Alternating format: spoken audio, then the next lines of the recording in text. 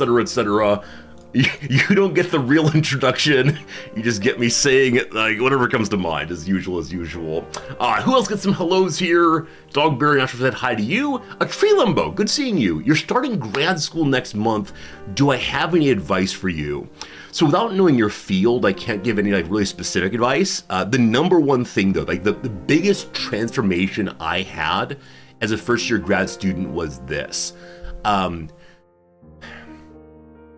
Ever since I was very, very young, I sort of fetishized intelligence. I thought that normal conceptual intelligence was the most important thing in the world. In some measure, like, I feel embarrassed to say this, I measured people's worth and goodness and so on based on how smart they were. Now, I was 18, 19, this is not a great way of going, etc. But I've gotten over it, I swear, I promise. But yeah, my first year of grad school, I realized there were some incredibly smart people around me who were either incredibly cruel and would use their intelligence as a bludgeon, or I realized that despite their intelligence, they weren't going to get through. The smartest person I've ever personally known was a graduate student in that program, and he was ready to tell everyone how dumb and wrong they were, ready to tell everyone, that they didn't have anything figured out compared to him, and ultimately he dropped out, because though he was really, really good at ideas and arguments and languages and the history of philosophy and so on, he wouldn't just sit down and write. He wouldn't sit down and read his books for class. The professors thought very, very little of him. He was the kind of person they'd say, like, has potential, but isn't using it. So, in deciding to go to grad school, I hope you're able to say, even if I feel like I'm not the smartest person here, and that's guaranteed in your first year, I can do the work, right? I can sit down and prepare. I can take my notes ahead of class. I can come to class with questions and ideas and so on. But as a teacher now, I want to affirm this also. I will every single day of the week take a student who is diligent and prepared over a student who's brilliant. Now, of course, I still enjoy the brilliant student. It's fun seeing the fireworks. But as a student, as a teacher, diligence counts for a lot. So just make sure you set time aside to really, really prepare. I think the more important part of graduate school is, school. There's a lot more to say, of course. A lot more to say there about how to relate with your professors, how to relate with the fellow students. But yeah, you're there for a reason, and you want to be there, and that's so cool. So good luck to you in your graduate school. If you have any questions along the way, let me know. I'm happy to offer my thoughts. So they are from, I don't know, they're increasingly outdated thoughts. Tree Limbo, I thank you for the subscription. That's right, this is Resorty's advice hotline. You call in, you leave a little tip, I'll give you all my knowledge. I was actually thinking, Saturday afternoon, maybe once a month I should do a just chatting stream titled Philosopher Talks About Anything. But then I realized the kind of questions/topics I would get from random people in just chatting, I wouldn't actually want to talk about. So instead I could do Philosopher Talks About Anything star, and then have a little footnote of what that means. Or I could do Philosopher Talk About whatever he wants to talk about. And then I realized, oh, that's just the opening of the stream. Never mind, we don't need anything different. Hey, Cyborg, good seeing you. Hello, Grumpy. Is my measure of intelligence a set path or open thinking instead of ordinary? That's you have been drinking a little bit, my friend. I can't tell what your message says. Yeah, I mean, as a kid, my sense of intelligence was just read books, memorized facts, could make arguments quickly. And I still like that, right? But I think I'm comfortable with a certain kind of, multiple intelligences account of the world in which we say, gosh, lots of different people are intelligent in lots of different ways. And That's okay. That's okay. And the kind of intelligence that I'm perhaps best at and most enjoy seeing isn't for everybody, and that's really cool too. And I want to celebrate the wide variety of ways in which people approach the world. I think people like me have been incredibly cruel to people who don't do the book learning so well throughout the years, and and I think that's terrible. I think it's a terrible thing that people like I occasionally do. So people like me occasionally do. See, I say the wrong word sometimes too. I don't know. I mean, as a youngster, at some level, like my intelligence and reading ability and word ability was the only thing I had, or were the only things I had. And so I defended them against all possible challengers. So when the teacher said, sports people, you have kinesthetic intelligence, I freaked out. Absolutely freaked out. Shields up. No. Intelligence is my thing. The bullying jocks don't get to be intelligent too. Because you wouldn't say that I have, I don't know, intellectual sports ability, right? This kind of thing. But like with so much else, when you get older and have a more mature perspective on the world, when you're better able to see the world in its variety and the utility and goodness, it's great. It's great. The world becomes a lot friendlier if you let it be, and I'm glad for that for sure. What else we got here? Hello, Misanthrope. Do I teach in English or in Japanese? I do speak in English. I do teach in English. I also speak in English. The majority of students at the university have hit a certain level of English competence to be here at all. We do have a program called, I shouldn't use this exact term, we have a Let's Help You Learn Academic English program, and it's a 3-semester, 1-year-ish long program. And the first 2 years of that, students who come in have to have a certain level of English. I don't recall what level it is. And then they take classes in English for no credit. In the first 2 years, they take entirely classes in academic English. And then in their third semester, they then take one class that's not about learning the language for speaking and writing. Instead, it's one class that's a normal content class. Very, very, very rarely do I have one of those students in my classes.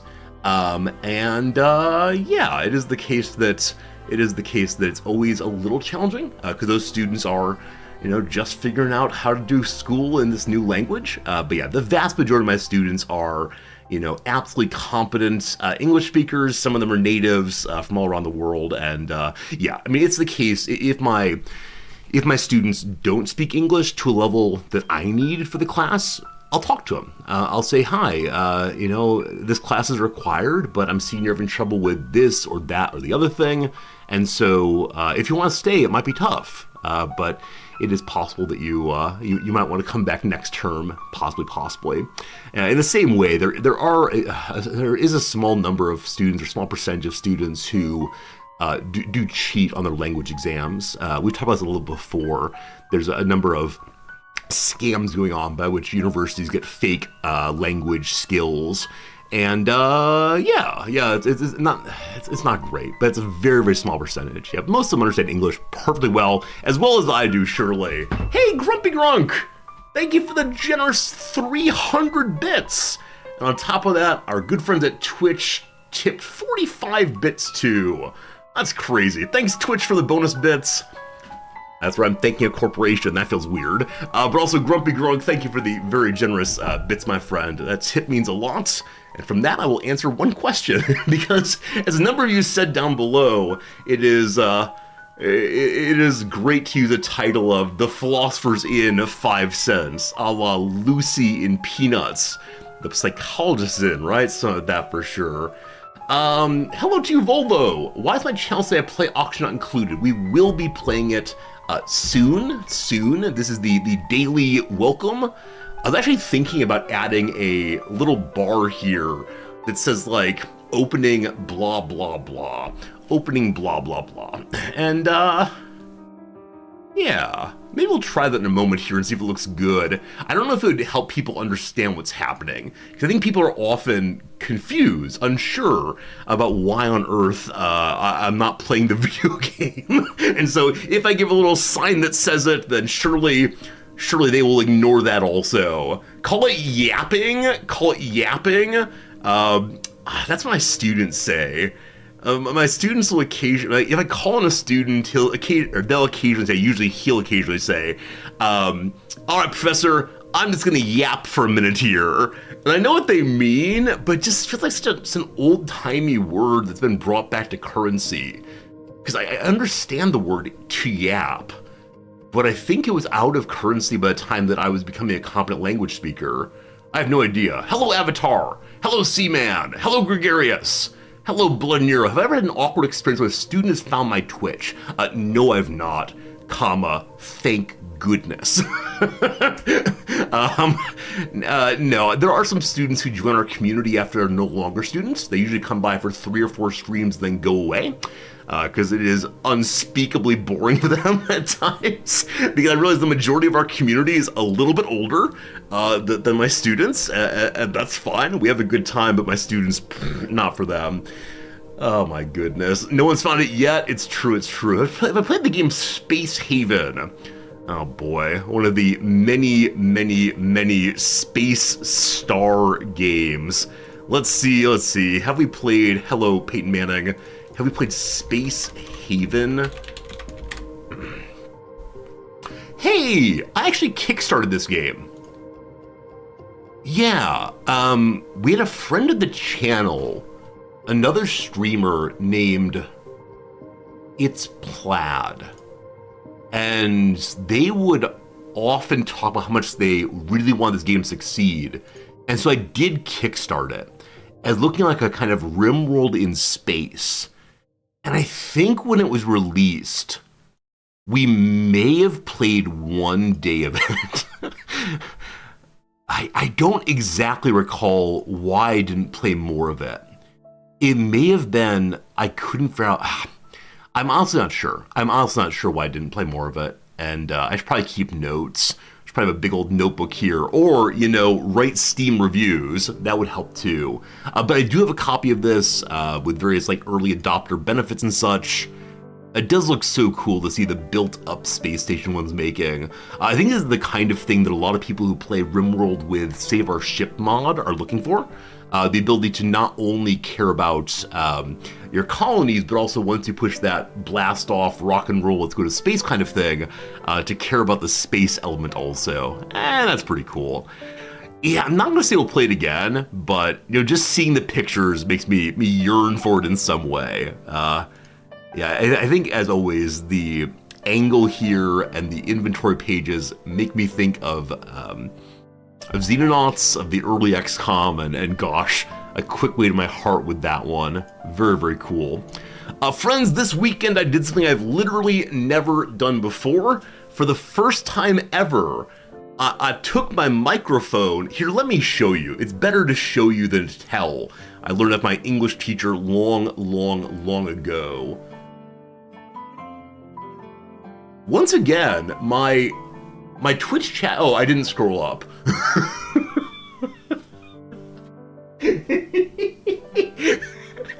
I came back to the chats, or to the big resort each page, and saw all you talking. I was like, wait, that's not in my chat box. Has Twitch broken? No, if you want to see the latest Twitch chat information, you need to scroll whichever direction it is. I have 6.4 hours in the game. I played it back in June 2020. All right, yeah, 4 years ago, apparently. Apparently. I may hit the limit was available over time. Avatar, it's possible. It's definitely possible. Okay, so I'm going to show you something that you never get to see. I'm going to show you this. I'm reaching for the camera. Come closer, chat. Come closer. Okay, so... well, that's very messy. Nobody likes that. Okay, hello friends. I know it's terrifying. My microphone is actually on a swivel. It actually swivels. And I'd never, ever done this until right now. So if you push it here, it can go over here. And then you can play video games and otherwise engage with the world while, while seeing the entire screen. As many of you know, the bottom portion of the screen here I cannot see unless the, yeah. Oh, right, it sounds muted now, right. The microphone gets in the way of the bottom portion of the screen, and so I have to, like, look around the microphone. But now, I'm able to move back and forth. So many comments here about my keyboard. I'm never showing you all anything ever again. You get the void for the rest of time. Nothing but void for you, friends. All right. I mean, the problem with the keyboard, like, what you're mostly seeing is the line between the F row and the number row. One second. This right? Oh, why did I move the camera? Oh, why did I move the camera? Friends, the first ad break is coming. You'll be missing some more blah, blah, blah. It's just blah, blah, blah. Oh, no. I'll never get the right angle again. Good enough? We're gonna say good enough. Okay, right. From that angle you're seeing between the F line and the numerical line. And gosh, I'm gonna tell you, that line right there is so completely full of like cat hair and eyebrow hair and little bits of things that fall off of me. Carcinogen, thank you for the 5 gift subs. Maybe we stop discussing this topic. Maybe this topic is not worth discussing because it is in fact disgusting. Carcinogen, I thank you for your generosity, sincerely. I hope you're having a good day. Welcome to an Oni stream, etc. You saw, I'm sorry. I clean out my keyboard entirely once every 6 months because that's when Noms comes in and doesn't just say, like, Resorty, your room's a little messy, but instead, Resorty, your gaming devices are disgusting. Now, you will recall that I stand here and entertain you for 5.5 hours every single day. And in that time, like, bodies do body things. So that's how it goes. I apologize. If anyone clips that, I will delete the clips. Just so you know, those clips will be destroyed forever. I broke the magic. Remember, a wizard never shows hairy secrets? I know. Don't worry, we exist in a void. Nothing here can hurt you, etc. I just want to show you how cool it was. How cool it was to swing the microphone. And that I could get myself some, like, more space and see the bottom right portion of the screen. It's amazing. How's it going, R squared? You have a pinched nerve in your neck for the past week plus. R squared, that is truly awful. Truly awful. I don't know why this is truly awful. And yeah, good seeing you, R squared. Hope you get feeling better soon. Thanks for hanging out with us as always. I appreciate it a ton. Appreciate it a ton. Have I always streamed while standing up? Absolutely not. No, my first, oh gosh, I don't know. So my first like 1.5 years of streaming, I didn't have a green screen. And so I sat in a chair and I rolled around and I shifted my body regularly and it was good. And then I said, you know what? It's time to be a professional streamer. Here comes the green screen. And so I got the green screen and still sat down, but then I couldn't move around as much without upsetting the green screen or the lights. And so I stayed much more locked in place. And you'll notice my shoulders and head start doing the thing. And at that point I was streaming 7 to 8 hours every single day. And you can imagine how good it is for the back to be down like this by the end of stream. Hello children, I am Resorty. Never mind. And so every single time I would stream, by the end of it, my back would hurt so much. And day after day, it was building up to the point where I said, man, I need to stop streaming. Now, I know some people deal with this by having stretch breaks or let's stand up for a little bit. No time for that in Resortyville. In Resortyville, we sit in one place and just play straight through. Back then, I surely didn't take any breaks at all. My goodness, GG gets good. Thank you so much for the generous resubscription. I appreciate it. Thank you for hanging out with us. Always good to see names from before. GG, thanks for being here for sure. Yeah, so then I moved to Nebraska to get in with my wife there, then girlfriend, I suppose, and I realized I had to make a change. I realized that if I was going to continue streaming, I absolutely needed to not just sit over the whole time. And so I tried a standing desk, and yes indeed, I tried a standing desk on a stream day when it required full attention, and in which it was not possible to change to sitting down. And I believe a large portion of the, I don't know, second through fourth hour of that stream was me saying, ow my legs, ow my legs, ow my legs, because standing in one place for 3 to 4 hours is something I had never done before in my entire life. And so it was really, really awful. And gradually from that point forward, I've always streamed while standing. My legs no longer hurt. I try to get these sick gains by occasionally doing some squats midstream, I suppose. But yeah, I'm very, very pleased that standing has worked well for me, and now I would never ever go back. Though I do think about the far future. You know, someday I will be quite a bit older, and I do wonder, will I be able to stand for the whole stream? Will I need to switch between the two? You know, eventually will I have to return to me as sitting streamer and then shorten streams to make sure I don't hurt my back even more? Hard to say, hard to say. One of these days you're gonna see me stream from a hospital bed. I'll be 97 years old, and the priest will come by and say, "My son, what is your reason for living?" And I'll say, number one, you're not my real dad. Number two, it's chat. Without the fine people of chat, etc., etc.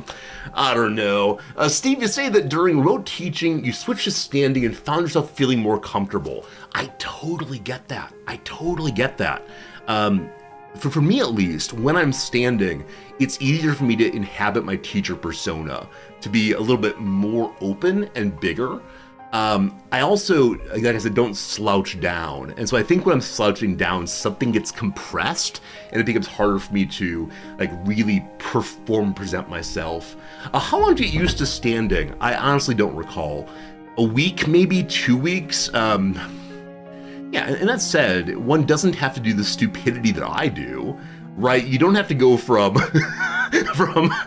I'm gonna be like normal sitting gamer guy to allow me to stand from between 4 and 8 hours every single day of the week with no sitting down. Like, it's totally, totally reasonable to switch back and forth. And some of my favorite streamers do exactly that. For me, I'm just kind of an all or nothing person, and this feels best, so I keep doing this, but yeah, absolutely. Grubzilla saw that U-Boat is on Steam, or on sale rather, and now purchase from Steam. Grubzilla enjoyed the U-Boat game. We almost came back to U-Boat today. Came back to U-Boat. We took a vote on Saturday though, and I was amazed to see, of the people who were voting, and there were probably 30 or 40 or so at that point, I gave the options of more Stellaris, back to U-Boat, or some other game that is not RimWorld. And 78% of people said number 3, option C, some game that is not Stellaris, or U-Boat, or RimWorld. And so here we are in kind of an in-between. I had another vote on Discord last night to help me think through it. We possibly could have played Total War Shogun 2 today. That's a real possibility. We could have played like Star Trucker. We could have played a whole bunch of games that I thought about giving a run at, but ultimately we have only a few days between now and Frostpunk on the 20th, and so I decided that we're going to just go back to an old favorite, Auction Not Included. There is a newer DLC, the Frosty Planet Pack, and I sure would like to give it a shot. So we'll be doing that for a while, and then on to Frostpunk. You assume Shogun would be the choice? Yeah. I mean, I did ask questions about it. I think it's in my cart right now still. I think what held me back on Shogun were 3 things. Number one, we're only playing it for a few days.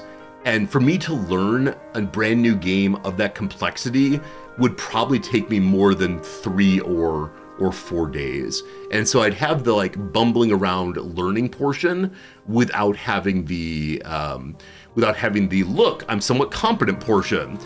Number 2, the Twitch viewership numbers weren't great. Now I know a lot of you will come along no matter what, for sure. But I'm always interested in seeing how the channel community is going. And so, you know, that's an important thing about 2. Number 3, I expected there to be a large portion of people who would be, you know, down in or reading the chat that I'm living in Japan, and then say, Resorty, you're playing Shogun 2. Tell me about the family of Mushimori. What? You don't know Mushimori? You absolute fool! So, playing a Japan game while standing in Japan is,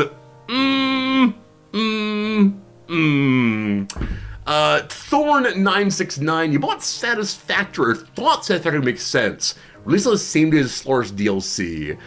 Yeah, Satisfactory was another game that I considered playing. Wait 1 second. Hit People Guy, I missed this, I apologize. HPG, thank you for gifting 3 months subscription to Dogberry. HPG, really good seeing you, and thank you. I'm sorry I missed the subscription initially. I was probably in the middle of a sentence and said, I'll get back to that. But Thorn says, you're surprised at not playing Satisfactory. Yeah, so I've streamed Satisfactory twice. I've largely enjoyed the first few hours of streaming it.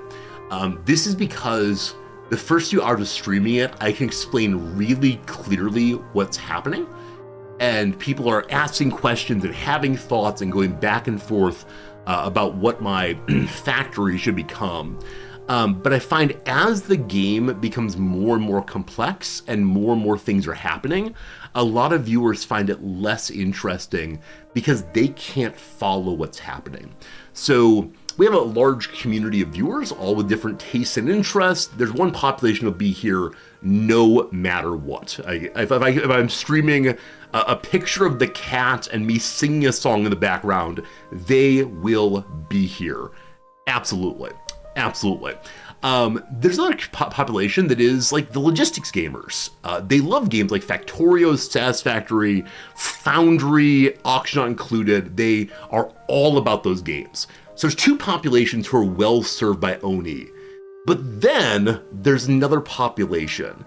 And that other population doesn't just like different kinds of games, but likes other kinds of games and actively loathes logistics games where they can't figure out what's happening. And so that's the choice I'm always making of, will I alienate some portion of the community? Because the 2nd through 5th stream of both my Satisfactory playthrough has gone from like, hey, this is really fun, let's talk, to instead like half an hour, 45 minutes of me talking along, which is fine, and literally no one saying anything in chat. To the point that I will go over and hit the refresh button on the chat and see, nope, it's not broken. Really, nobody's talking. And we love our lurkers, blah, blah, blah. But it's a strange thing to go from like the normal bouncy fun stream to instead, Resorty, have fun with your conveyor belts. I'm outie, yo. So that's how it goes. But yeah, Satisfactory is not streamed terribly well. Both Darby Cat and Slivers with terribly generous gifts, bits, that's the word for it. Bits have been out for probably like 6 years. I call them the wrong thing every time. Thank you for the bits, Darby Cat and Slivers. Both of you want singing stream with Fritz. Okay.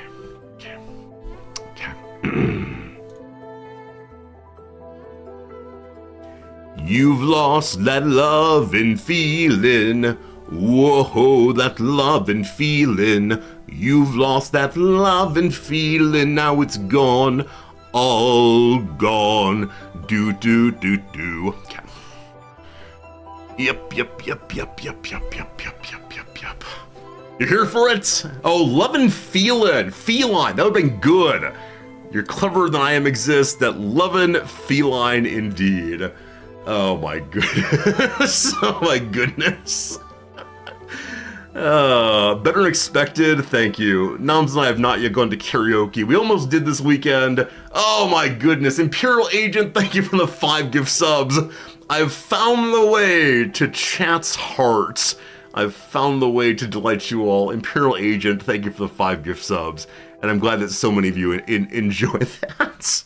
I don't know why that's the song that came to mind. Out of every possible song in my head, that is the one there. It's about my cat no longer being into me, apparently. Now, with that said, we are giving the cat a kind of like healthy diet loss food, or weight loss food, diet food, and he hates it. He absolutely hates the food. So he's been a little bit less affectionate than previously. We're about to receive some of his normal food and then mix the two together and hope he doesn't notice. So we'll see. Friends, we've been live for what, 45 minutes, is that right? 45 minutes, and have not told a single weekend story. It has been entirely just blathering on in response to your comments, questions, all the rest. I know that I've missed many questions, and I feel a little bad about that, but I want to say I do appreciate how many of you are engaging with the opening. I probably need to get cough drops, but beginning with the opening is always very cool, because when I go live, I don't know what's going to happen. Occasionally it's, well, I've got no stories, let's play a video game, and then days like today where we're having a good time. And I know part of that is because today is a Sunday for many of you. On Sundays, I know many of you are in for the evening, in for the night, hanging out ahead of the work week tomorrow. And so I want to say thank you. Thank you for choosing to use part of your weekend to hang with me, and hopefully we can give you all a nice little relaxing push into the weekend, maybe? Something like that. You don't like the full mug of coffee swinging about? You shouldn't. You shouldn't. Especially with the proximity of the white shirt. Here, I'll drink it down a little bit, and you won't worry anymore. Okay, there we go. Now we can swing around with abandon, no problems at all. Eka, I have not deleted any of the any clips recently. Oh, I spilled some? Oh, no! Oh, no! Oh, no!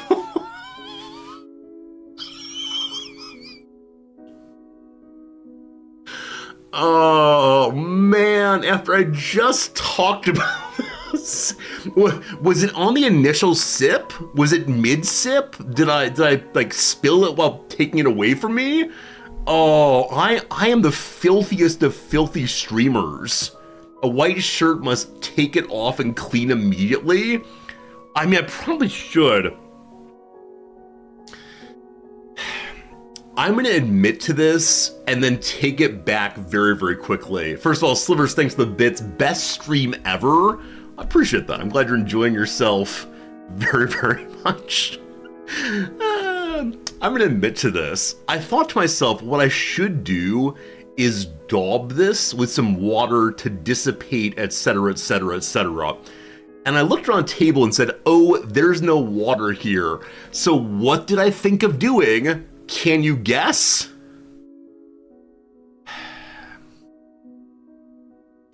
Directly after I did all the chest padding. HPG, when I do the chest padding, I always do chest padding.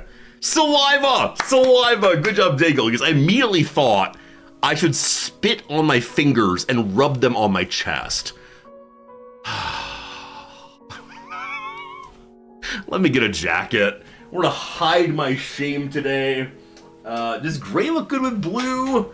I don't know. Gray and blue look fine. I've mentioned before that I don't really censor myself on stream, right? I tend instead to say whatever comes to mind. And so here we go. We've hidden away our secrets. All great. Hello, Duke Hugo. You got a week off. Awesome. I hope it goes well. Someone said something earlier I wanted to respond to. Oh, Daigle mentioned there's a holiday in Taiwan today, the autumnal holiday. So there's actually a holiday in Japan today, as well as next Monday. So I have 2 Mondays in a row off from teaching, which, let me tell you, this early in a semester, they don't feel especially like relaxing or super needed. Late semester, I'm often like, oh, I just need a day off from teaching to get this and that done. But at this part of the semester, I don't really need it. Number 2, I'm trying to build up a conceptual structure for my students, and so they're missing a day early in the semester, or actually 2 days early in the semester. Not so good on that. Not so good on that, my friends. A bit of a shame.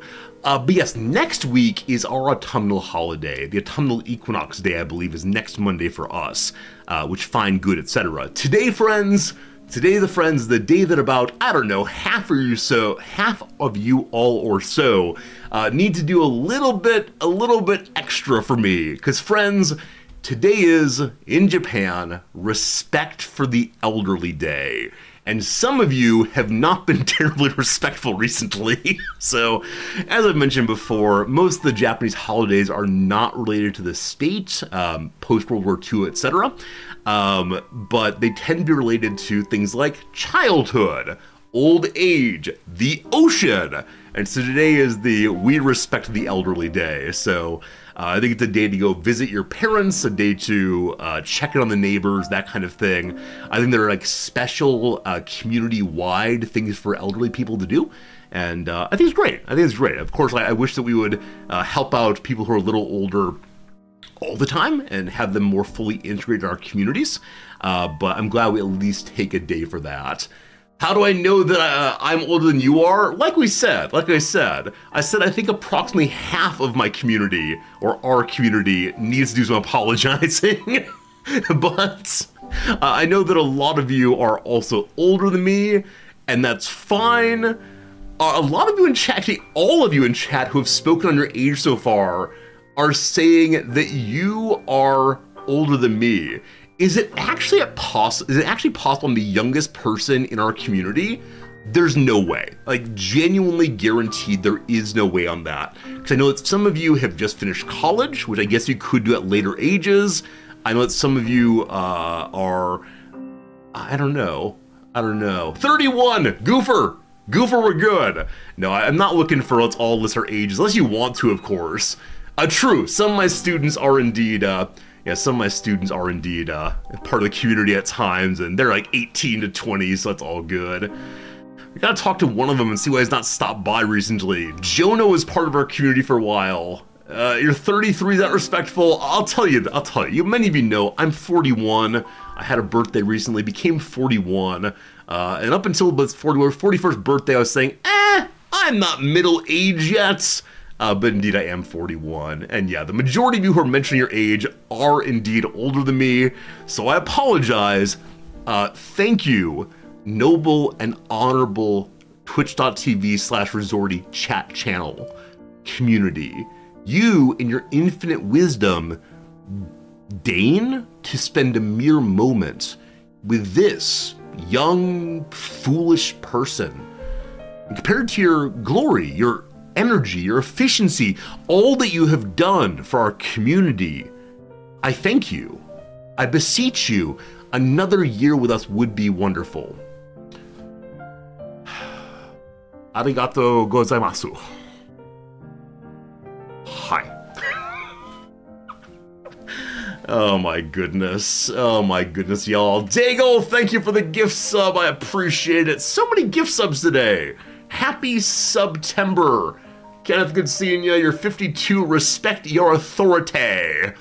You must be young at heart, still loving the South Park, but your authority is hereby respected for sure. Oh my goodness. What are you doing? You're 41. Still ripping apart the town, Gator Dude, I'm sure. Holy moly, CS Prof. What you doing, my friend? CS Prof with the 10 gifted subscriptions. Thank you for the kindness. That's way too much, friends. Way too much. Very kind to you. Very cool, y'all. And CS Prof, thank you for part of our community, right? Independently generosity, you're a cool part of the community, and thank you so much indeed. So much indeed. Wow! Offerings to the old man on the screen. My hair is becoming, what's the word for it? Speckled, is that it? Speckled with the gray a little bit. My hair's already like this weird combination of what I think of as brownish colors and blondish colors. Especially in the summer, it gets more and more two-toned. But now indeed it does have some gray hairs here and there, which I don't mind. Like I have no hang-ups about my hair color. You won't see me in any Just for Men advertisements getting like re-blackened hair. Surely.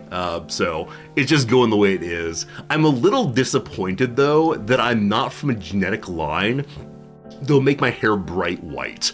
I'm always so delighted to see people whose hair have gone 100% white like a snowball. It's so cool.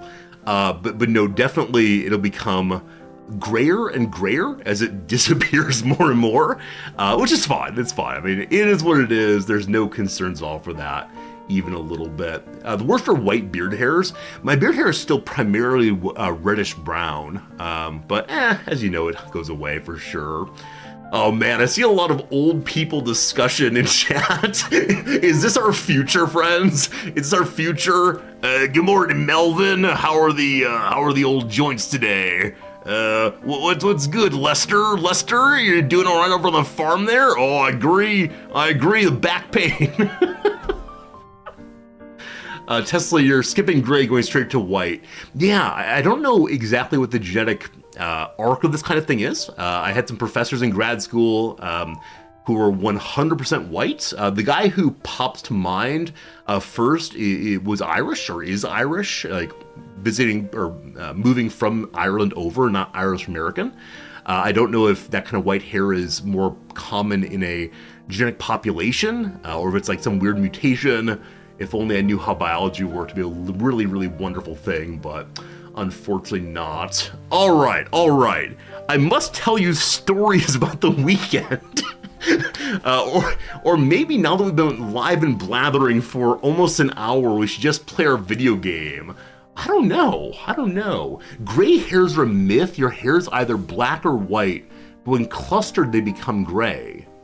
Really? I mean, my hair's not black, right? I don't think any particular hair. So it's all going away. It's all going away. All going away. I don't think I have any black hair. Oh, natural color. Okay, so there's not a like loss of pigment that causes the hair to be grayish. It's instead this one doesn't get entirely white hairs. I had no idea.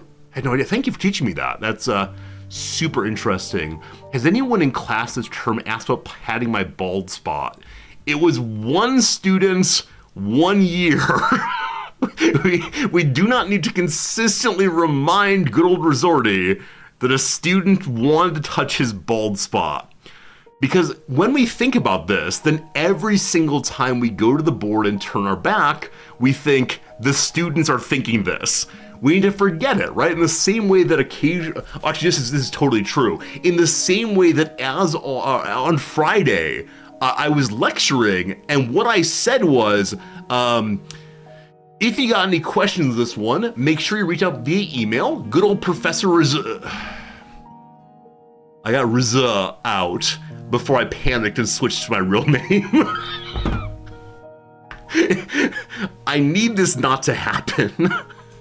I cannot call myself by my streamer name in class. Yes, it's happened once before.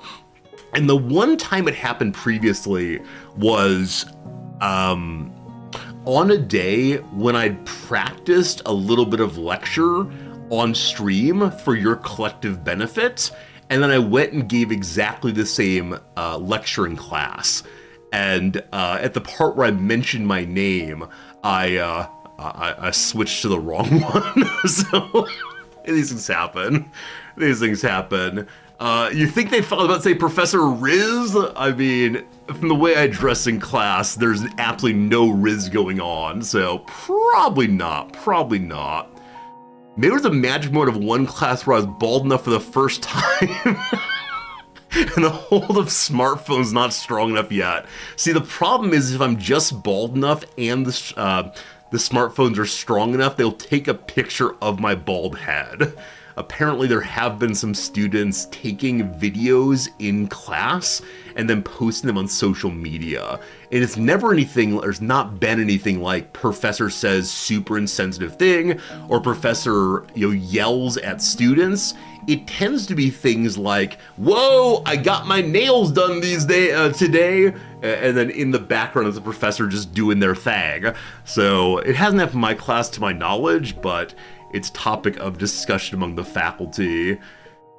Oh my goodness. Kat, you once said you have a friend in Japan. You weren't able to say who I am. Yeah, it's a weird thing, isn't it? Recently I was talking with a friend and I mentioned having friends all around the world, people I talk with regularly all around the world. And this is a colleague, not a close friend. My colleague said, "Oh, are these people from graduate school who have gone to different places to teach?" And I said, not exactly. And so I decided to go ahead and let that one go and move the topic to something else, and that was all right. But yeah, definitely, I do find you all delightful. I appreciate you, but it's hard for me to know how to talk about this kind of thing in like initial conversation, because I have to occasionally do like, do you know about Twitch? All right, Twitch is this weird thing where I stand in my spare office and talk at the wall for long periods of time, and somehow, etc. Tell them all that you're my groupies, love it. Or people that give me money to play video games. I mean, it's weird. I love it. I love hanging out with you all, but it's just hard to talk about. You're my affinity group. So some of you have been referencing affinity groups in chat in channel over the past like week or so, and you're my absolute heroes. So I know what you're referring to. I don't want to explain it, but thank you. Kuzmak, thanks for the follow. I swear we'll play video games pretty soon. I'm not sure it's true. I want to play Oni pretty badly, but thank you, friend. All right, I'm an online entertainer. No more questions. No, the moment you say you're an online entertainer, people's minds go into a particular direction. And I'm not saying they should, but I think because online entertainers were in that space first, like with so many other technologies, it's seeded the conversation. And so I don't want to do that. I don't know. Like, describing myself as an entertainer already feels strange. I recognize that there is some truth to it, but, so, I don't know. It's fine. As always, this is our little secret. We keep it quiet. It's all good. All right. So what stories do I have? I was absolutely, okay, here's a story. I'm also an influencer. So the only influencing I intentionally do is when I say, hey, I'm enjoying playing this game. Have you considered playing it also? Thank you, Exist. Is it possible that occasionally people buy games just because they see me play it? Absolutely, and I'm so cool with that. Some people have come by and said, Resorty, because of you, I try to be a little kinder in the world. That feels really good also, but gets to like the point at which I'm not sure what I'm doing. So I don't know. Somehow they entertain my wife. Or Exist, I'm gonna ban you. Stop making my channel weird. I'm a community manager. I remember back when I was in World of Warcraft raiding, that one of the bigger guilds raid leader actually put like that he was a World of Warcraft raid leader on his resume. He didn't mention World of Warcraft, but he talked about, what was it? Leads a 40-person team to engage in difficult tasks. I can't remember how he explained it, but I love that. It is the case that certain kinds of online engagement do require skills that are absolutely transferable into the rest of the world. Right? Occasionally, back in the day when back in the day when I was, what am I talking about? Right, failing to get a professorship.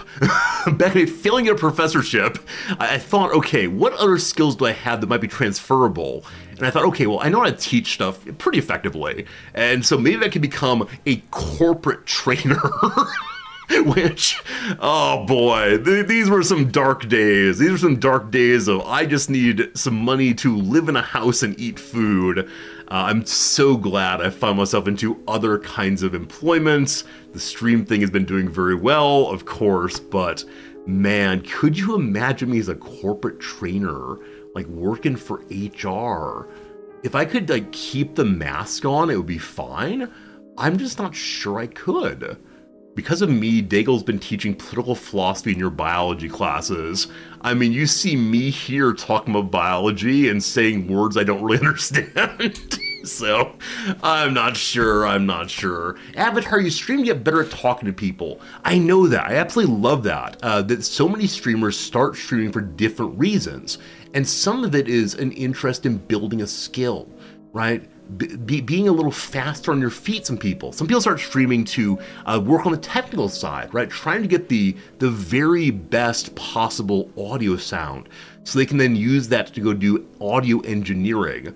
I realize I just said the best possible audio sound. I don't understand what non-audio sound is, but we'll move on from that one. So I don't know. Teaching ethics to C-level executives would be a good thing.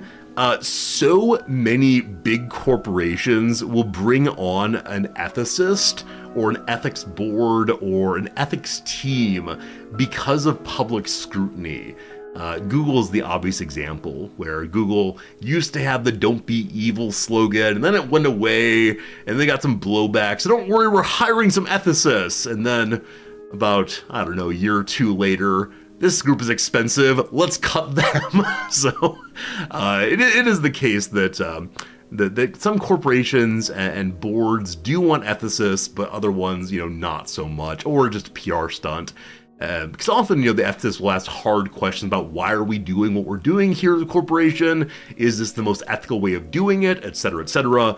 And for some companies, those are actually not terribly useful, interesting, desirable questions. I think often what they're desiring in the PR ethicist hire is to have an ethicist come in and affirm that they are doing what they're doing, and it's a good thing to do the way they're doing. And very rarely will you find a thoughtful person in general who will have no questions and just affirm, certainly.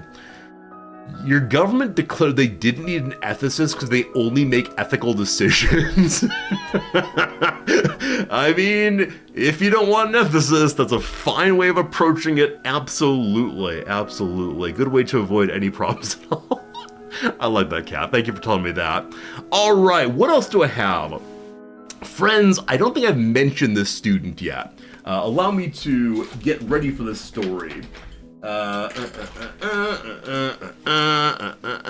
So when I go to school to teach, I always have some pens in my coffee stain because I'm an absolute nerd and need to look at it. Truthfully, I've got to write things occasionally, and as when I have a pen with me, always. And yeah, it is the case that the pens are also a little for show. I like the idea of someone looking at me and saying, "What a nerd! Where's your pocket protector?" But on the very first day of class this term, I handed out journals to the students. I gave the students a little journal to use for in-class journaling and to respond to the reading and so on, in order to ensure that the students would all have access to this item. Because some students maybe can't afford a journal of their own. Number two, I want to make sure they had it right away. If they order it on the Amazon, it might take a few days, and then we couldn't use it in class. And number three, I wanted the students all to have the exact same type of journal, so they would stack well when we are putting them into the bag to carry home. If they were all different sizes, it'd be an absolute mess, of course. Anyway, on day one, I handed out these journals and said, okay, many classes the first day is just syllabus and policies, and then off we go. But I try not to waste your time, so let's go ahead and have a little extra work today. Just start thinking how we think in this class.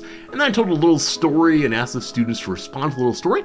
Told a little story and got the students to think about the kind of things we're discussing. The story was, congratulations, you are now emperor of the world.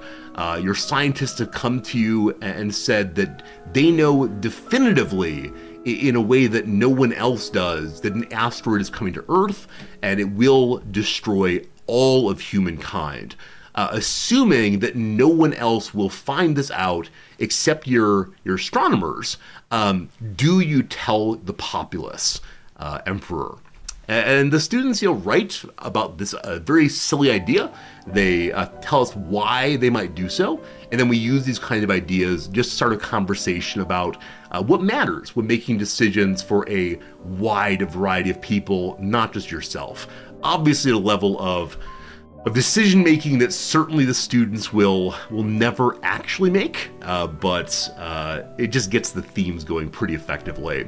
So I hand out these journals, and the one student in the front row who I think has such great energy, like I really vibe with her in a cool way, said, "Professor, I don't have a pen." And she was really embarrassed over it. I said, "Hey, no big deal, no big deal. I got some pens here. Pick a pen, any pen." And one of the pens, like a very boring Bic pen, and the other pen was, in fact, a pen from Wrexham AFC, because anytime I can support my football club, I do. And she said, "Oh, that one looks more fun," and she took the Wrexham pen. And at the end of class, she gave it right back, no problems at all. And I joked to her and said, "You gonna need one on Wednesday?" And she said, "You never know." And so on Wednesday, I showed up again, this time with the normal pen and one from one of the universities I visited, the University of Oregon here, Oregon State, I can't remember which one's which. And, had two pens. And I said, "Okay, which one do you want? Which one do you want?" And she took the state's pen. And this continued on for the first, 2 weeks now. 2 weeks we've done. And over the weekend, I decided I need to start stepping up the kinds of pens I offer her. And I talked to Noms about this just in passing and said I got to get different colored pens and find a way to offer her like a multi-pen, etc. And it was a funny little conversation. We moved on. Holy moly, Mr. Gilly! Mr. Gilly! Thank you for the 10 gift subs to our community. That is the second 10 gift sub today, and so many other generous gift subs also. That is amazing, Mr. Gilly. I thank you. My best wishes to your farm, as always. Thank you, thank you, thank you. Wow, wow, wow. Absolutely, absolutely, absolutely. Thank you, my friend. Wow. My student should really bring her own pens. I mean, I think at this point she does have her own pens. I should have mentioned that. So on Wednesday, the first Wednesday there, I did... I did look at her table. She did have a pen sitting there, but I still played the shtick anyway. So I mentioned this to Noms as a plan I have. And then the next day, Noms went to the 100 yen store. Now, though it's called the 100 yen store, everything actually costs 110 yen because inflation, etc. I don't know. And so Noms returned with 3 pens that need to be saved for much, much later in the term. It's like Dollar Tree, exactly R squared, like $100 or like a $1 store. Maybe it's a little bit more than $1, but that kind of thing. We have a wide variety of stuff. So Noms has returned with 3, and I was just showing them to you as an opening story, and that should be good. More singing. Wait, hard drive, do you think anytime I get 10 gift subs I should sing for you all? I don't want to set any expectations about these kind of things. It's kind of a fun gift.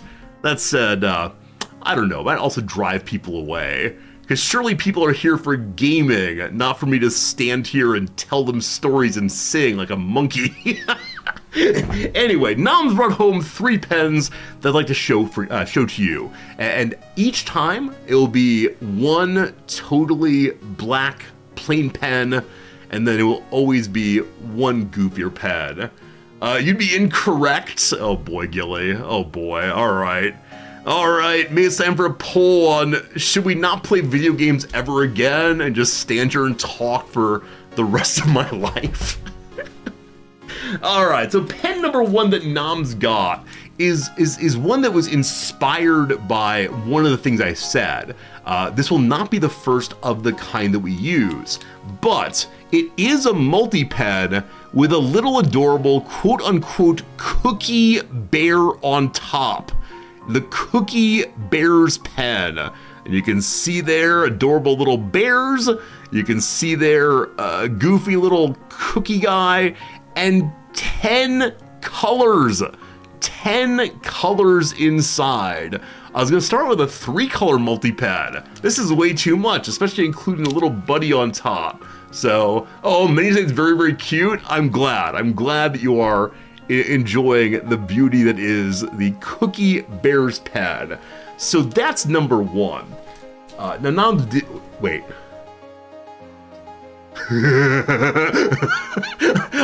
I just glanced at one of my normal pens. This pen says, this pen stolen from Stone's Beverage Center in Philadelphia. Now, while it's the case that I have been to Philadelphia, I don't know what Stone's Beverage Center is, and I love it says this pen has been stolen from. So I think this may be one of her choices one of the days. What on earth is Stone's Beverage Center? Is it a bar? Philadelphia. Philadelphia. Good. Stone's Beer and Beverage Market. I don't think I've ever been here. I mean, it's just beer and such, but no, was I? Where is this? I've never been to the Met Philadelphia. Here's the zoom out thing. Where in the city is this? Okay, I have been in this part of the city. So it's entirely possible that I did steal this pen. You're calling the police right now. Maybe it's a restaurant. It's possible. Pens change hands quickly. I don't know how I ended up with it, because it's just difficult for me to think the thought, which is I probably used this pen to sign a credit card slip and then didn't give it back. Near the penitentiary. Boo! Hey Grace, how's it going? Good seeing you. Okay, so we've shown you one of the Noms pens here. One Noms pen. This one,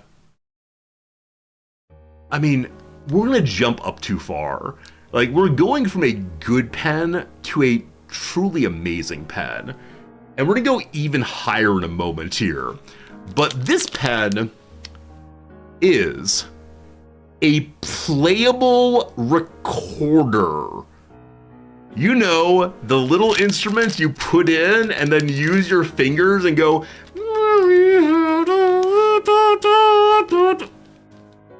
A playable recorder that is also a pen. You can pull off the mouth part and that's a pen. What is this? What is this? Now, with this pen in particular, if my student chooses it, I'm going to give it to her and let her keep it forever. I'm going to bring it to her in this bag so it's clear that I have not used it, because I don't want like saliva weirdness. But what on earth? What on earth is this? A pen that evil geniuses create. I love it. Sarkozy was well known in diplomatic circles for stealing pens he was given ratified treaties. I love that. So in the US, the pens that the president uses to sign new laws, the president will often use a different pen for each letter of his name, and then the pens are given to people who are supporters, who helped get the bill through, or maybe, some friend who argued effectively for it. I do wonder what Sarkozy did with all of his pens that he stole from treaties. I do wonder if These pens are meant to be kept to give out to other dignitaries or members of the various delegations. But that's very, very sad and funny that Sarkozy sold them. Anyway, the recorder pen is pen number 2. And then pen number 3 is not the most amazing of all possible pens. In fact, it might be a little less exciting than the prior one. But it's called a glass pen. It's very hard to see here. Can I help somehow? I'm not like a fashion YouTuber. It's called a glass pen. And as I understand it, I've never used one of these, but as I understand it, it does not take ink into itself. It doesn't have an ink cartridge, but instead, you need to use a bottle of ink every single time you want to write something. So, you've seen the old-timey reenactments where people have to dip their quill before they write anything? I think it's like that. Many of you said the recorder is an item of cruelty against the other people in the class. This is absolutely an item of cruelty against the poor students. Yeah, so on the back, it shows you how to use it. It shows you how to dip it in, how not to dip it in, etc., etc. So, I don't know. I don't know. It's like a quill. Given this one's the only option one day, I mean, I do want her to have it, right? All these pens were purchased explicitly for her to have and to enjoy. But glass pen. At the 100 yen store, there was also a pen that wrote in invisible ink. Then it also came with a little atomizer of liquid that one then sprays onto the paper to see what you've written. Now, I can't decide if this is worth giving her. Again, possibly as a pure joke pen, but the idea of taking notes in invisible ink and then either needing to decode back at home or the student during class writing a little bit and then spraying delights me in some way. Because I remember there were times back in undergrad where I'd get close to the class buildings and say, oh no, I don't have a writing implement. For some reason, I didn't bring one along. And I would... I shouldn't admit to this. This is the second such story today. I would occasionally go into the library and go to the part where you can look up books and write down where they are in the stacks. You know, those tiny little pencils. I would liberate those because I would need them, not those, I'd liberate one at a time because I would need it for taking notes in class. The amount of thievery I'm admitting to today is just not okay, but it was for the greater good of being able to take notes. Exactly, explained by other stolen pen here. It's possible I am indeed a kleptomaniac. I mean, if there were the library police, they would already be on to me. I'm notorious for keeping books well beyond when my due date is. Now, as faculty, due dates aren't real. Often faculty will move entire sections of the library into their personal office because they're working on a project. The worst version of this for me is I was working at a university in Indianapolis and I thought I was gonna get a second year on postdoc there. And I ultimately didn't. They ran out of funding for it, whatever. They wanted to keep me, but they couldn't.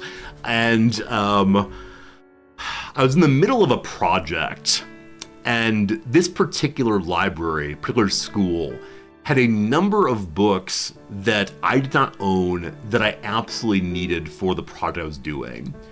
So when I say a number of books, I mean like, you know those things I think are called lawyer's boxes or case files, the big old ones?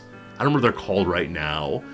And so I loaded 2 full of those, 2.5 full actually, and put them into the trunk of my car. And even though I was not a postdoc at that school anymore, I took them to my next school to finish the project. But with starting at a new school, there's a tremendous amount of work to do, right? You have to figure out how to teach the new classes there. You've got to do service to encourage the students. A banker's box. Thank you, a banker's box indeed. Very, very helpful. Yes.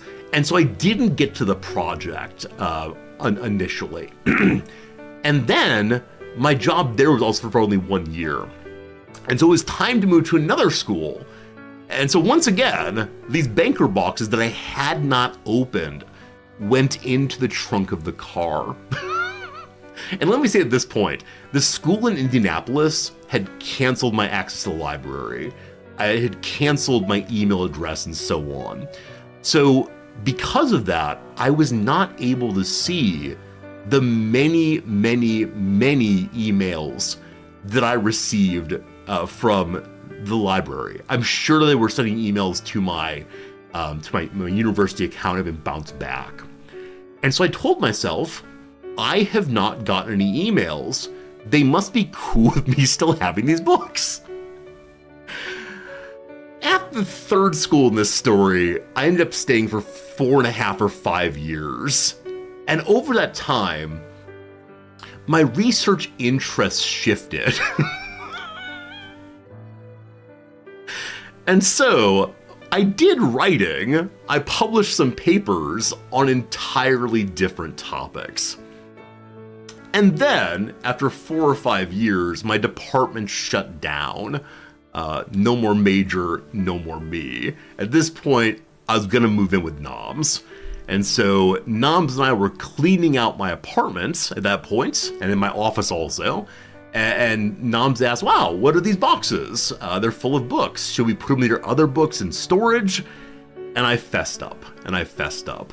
And I went ahead and took the banker's boxes and covered them in tape and wrote the address of the university library on them. And what did I do? No return address. No mention of who I was. Some anonymous do-gooder found the books and sent them to the university library. And there you go, friends, the story of me finally giving back something I've stolen. But some part of me says, had I not moved with Noms, those books would have followed me around the world. Because I think it was some part of embarrassment, right? Embarrassment at keeping this thing far too long because I didn't want to deal with the embarrassment of returning them. I had this idea of like going back to the school and dropping them off and saying, I'm so sorry. I'm sure people wanted these books. They probably didn't, but I'm sure these books belong in the library for people to use. And I couldn't face up to it, and so I mailed them instead, and that's the end of the story. But like I said, if there were a library police, they would absolutely be on me straight away. Oh, friends, I have pictures to show you, but it's time for the second ad break already. All right, how about this? How about this? I'm the worst person in the world, but how about this? Let's show some pictures. Let's finish our last stories over the ad break. And then when the ad break is done, about 5 minutes from now, two more minutes of blah, blah, blah, then 3 minutes ads. When the ad break is done, we will get to playing Auction Not Included. And if not, I want to make some like ultimatum. If I don't stream Auction Not Included very soon, then I will blah, blah, blah. I don't know, put up the cat picture and sing for you. But I'm not going to promise anything. I'm just standing here having a good time, and if part of that good time is talking to you all, that's okay for sure. I would like to play Oni though. The early game is so much fun for me. Absolutely love it. Then I mail the books, postage due on delivery. Maybe next time I tell this story, I'll add in that I demanded they pay for the books. But no, I did go ahead and pay for the shipment of my books to the library. I didn't want to be even further immoral in this case. All right, we got 3 pictures to show you. I don't recall what any of them are, honestly. Hello, Fritz. So we do have a new Fritz picture, but in all honesty, we've not shown Yoga Fritz nearly enough. So I think we're gonna stay with Yoga Fritz again for 1 more week, and then we will change the Fritz picture next Monday, most likely. The next picture actually is one that Noms took, and it is, again, so attractive. Not him looking like an absolute blob here, but instead one where he looks very, very cute indeed. Very, very cute indeed. Mr. Gilly, you work at Stones in Philly. You've been looking for that pen. So for the first half of that, I believed you, but oh no. What's the extradition treaty between Japan and the US? Will they extradite me? I know that some nations will not extradite to the US because of the death penalty, but unfortunately no, Japan is a death penalty nation also in a really cruel way. They don't tell the person to be executed when they'll be executed, it just happens one day. So you're hanging out in prison, doing your thing, good in a good routine, and then surprise, good morning, today you shall die. It's so terrible, so terrible. It's not good. I'm not involved in Japanese politics in this sentence. I'm just saying a hypothetical nation that does that is a little bit messed up. Anyway, I have about 3 pictures. What are they?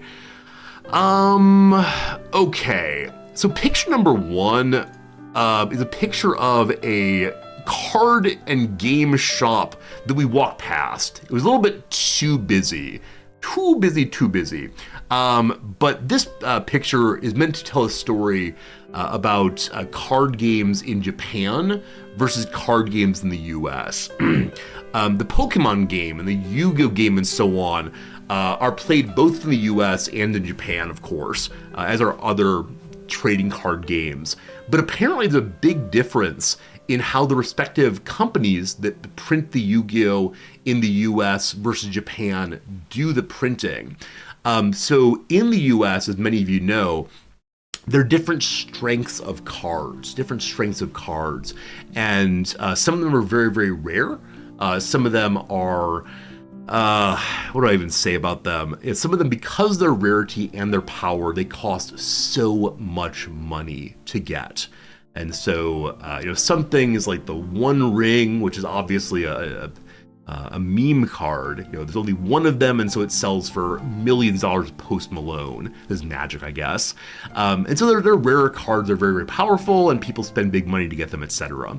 This is the US version. Scarcity and card collecting is in some measure built into the game.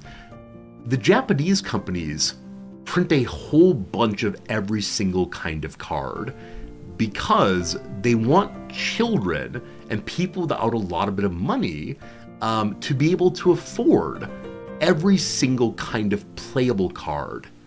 But then they print also different artwork on the different cards. And so if you want, you can buy the fancy, pretty, holographic, chromatic, whatever, because you want the fanciest card as a show-off piece or an art piece, whatever, but they'll still have available a more basic one for people who just want to play the game. And I think this is beautiful. And I really wish this were not the case only in Japan, but also in the US too. Because I remember when I first saw collectible card games, and I was like, oh, that looks really cool, but a ton of money, possibly. A ton of money. You like that version much more. Yeah, I know that some tournaments in the US allow using like printed paper cards instead of the real thing as a way of being more inclusive, but other tournaments require you must have that real card if you want to play it. Magic the Gathering started to do that a few years ago also. That's awesome. It's like skins for card, exactly, Dogberry. It's the idea of, you got the same gun as everybody else, but if you want to be fancy and purple, go wild. Go wild. Magic the Gathering started life as a total money pit. Yeah, that's my sense. My sense absolutely is that it was just, let's make a bunch of money by selling cardboard, I suppose. And I'm really glad I didn't get in that. I wish I'd gotten into Warhammer figurines, but as always, That would have been a ton of money for Little Resorty too. So yeah, this is just a really cool feature of a kind of business in Japan. I think a student explained to me that part of the reason why this difference in selling philosophy happens in Japan is partially for fear of regulation, that the government will step in and say, something about your prices are exploitative of children, because Japanese understand the card games as being playable by all ages, but mainly for kids, which is fair enough, whatever. But also, the Japanese game makers think if you're able to get children playing all the different kinds of cards while they're young and not having much money, as they get older and their disposable income goes up somewhat, they might be so pleased to have been involved from a young age that they'll continue playing all the way through. If the kids are left out or feel like they are being playing a nerf version of the game, they may not stay with the franchise long term. And so it's a long-term marketing strategy for money instead of a shorter-term marketing strategy for money. And that is both delightful and also very, very common in Japan. So much in Japan is focused on what happens in the long run, as opposed to what happens via the next quarter, which insert standard rant here. All right, that is story number one, picture number one. Picture number two. This picture is meant to affirm something I've said previously. So I like fruit a whole bunch. In the US, I would regularly have different fruits with breakfast every single day. We'd have various fruits in the fridge as a quick snack, so I wouldn't go looking for popcorn or potato chips. Fruit for fruit. One thing I miss so much about the US is relatively inexpensive grapes. And there's a lot of things to say about why fruit can be so inexpensive around the world, and it's a bunch going. But the thing I miss most of all are grapes. We have grapes here, but for this, what I'm gonna call slightly above average size of grapes here, one little, what's the word for it? It's not a bushel. What's the mass term for grapes? Bundle? Whatever. It's 2,900 yen. That's approximately $24, $25. A bunch, thank you, a bunch. How am I forgetting words today? But yes, this is $25 or so for grapes. Now, if you want the fancier versions, a bunch of grapes can go up to more than $100. At our local grocery store, which is not a fancy grocery store, it's an ordinary grocery store, we regularly see a bunch of grapes for $50 or so. Now, at some level, this is an honest pricing, because as you know, grapes require a pretty decent amount of land to grow. They're vining plants and so on. And Japan does not have very much land. Right? There is a good amount of arable land in the far north and around Tokyo, but other than that, there they are. So when I say I really miss grapes, it's not that I can't find them, it's just that it feels really, really bad spending that much money on something like that. Are raisins similarly priced? Dogberry is a fascinating question. Really, really fascinating question. I don't know. Raisins are included in things like trail mix here pretty regularly. If you get a mixed nuts bag with fruit, it will have raisins in it also. So I'm not sure. I'll need to. I'm not sure if I've seen a box of raisins on the shelf. I'll need to look and see. You'll never pay over $1.99 for grapes? Yeah. Occasionally, if the grapes are very close to going bad, you will find them 30% off on clearance. Now, is 30% off enough to get you to buy these grapes still? That's a you call. About 2 weeks ago, we finally said, wouldn't it be nice to have a night dinner of grapes and cheese and olives? And so we went ahead and bought some that were 30% off. I think on that day, you all been especially generous, and I said, okay, I got some extra cash, let's go ahead and do this. But yeah, grapes I really, really, really miss quite a bit. So good. Yeah, cool. Last picture, last story. Here's what we got. Yes, Speaking of overpriced food. Speaking of overpriced food. Okay. Noms had a really rough week at school last week. She is doing fine now with the long weekend, but Friday night she was really frustrated. She was really sad. It wasn't quite, why am I doing this job? Let's leave her at once, but just, it was a rough week at the old job. And so I had a time on Saturday when I was out and about on my own in kind of a busier part of Japan, Shibuya, etc. And I was walking on the street and I saw this store that makes only this kind of cookie. It's called a macaron. Sorry, French people. Macaron. And they're these little cookies that are very, very delicate on the outside. And crunchy on the outside, and then very, very delicate on the inside, mostly air.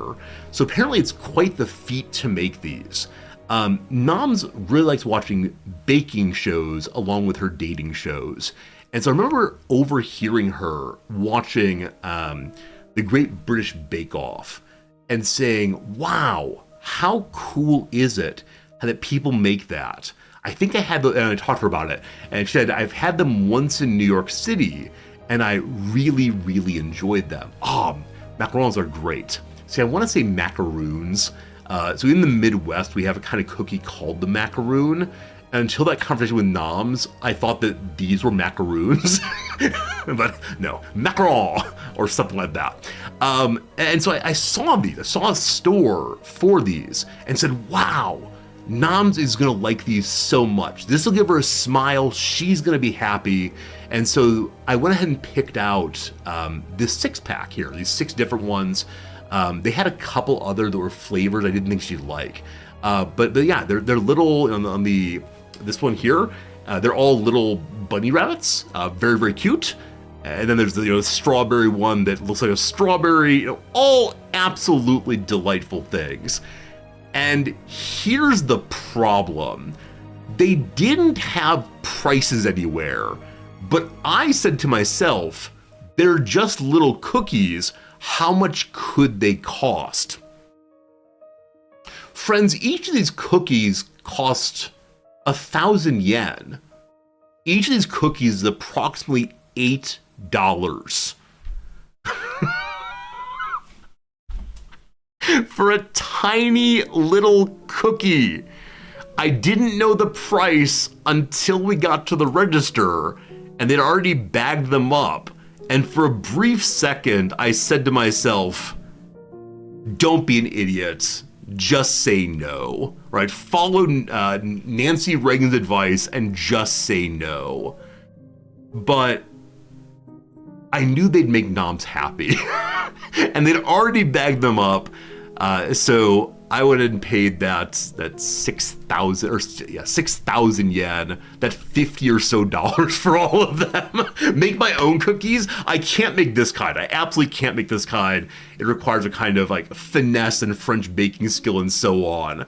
But I am such an idiot. We'll never make this mistake again. We now know what exactly these are and what the price is. But I brought them home. I put them on the table for her to get home. Noms got home, and she was very, very happy with them. Very, very delighted. A little later, I told her this story I just told you about how expensive they were and how surprised I was. And Noms said, they're macarons, what did you think? As if I were a complete idiot. And you know what? She was right. I am. So there you go. Those are my 3 pictures. Oh, I do have one more story. It's priceless if it made her smile. I mean, I largely agree, right? When Noms is really not doing well, I worry for her so much. She is someone I care about profoundly.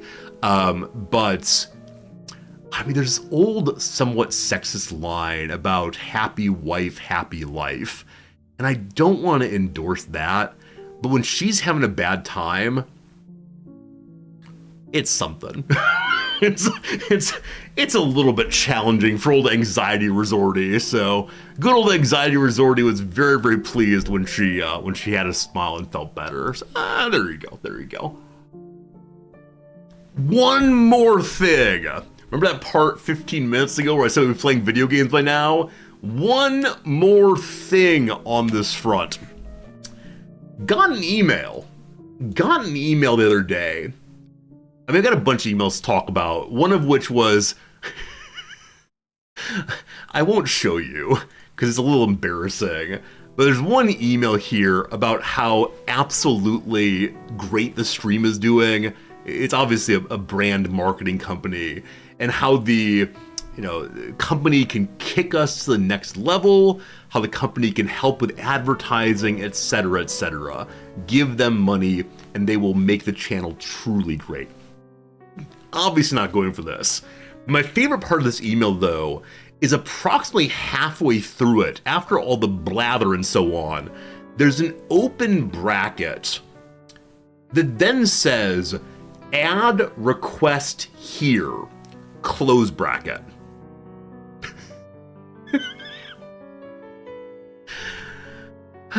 We love marketing people so very much. We appreciate the marketers trying to do their business, trying to help me out. But man, when you send an email that's trying to get some business and you do not put in what you're really asking for, which is probably the price and some like sentence or so saying, Resorty, we love that you play strategy games or whatever else. And so that is what it is. It's what it is to be a medium-sized streamer. Is people want money from you and don't actually care about you at all. Daigle says, before you go, it's about Oni. The new things, especially animals and plants from the DLC, are not made for early colony. Oh. Oh.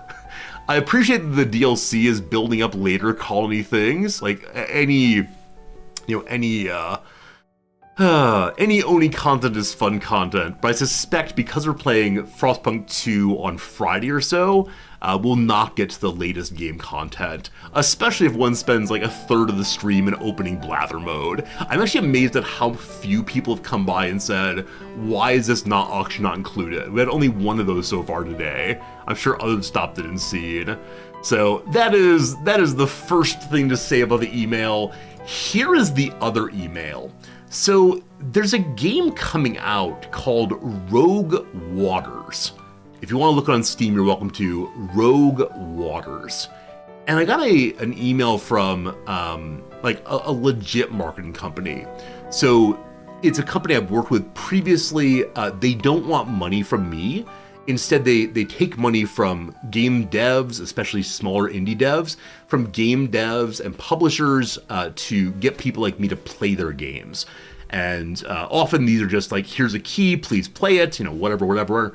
But occasionally we get an offer that says, we will pay you some money. We'll pay you some money to play our game, and I appreciate this. And so often when we get that kind of email, we pull up the Steam page, we look through it and say, is this game plausibly interesting? Occasionally the game is perfect wheelhouse, we're going to love it so much. It's nice synergy between the game I like to play, the games you like to see, and the money. But this is the weirdest request I've ever had.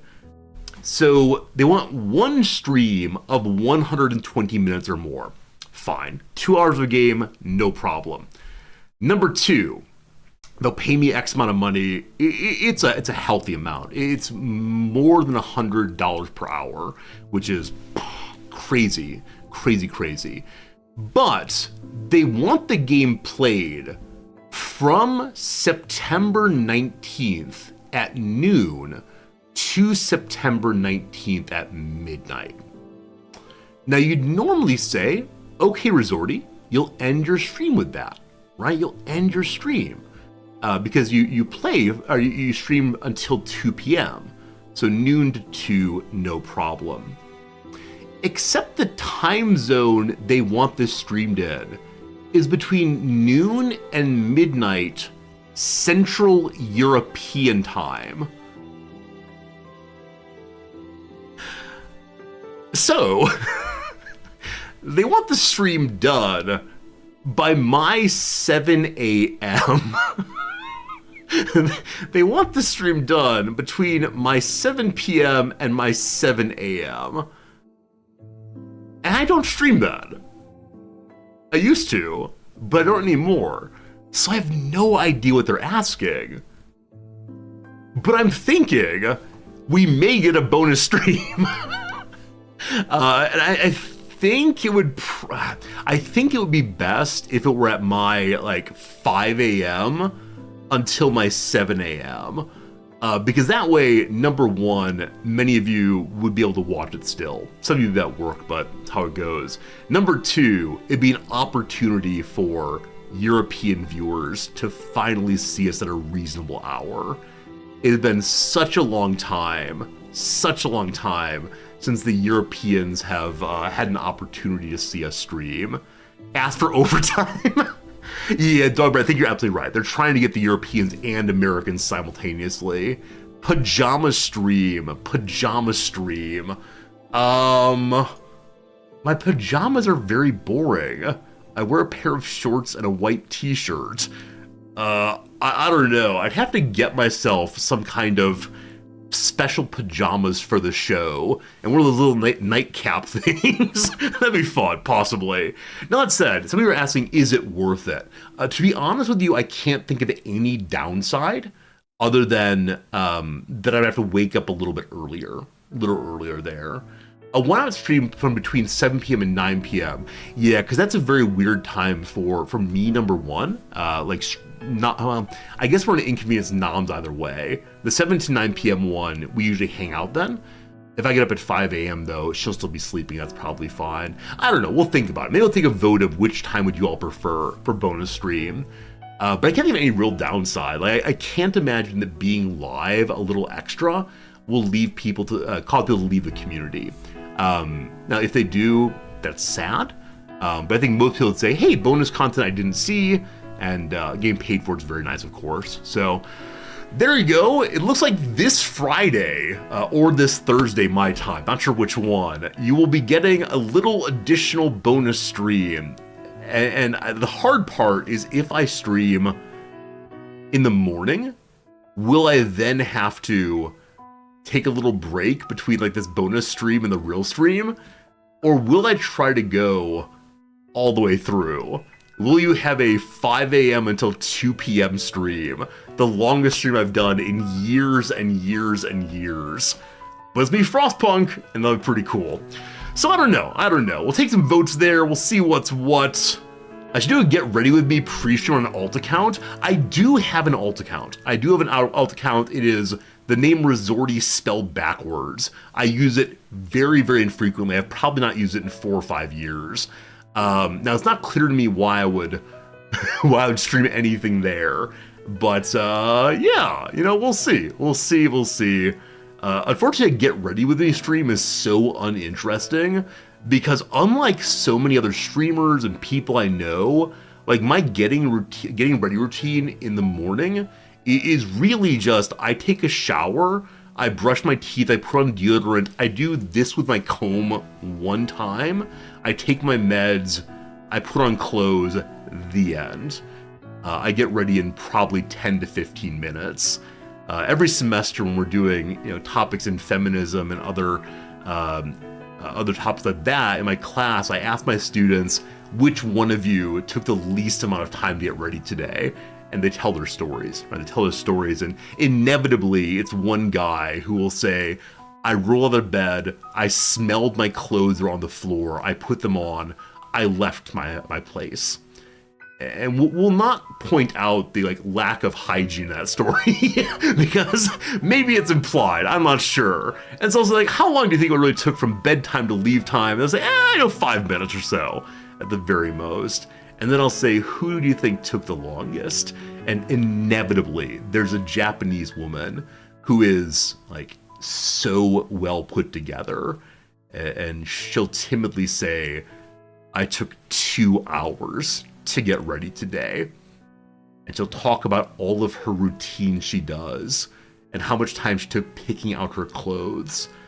And I'll be amazed, like frankly amazed that someone takes that much time. And because this is a Japanese woman, I don't want to push her too hard because Japanese people tend to shut down with direct questioning, but it will just stand as an example of the wide divergence between the way that people approach hygiene, body care, preparation for other people to see them, and so on. And I always say, like, if it makes you happy, but why does this make you happy? And I hope they think about it. You know, 2-hour resorty makeup session. This is the last story I'll tell. One last story, and then we'll play some video games. The last story is back when I first set up green screen and lighting. I had no idea what I was doing. And so the lighting I had were incandescent bulbs. Is that the right word for it? Incandescent bulbs. And so they lit up by having a little wire inside of them that gets hotter and hotter and brighter, and it throws so much heat into the room. And so I would be streaming, and I was in a small room, and this room did not have air conditioning, and it would get hotter and hotter. And as many of you know, I have a fairly low threshold for sweating. But by the end of stream, I would be so soaked. My face, oh, so bad. And instead of recognizing that there are lights out there that work via LED and so on and don't throw much heat, if at all, I got myself stage makeup. Got myself stage makeup. At the beginning of every stream, or just before our stream, I would spend time putting on stage makeup because I knew that that's what people would do on the stage to absorb the sweat or make it look less obvious. And then one day, after a few weeks of this, a viewer came in and said, "Are you wearing makeup?" And I said, "Sure, absolutely. You know, nothing hidden here." And I told the story of why I was wearing makeup. And they said, "Why don't you just change your light bulbs?" And in this moment, I had an absolute epiphany. Because before then, I knew that LEDs were like little red lights that indicated whether a machine was on or off. I knew LEDs were that game you play as a child where you put little pins of different colors into a light box. I didn't realize that there are much cooler lights than before. And that's the story of how I stopped wearing makeup on stream. It's a true light bulb moment. Oh you. Indeed it was. That's a very long story there. Look at the story here. Oh my goodness. I have wondered, should I leave chat messages on stream longer? I think I stay there for 15 to 30 seconds. Maybe it's good to have them a little bit more permanently there. Okay. I think this story is about coffee, in which a man takes instant coffee powder, puts it in his lip, and drinks hot water from the tap to make coffee in his mouth. I've never done that. I've always prepared my instant coffee in a mug, but that's disgusting. As someone who wants to make his coffee as fast as possible, putting the crystals into your mouth and then dumping in hot water and swishing, I mean, like I always say, if it makes you happy and it's not harming anyone, it's very hard for me to be against it, but that's a little weird. As someone who lives a profoundly unusual life, that's upsetting, frankly upsetting. Oh my goodness, friends. Oh my goodness. Herman, how's it going, friend? Good seeing ya. I'm enjoying talking, but with that said, I also enjoy playing some video games. So time for the Grand Pivot. Are you ready for the Grand Pivot? The stream says it is auction not included, so my friends, you can hear the soft sounds in the background. It is time for auction not included. And now I remember I did not capture auction not included. Oh, one of these days that transition will work well. Today is not that day. Welcome, friends, to one of the more adorable games that anyone has ever made. I wrote a Steam review of this game, and part of it is this game draws you in with cute, I don't know, it says, come for the cute animations, stay for the Newtonian physics. And that is this game, absolutely. It is such a cute, fun game that's deceptively complex. As always, I'm going to ask in the intro, have any of you not played or seen this game before? It is a fairly old one by now, but I suspect it's the case that at least some of you have not seen it before. And then if you want to talk about your playing it also, that's fine too. Brickaded, thank you much for your generosity. Thank you for tying on up with your subscription. I appreciate a whole bunch. Love the game so much, absolutely. So bad at it, yeah, I get it. Brickhead, again, thank you for your kindness, my friend, for joining our community, as always. You've not played, but you have seen Serge play it, not from the beginning. In this case, you're getting the brand new experience. I'd like to point out, the last time we played this, whenever it was, we made it to cycle 586. I believe we were still surviving then, but I may have gotten a little bit bored. So I don't remember what happened, but I felt overwhelmed by some problem and said, never mind. Maybe another day, possibly. Fully, you want to like this game more, but you get so stressed. Yeah, part of this game, for me as a streamer, has been, number one, like learning mechanics, of course, but also being okay with failing and being okay with my first solution to a problem not working and then destroying it and trying again. Now I have the knowledge that in the background is this tick, tick, tick that says, if you don't resolve this problem, then you're going to have the base die, absolutely. But I always imagine the clock is going to continue ticking a little while longer. This is a game where I say I'm definitely going to do X today on the stream, then never do it for the entire playthrough.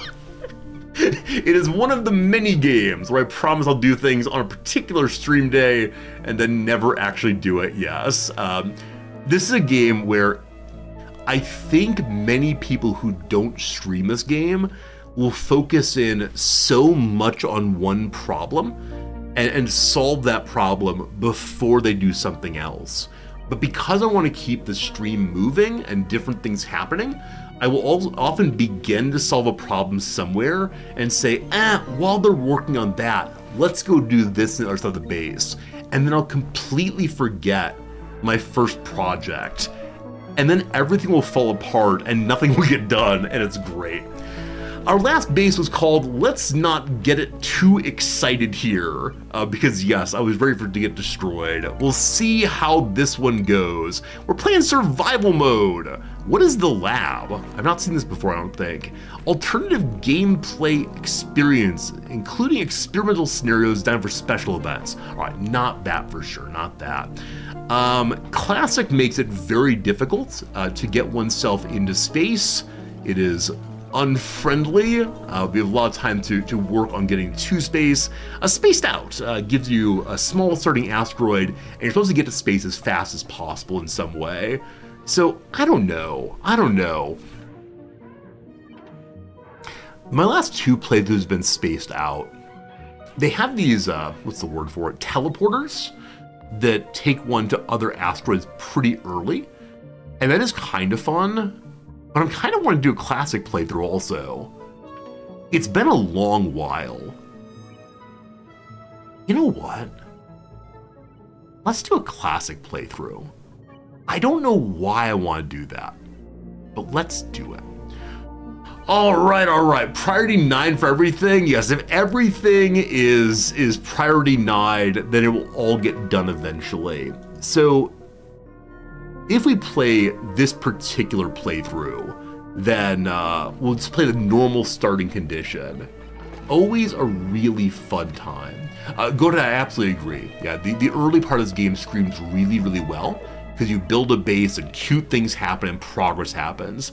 But in the later game, there have been streams of 4 or 5 hours where I've just worked on I need to cool down this area, allow me to spend 4 or 5 hours changing pipes around and realizing it will not work out. And so that is something. Dear Ava, awesome seeing you, Ava. How's it been? I occasionally pop into your streams. I'm gonna do a quick little shout out for a longtime friend of the community. This is Dear Ava, very, very good at the newer XComs. The shout out did not work. Let me try it again. Sorry, friend.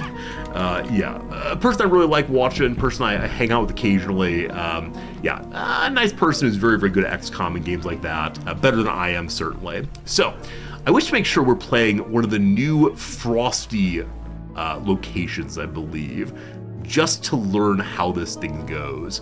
There's so many different sorts of asteroids you can start on. From Rime, which is pretty darn cold and salty, to Verdante, full of trees, to lots and lots of volcano asteroid. What a mess. I've started on the Rime asteroid, I've started on the normal asteroid, and I think that might be all. I think I'm not particularly good at trying new kinds of asteroids, unfortunately. So, let's try a new asteroid. And see what's what. We are playing classic, like I said. We'll see how that works with one. It's called a Ceres asteroid. Fewer geysers and vents than usual, reduced amount of metal ore, and small boulders. That all sounds very, very, very unfortunate. There's no bonuses, everything is worse. I might re-roll this one, we'll see. Hey, Battletech! Xenonauts is playing something nice if minor from Outside 5. Special pop for the invasion. Yeah, so Battletech, I don't want to learn too much about the Xenonauts progression until the game is fully released. We're waiting till all the milestones are done, and then we'll play Xenonauts 2. I'm so excited for it, but I don't want to pay attention to the updates, because I don't want to be disappointed by the end. But thank you. I mean, any discussion of Xenonauts makes me very, very happy, because it is the game that I'm most looking forward to the release of all games in mind, for sure. But good seeing you, Baltank. A couple of rerolls here. Roll number 1 says, more geysers, large geodes, poor metal ore, and their active volcanoes. I mean, rare material, but poor metal. I want to get at least normal metal if possible. One more reroll. Asteroid is rich with metal. Crash satellites. I don't know. The wide variety of choices one can make. Lots of slime, lots of volcanoes, and the world is totally frozen. My goodness. Frozen, more geysers, sickly slime, and huge boulders. A second, or pretty much in a different way, a place rather, poor metal, slime molds. Huge boulders. You know what? We're gonna re-roll a particular number of times. Friends, please put a number in chat, a number of no larger than 100, and the 5th number I see in chat will be the number we go. 13, 14, that's 2, 3, 4, okay. One second, is that 1, 2, 3, 4, 29 rerolls. I appreciate all your numbers. Or should we do a giveaway? No, I appreciate all the numbers. Number that wins is 29. So whatever the 29th location is, we're gonna go with that one. I shouldn't have counted my number. I should instead have had, just picking randomly. I apologize later, people.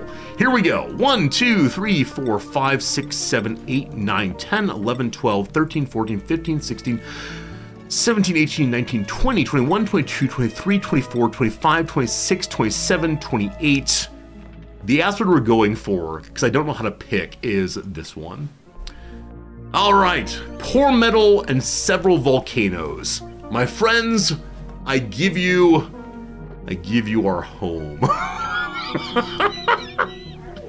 29 was the wrong choice, but that is fine. Let's do it, let's do it. Nearby, there's a Stinko asteroid and a wide variety of all other ones, but again, space is later in this game. One more reroll. All right, I don't see anyone saying this will be a fun one. I see a welcome to hell. All right, one more, boop. Metallic cave, small boulders, slime mold. Sure, I cheated. Are we good with this one, friends? Fun. Winning is fun. Losing is fun too. I'm sorry she's the worst one. Daniela! Hello, Daniela. Oh man, a lot of old names coming out this day. Thank you for being here as always. I love it. Okay. Did I miss the opportunity to name my playthrough? Or maybe the naming is on the save file. Oh, that's great. Slivers, you can go to the volcano. That's right. If you don't like my choices, go play your own game. I think that was one of my first backseating defenses. Back before I knew what I was doing and didn't really know how to respond to people who were backseating. I mean, number one, I had the kind of standard streamer thing, which is fury. Why would you come here and tell me how to play the game? Let me do my own thing. Raw. And then a really cool viewer sent me a private message saying, like, I think those people are trying to help. It's okay, man. It's okay. And I ended up printing out a picture of this viewer's user icon or avatar and that slogan underneath and printed it on my piece of paper that I taped on the wall. And anytime I felt like fury over backseating, I would instead look at that little picture. It was really nice. Recently, though, I've gone to the more jokey, if you don't like what I'm doing in my playthrough, go play it yourself. That's cool. You do your thing. I'll do my thing. Let's have a little kumbaya. It's all copacetic. Friends, welcome to choosing our starting characters. So in this game, I do not rename characters, I believe. Maybe I do, I can't remember. But I like their initial names so very much, so probably stay with them. Is Freya a new character for the new DLC? I suspect so. So, frost proof. We're going to a frozen asteroid seems awesome. Gourmet. Better food production. Awesome. She's a new DLC dupe. Awesome. And then unempathetic, bad at medicine. This Freya has never stopped anyone from eating yellow snow. All right. They move a little faster. They decorate better. You know what, Freya? You come along because you're new. We are going to get a Meep. I guarantee we'll start with a Meep because our stream title is Sorry in Advance Meep, and I guarantee it'll be good to see what old Meep is up to these days. It's an absolute delight as always. All right, so. Travoldo here, germ resistant, does not doctor. Moves a little faster, all these ones. Let's re-roll Travoldo here. Okay, you choose. You can say what kind of thing you want him to be. So as of right now, I think Freya's just going to be my hauler character. We definitely want to have a person focused on construction and mining. If I can get those two, I'll be very, very happy. So bring me a digger. Hello, Marie. Marie has the mole hands but sleeps loudly. All the points in digging. I think I prefer a 4-4 to a straight 8. So reroll. Hello, Frankie. A 3-3, bonus machinery, no researching. You know what? That's okay. That's absolutely okay. There's nothing Frankies are more proud of than their thick, dignified eyebrows. Look at them, friend. There they are. Also, last week when I went to get my hair cut, the barber leaned me back in my chair for shaving time, and before he shaved, he went after my eyebrows. He'd never done that before in all of my time visiting, so they must have been particularly bad. I'm not someone who keeps his eyebrows under control. They kind of just pop up wherever, and that's okay. All right, number 3, I'd like a constructor. So this Jean here has a little construction, medicine, and decorating. Decreased germ resistance, so we'll need some good medicine, also good at agriculture. And I believe that construction and agriculture are both full-time jobs, and so we don't want to necessarily have those mixed, but it could be okay. Or we can just re-roll until we get a Meep and go with whatever the Meep is. Yes, I'm gonna re-roll 29 times looking for a Meep. The first Meep we see, we will evaluate. If that Meep has a place in our early game home, we'll take them. If not, I'm gonna reroll construction. So 1, not a Meep. 2, only Meeps matter. There's 5, 6, 7, 8, 9, 10. If you don't know who Meep is, he is the saddest of all of the characters here. He is a little cutie we all love. Once upon a time, years and years and years ago, is there no Meep? Is Meep gone? Oh, Builder in particular, thank you. Then we get Builder Meep in particular. I don't know if Meep is a hero of everyone's stream, but we once did an entirely Meep playthrough. It was very, very cute. I believe that is 20 rerolls with a single Meep. 5, 6, 7. Have they nerfed Meep? Have those awful people at Clay, I love you, Clay, you're beautiful, nerfed opening Meep rolls? What? I'm sure we'll get them eventually. Rerolling now for split skills. Building, farming, cooking, no thank you. Building, operating, decorating, that is acceptable. The two people decorating, not great, but this will be all right. So lower science loves the animal. Again, kind of a weird pile of traits there, but I'm not going to reroll this endlessly. I don't want to waste your life and mine with pushing the button over and over and over again. So I think there you go. I think that's our starting team. An Ashkan with his giant eyes, a Frankie with his giant eyebrows, and a Freya with her giant tongue. That is absolutely delightful. We started stream by saying how sad I am that my hair will not be bright white like this. I think Freya is mocking us. What do we call the colony, friends? What do we call the colony? As I said before, I often name the colony something to dispirit us or to keep expectations low. This will not be success land. This will not be look how competent we are land. Mere Competenceville appeals to me. The Little Shop of Zordy. You want more singing? You want more singing? Suddenly Seymour standing beside me. It's good. Operation Bad Idea. The Cold Shoulder. Meaty Acre. Fighting Lyra, you win this day. It's being called Meep's Meaty Acre.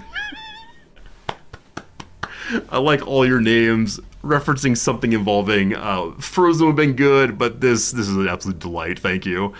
We'll find Meep one of these days, and then it'll be glorious.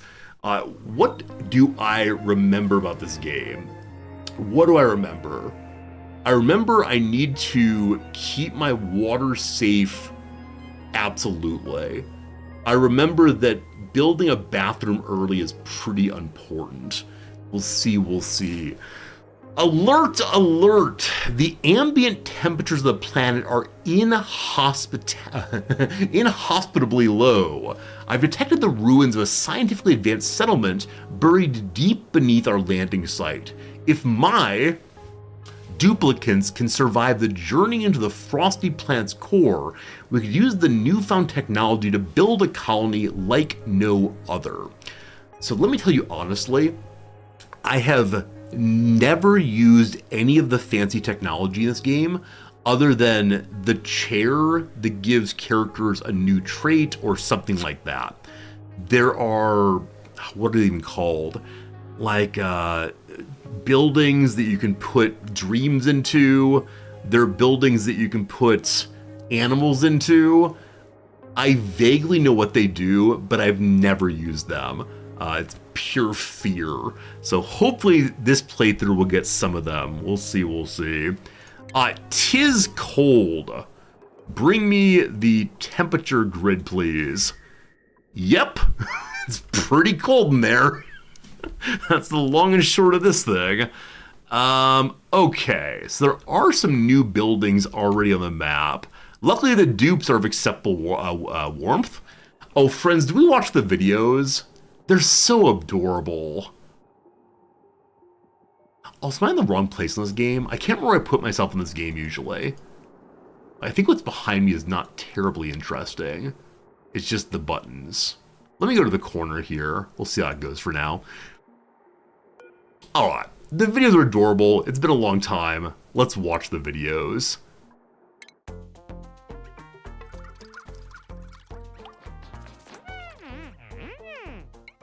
We need stuff. Should I get stuff?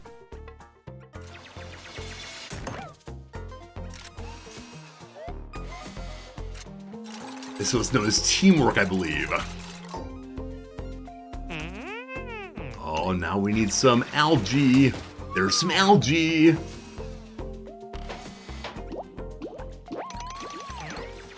They're so cute. Oh no, digging too much. Oh no. Oh no.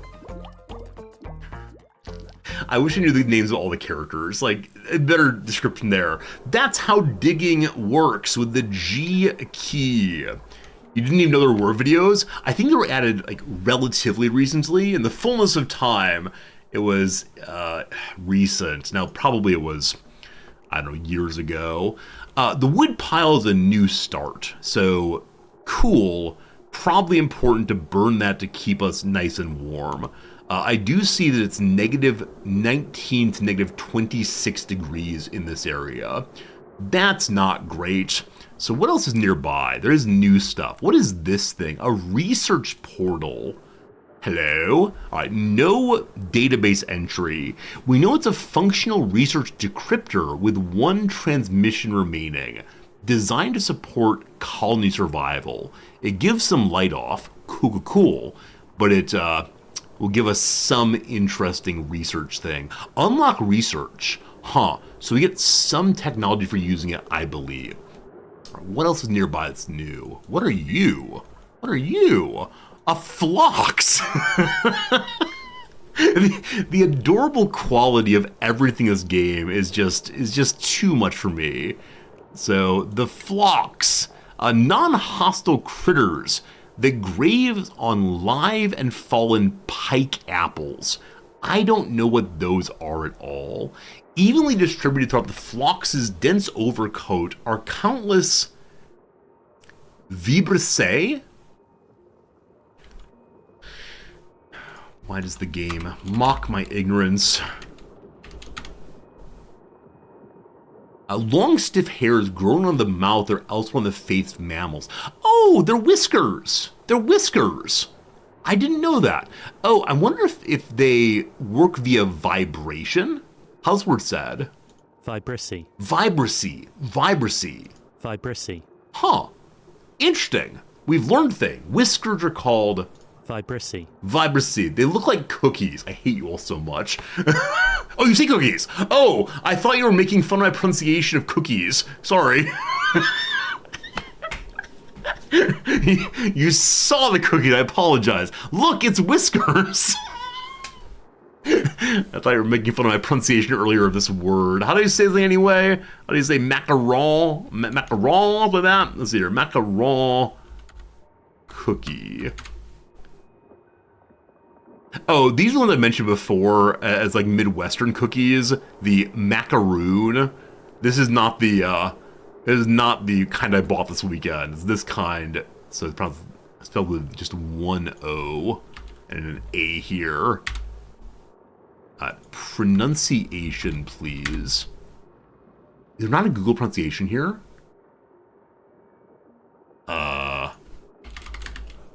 Please? Okay, here we go.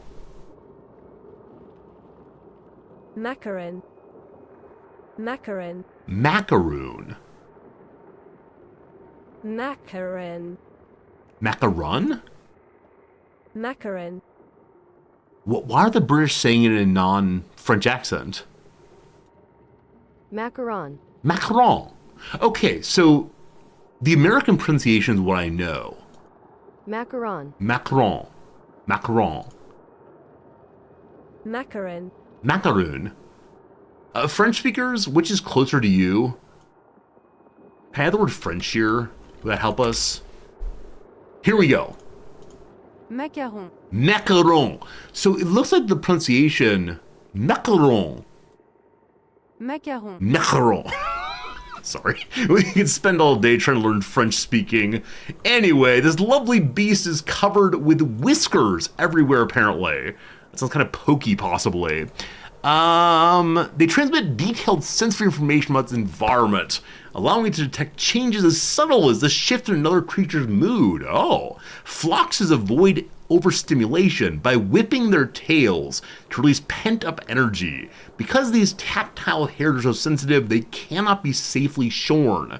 So no cloth that way. Flock's antlers, however, are nerveless and cumbersome. Handlers who unburden them of this cranial load are rewarded the critter's long, slow blinks of contentment. So taking care of these makes for happiness. Got it. Up here, what's this? A wood heater. Also a coat. Also an Idalia flower. Man, there's so much new here that I know absolutely nothing about. Now, I do wonder if some of the items here are ones that were in the game from the Rime period, like the Rime asteroid. There's a whole bunch of oxalite down here. Oh, it says the word sublimator before. We've talked about sublimation previously. I wonder if the game now explicitly mentions, will a block off gas when it's exposed to a gas, because previously you just had to know, I think. Anyway, oxalite will give us oxygen for free, because as of right now, my standard ways of making oxygen are, let's see here, get some algae, jam it into an algae thing. What's the other early game way? I can't remember, it's fine. Alright, my suspicion is we need to get this wood heater going ASAPly. There is a deconstruct button, that's not what I need here. It wants 45 wood to work. So connecting these two together is probably a strong start. Now, as heat goes up, the ice is gonna melt. So probably one of our early things to consider is how do we get the ice to melt to be clean water? Because this is all clean, right? No germs present in our world quite yet, correct? Yeah, no germs, except for whatever this is. That's oxygen bubbles. Only a poison to get into the bloodstream, I guess. All right, mission number 1 is get that wood heater. Because I do kind of sort of wonder how long it'll be until my dupes need to have water. We're gonna have to heat that up pretty quick. Okay, so fire going early, and yeah, insulate the room, etc. all sounds great. What is cinnabar ore? Does that take the role of copper in this game? Cinnabar ore plus heat equals mercury gas.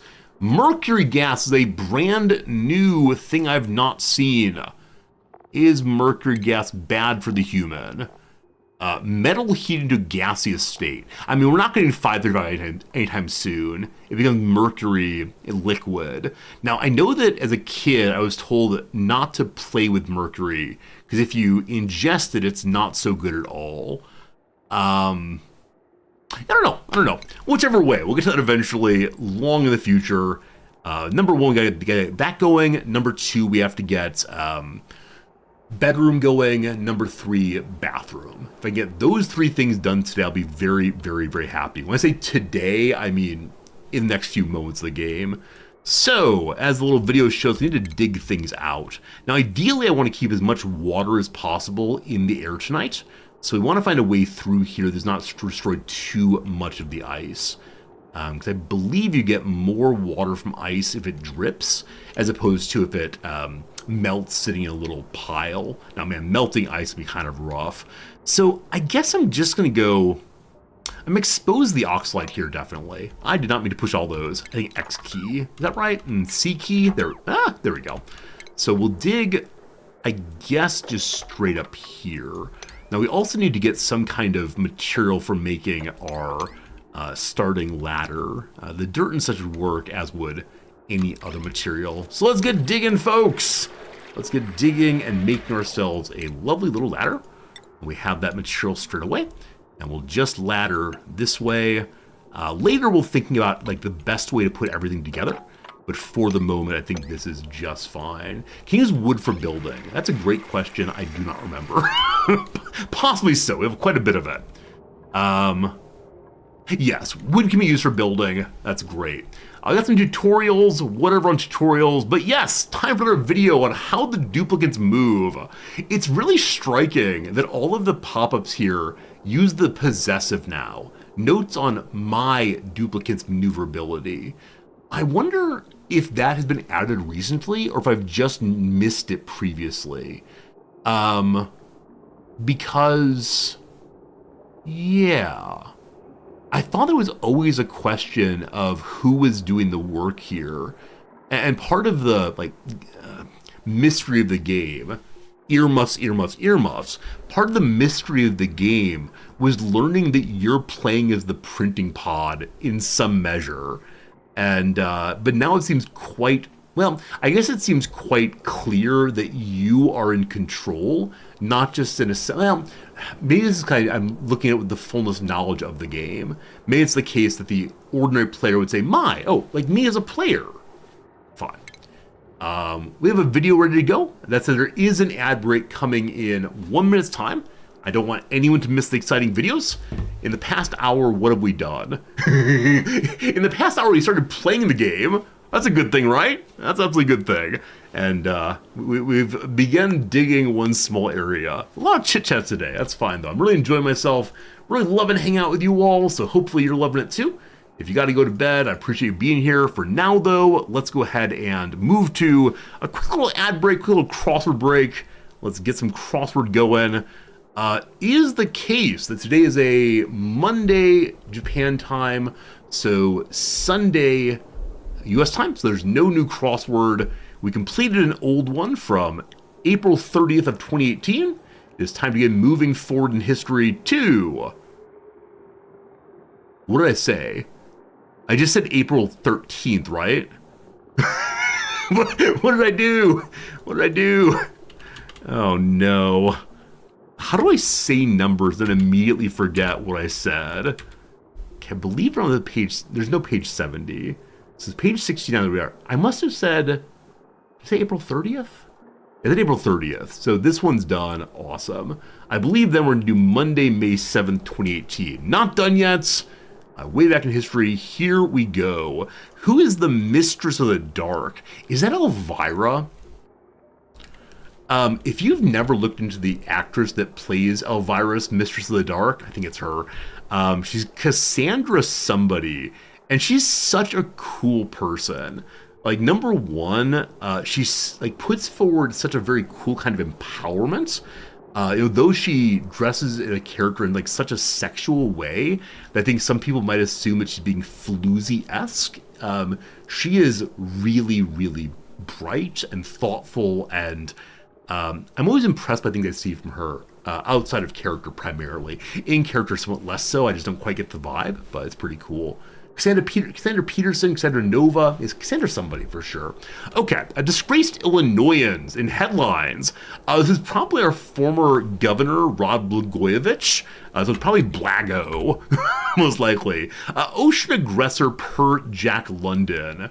So who on earth has been troubling the oceans for Jack London? I mean, humans have. I know London primarily is writing about wolves, unfortunately. So what's the down here? Life-saving capsules. It could be like escape pods. I was thinking maybe like medicine first. Misdirect. Lead astray, possibly. No, Grubzilla, totally fine. If I have an answer correct, I don't mind people commenting on that answer afterwards. Now, if I say, like, this is probably wrong, then I appreciate people not saying, like, no, it's right. So it's totally fine. Sign of exhaustion. So exhaustion means to use up something as well as to be very tired. So I want to think it's probably used up entirely, but not sure. So the ocean aggressor is really a sea something. Like vacancy, empty shelves. Once again, friends, we went to the local store yesterday, and there is once again no rice. The rice crisis. Earlier, I made up the phrase rices, and I looked at the Japan Times, and thus far they have not used the portmanteau rices to describe the rice crisis. I'm considering pitching an article to the Japan Times on aren't portmanteaus fun? We're currently dealing with no rice here. Let's have a smile by calling it the rices. Okay, fine.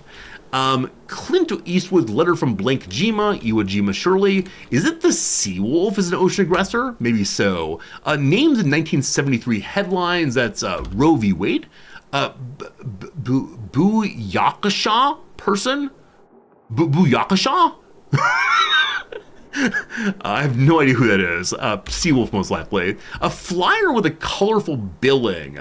The word billing could mean like a bill on or a beak on a bird. Parrots' beaks are black, I believe. Probably not that. I'm not sure what though. Not sure. I was going to do the downs off of this and then back to the game. French market towns. No idea. Red-blooded, alive, healthy, full of vigor. A Paris opera segment. What is the word act in French? I'm going to call it an acte. That's probably wrong. Met Blank, an annual fashion event in New York. The Met Gala. People dress up very strangely. Lastly, a U2 hit that opens, is it getting better or do you feel the same? Is it one? One maybe. So probably it's Toucan. The only Toucan I know, of course, is I think Toucan Sam. Is that his name? Let's see here. Toucan Sam. Yes, indeed. My friend, this is a cartoon character for children meant to sell cereal. Very, very sugary cereal indeed. And apparently this one right here is a real toucan. Yeah. I think I thought of Toucan Sam. Okay, I didn't. I thought of the parrot, so no. But that's beautiful. That's absolutely beautiful. Look at that. Huh. I want to briefly look up a parrot just to see, is it all black? All white actually in this case, all black there. Colorful bird, less colorful beak. All right, very good, very good. Friends, welcome to our hour of play. In this hour, I guarantee you'll get at least 3 things done. Number 1, we will complete getting heat on and hopefully insulated tile. I don't recall if you need to research that. I'm pretty sure you don't. Number 2, there will be beds. Number 3, there will be a bathroom. There you go. There you go. So let's watch a little video about how duplicates move. Hello, friend. You're gonna move around just fine. You're not gonna get lost. Can't jump that. Little legs, not so good at jumping. Oh, that though. Ah. Oh, big up. No. Doesn't have those big hops. Duplicates prefer to play, I don't know, like football as opposed to jump ball. Oh, the running, that's good. But unfortunately, if they have wall in front of them, they can't go through. They can't become little Mario by taking some damage. Oh, poor buddy. Oh. There you go. That's how they move. I love it, I love it. Thank you, Alternative Hermit, for listing my goals. Heat, beds, bathroom. They will definitely get done. Gotta believe, gotta believe. I wonder if I can make another one of these wood piles closer by. Also, what do these things do? Sherberry plants. The semi-parasitic sherberry plant leaches moisture and trace minerals from the primordial ice formation in which it grows. The fruit of the varietal contains low levels of stomach-upsetting phototoxins, which, while not fatal, do serve as strong motivation for foragers to seek out additional sources of nutrition. Alright, so it's one of these very early foods, probably a -1 food. You get the sherberry, or sherberry, grizzly quality, some calories, never spoils. A cold to see this fruit that triggers mild brain freeze. Oh friends, Noms has gotten an idea. Oh boy, I'm not gonna pull up pictures, but Noms has gotten the idea that the solution to her ongoing congestion, instead of going back to the doctor a second time to get more medicine, maybe different medicine, she decided the solution is a nasal rinse. It's like this bottle that you put in your nose and then you close your other nostril and you push hard and the water flows up and through something and then out the other nostril. And Noms has told me two things. Number one, she wants me to do it with her. Won't that be a fun couple activity? Number two, if the temperature is not right, you can get crazy brain freeze. Your wife makes you do that sometime, and it's the worst thing on the planet. Sneaky, you're the only person saying it's terrible, but many of you are suggesting that they work well. They're amazing and work wonderfully. All right. Noms will be getting those, I think, on Tuesdays, so tomorrow. So I'll report in pretty soon. Yeah, I don't know. I've never done it, and I also think of my nostrils as independent holes. I know they're connected because, gosh, it's all connected, but it'd be the first time I'm going to feel, I think, like an intentional movement from side to side. And, gosh, we don't like thinking about our bodies here, or at least I don't. I don't know. You hated the experiment? Make sure you sterilize the water by boiling. Okay, purified water, non-tap water. I will do this. I'm a little nervous, but I'll do this. Anyway, mild brain freeze is fine. We'll all be good. All right, back to the digging. What is this thing? Aloe vera. Particular atmosphere and such. Aloe vera's fleshy stems are dotted with small apertures, featuring bidirectional valves which carbon dioxide is absorbed and sticky oxygenated waste is secreted.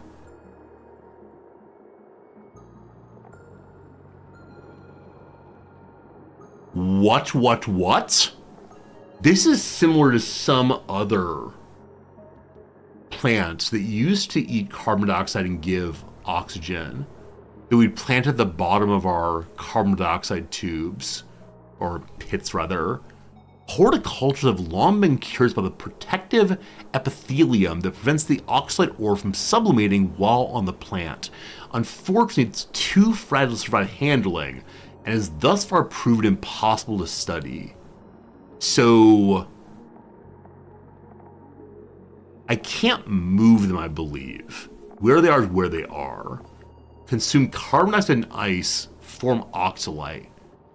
So we're gonna need to tend these where they are and hopefully dump carbon dioxide into them. Now they can survive between -80 and 0 C. So ideally, I'm not gonna want to make this area too warm. Yeah, if we get seeds for them, that's very cool. Very cool to do. I can't use the word cool in this playthrough, because every time I want to make a dumb pun about, of course it's very cool. Mars, we're on an ice planet. So I think what we're gonna do is, let's see here. I'd love to find a way to drive my carbon dioxide over here, as the most of the aloe vera is there. Now, if we can find seeds for them, that's cool. Dumb puns are life. The problem is they get repetitive. Like if we do a rock-based playthrough and I repeatedly say, well, you can take that for granite, ho, some people get very cranky very quickly. The Idala flower is just beautiful, correct? They grow with little care, springy blossoms can be bopped gently for sensory entertainment, but hands should be washed immediately as petal resident can stain textiles. Decorative plants, positive morale, cool. Good to know. You don't think people mind puns? Most will be chill with it. That joke is gonna get an icy reception, I'm afraid.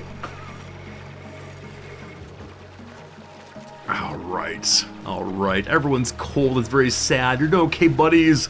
You're doing okay. So we have one warm coat. It'd be silly not to use it. We have to decide which person gets the warm coat. Sorry, not person, which dupe. I know it's the case we don't want Freya to have it, because Freya is in some measure immune to cold. So, someone's gonna rummage in that thing.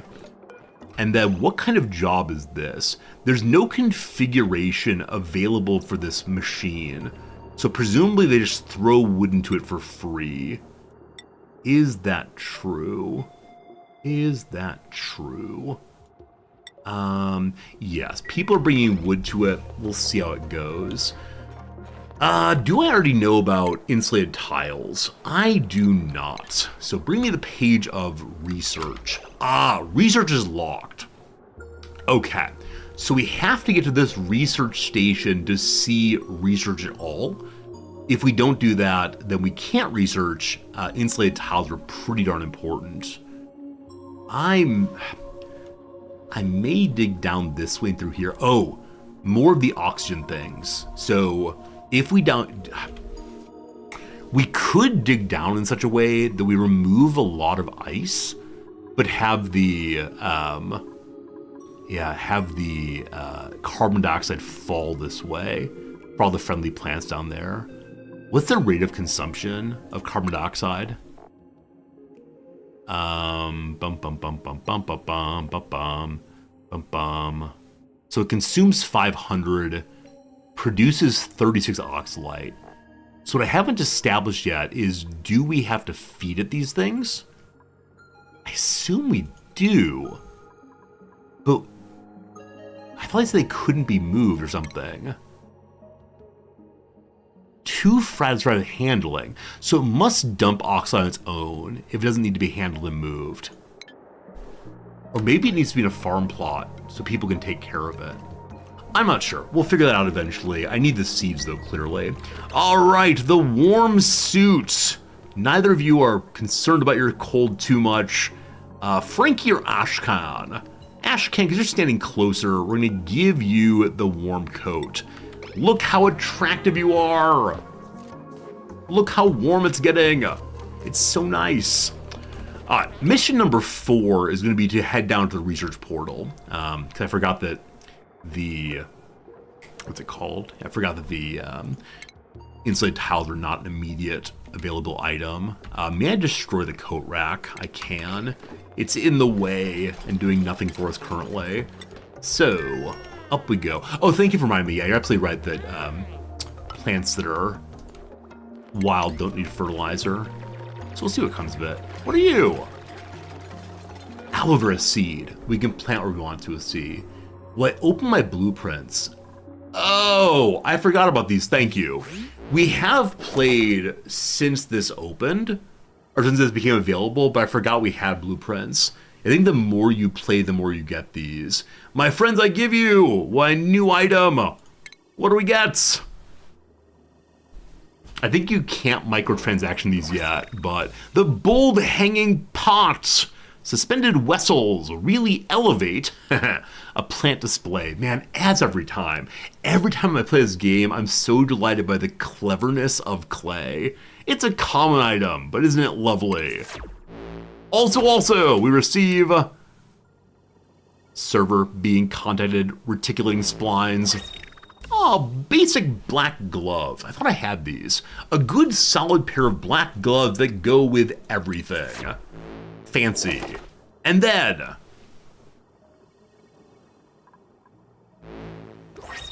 ooh, sorry. I shouldn't get so excited. Petal checkers. Fiercely fluorescent, floral-inspired pink. It's a drywall.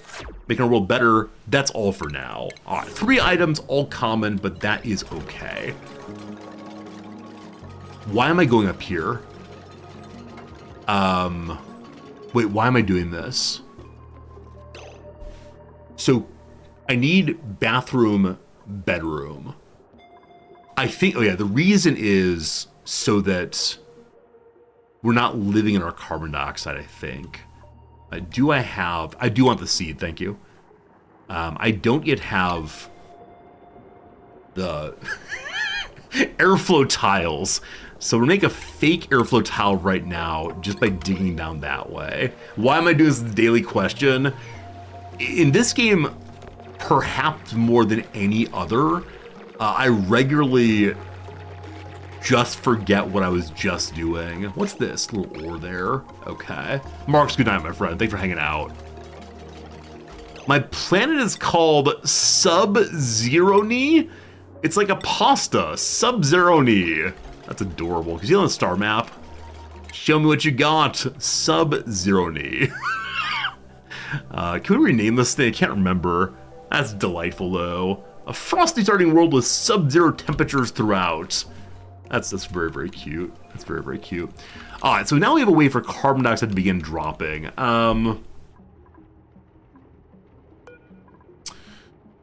Considering putting a door here so that the carbon dioxide goes this way instead of this way.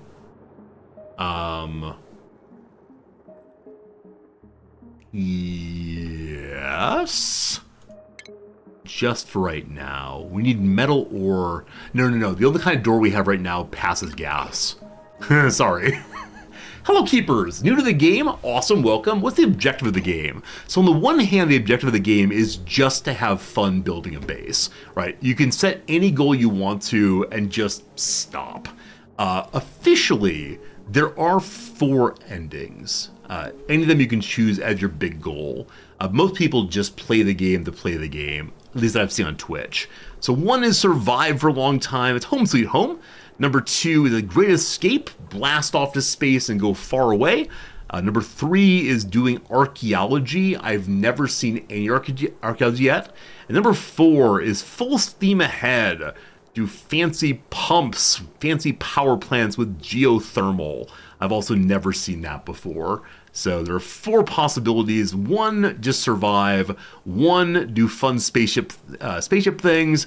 1 that's based on archaeology, which I think is exploration of other asteroids.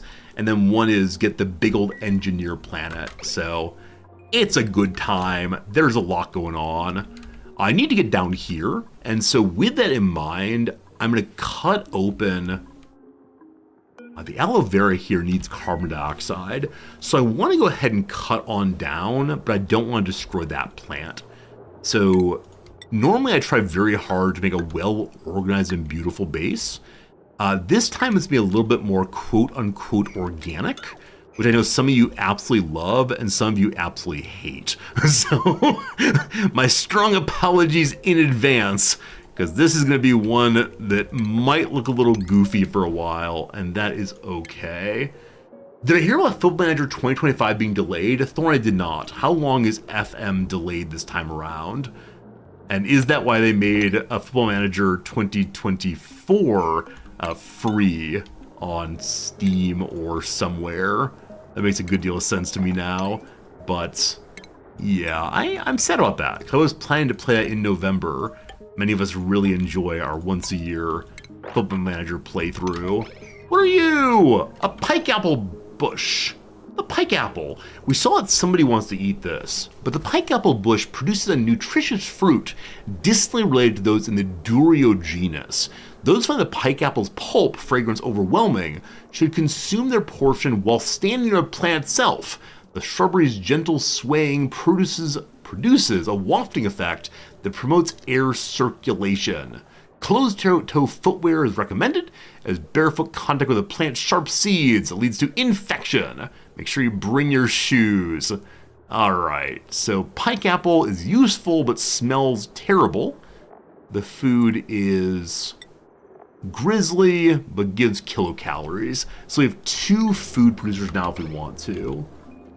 The game's delayed by about a month, releases in 2024.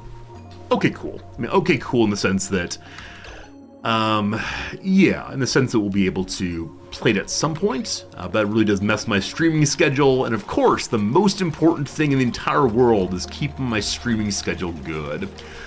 Alright, we noticed that we're starting to get junk around the base, so we should start thinking about organizing our trash. The ice especially I want to keep cold. Snow the same. So this area is going to warm up more and more by my dumping of, carbon dioxide down that way. Carbon dioxide will unfortunately go this direction also, but I think I'm going to open up. I hate to dig the oxalite. That's okay though.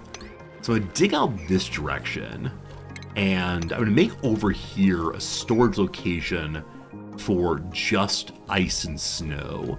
Now we could go deeper, but I don't think that's necessary. Storage bins require metal ore or minerals. Darn you, metal ore! Place them right here. So I'm planning to go and put our bedroom over this direction. We need the bathroom also. Basic bathrooms do not require water. Basic hand washers do. Okay. There are no water, but what are you?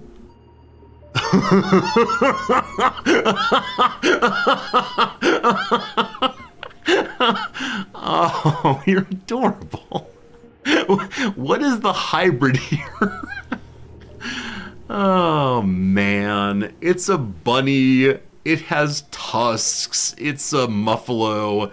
It's called the Mammoth. Love it. The mammoth is one of the oldest species on record, with ancient skeletal remains dating back approximately 10,000 years. The placid herbivore is known for its unique body language. An angry young mammoth expresses displeasure by flopping down dramatically in front of its opponent, while older creatures with limited mobility will sit facing away from the source of the annoyance.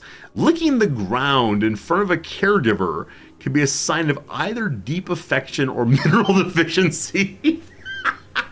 Oh, look at the baby! It has little, I want to call them teeth, but they're growing tusks. That is wonderful. Bamas are lumbering, non-hostile. I was wondering about that when it mentioned aggressivity and such. Non-hostile creatures that subsist on plume squash. We haven't seen that yet. Their thick overcoats can be shorn for reed fiber. Way to get that cloth stuff.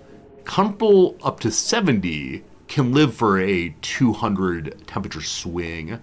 Live for 200 cycles, etc. You can get meat if you want to. Oh, goodness, goodness, goodness. Mammoth patties. No. Oh, no. So squash goes in, squish comes out. Okay, you can't eat it, thank God. You can turn it into phosphorite and clay. A little treat left behind by a very large critter. Later game, we'll deal with it eventually. I've not set anyone's priorities yet. Gotta deal with that. Also, thinking about water. We gotta deal with that still. So I don't remember what all the jobs are. This is okay.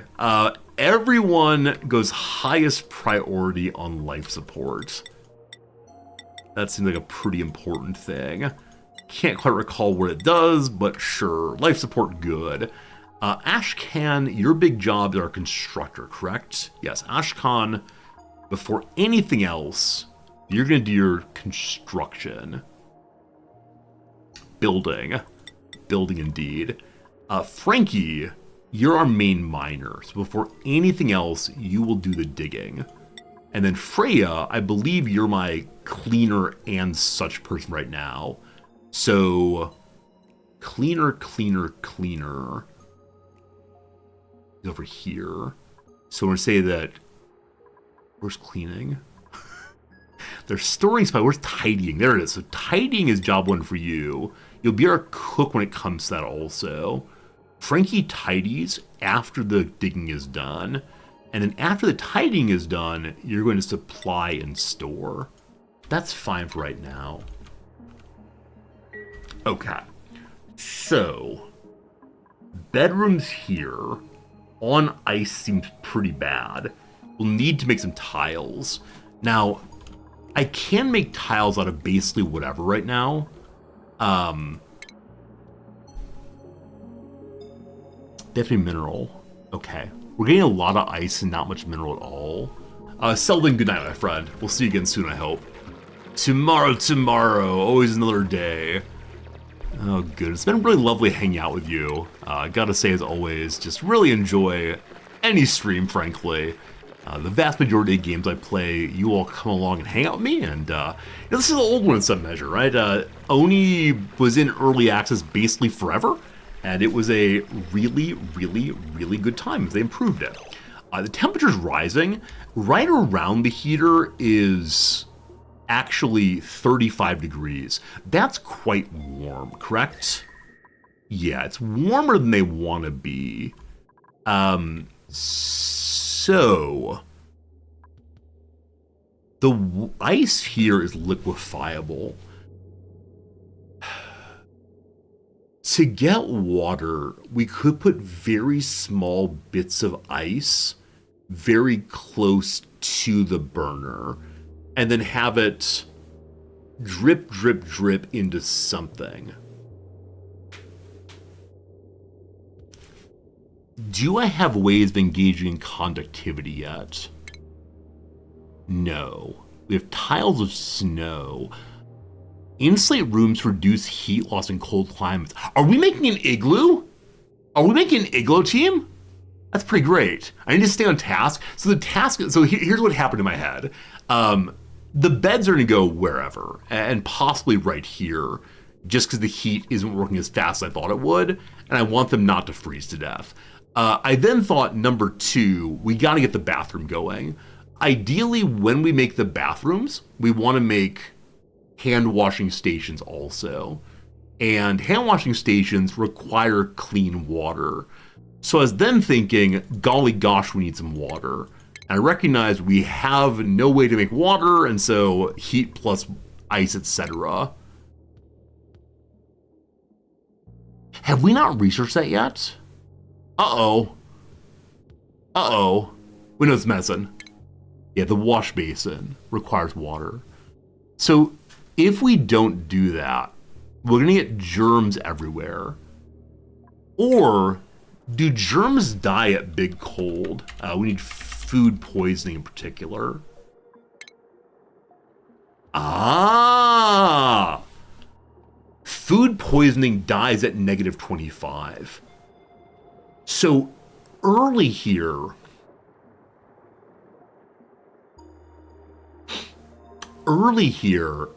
if we put the outhouses in a cold area, then the food poisoning germs will die. Will they die off of the bodies of our dupes? I don't know about that. But we'll figure it out. Yes, indeed we will. Okay. Like I said, if you've not seen this game, there's complexity always going. And I'm enjoying the heck out of it, but I need to focus down, or we're gonna screw some things up. So, focus. I hate to dig this out, but I need bedrooms. And so, furniture, cots. Come on, team. It's time to begin prioritizing on things. So, 1, 2, 3 for now. Good. So, promote. Priority button is P. Okay. And then we increase it by this button, or can I just mouse over? Priority is, how do you move it up? Keyboard possibly? There we go. Okay.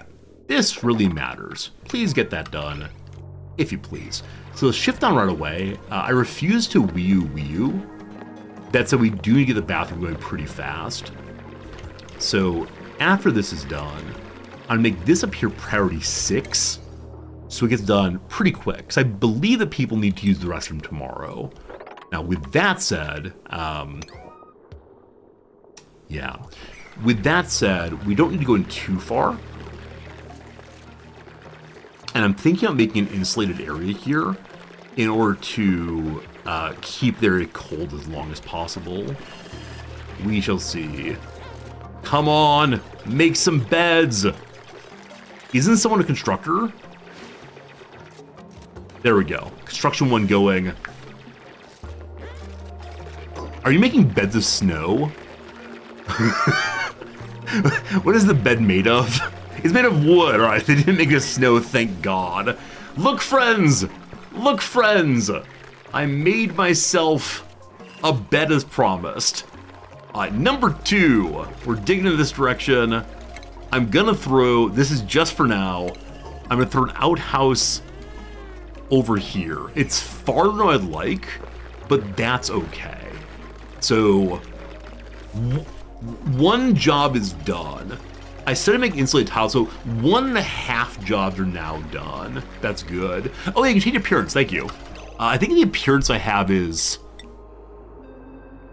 I'll get a new one for free. So I knew I had the Stargazer cot, which makes it very, very cute with little stars to remind them of the what's above.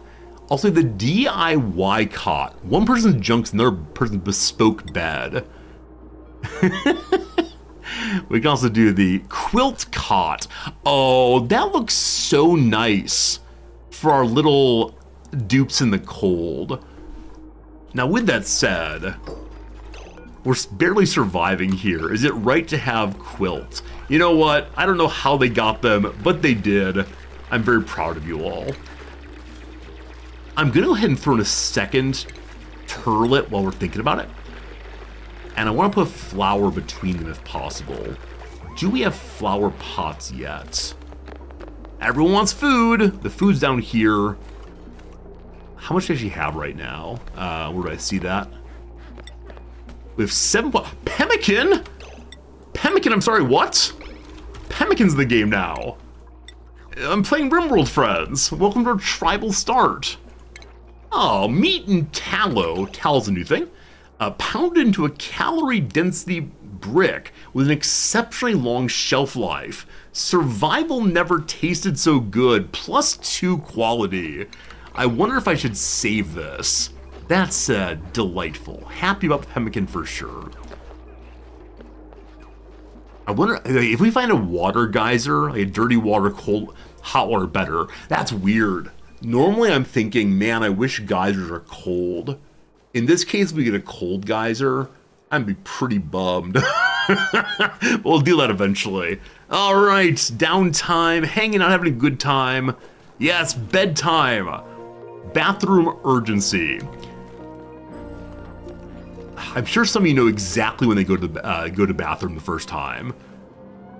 I might into wee. If they wee, I might restart the playthrough, which I realize is very bad behavior. No. I think I'm gonna wake someone up to do this, and I know this is monstrous behavior this early in the playthrough, but if I don't do it, you know, let's go. I'm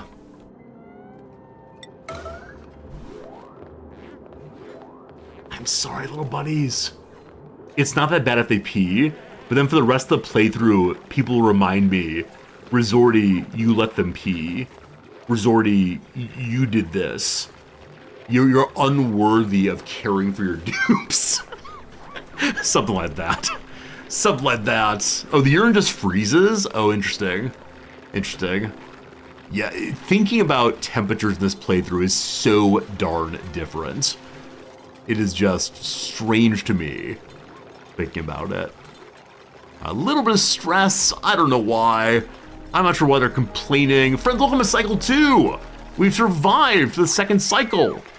There's an outhouse. We got an achievement. Have at least 1 toilet in the colony and a bed for every dupe. Bed and bath done.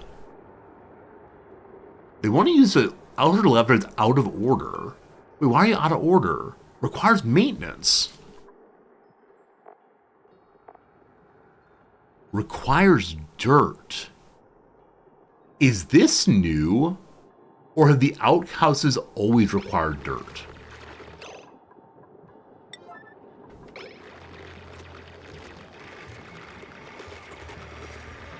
I thought that outhouses required nothing. They always require dirt? Huh. I don't know how I didn't know that. Okay, so it's time to work. People did not sleep well last night, so we have some walking zombies. Zombie, ooh. Sorry. All right, so I don't know, I forgot that. Amazing. I thought it was nothing and then polluted dirt. One of the jobs is done, check. A second job is done, check.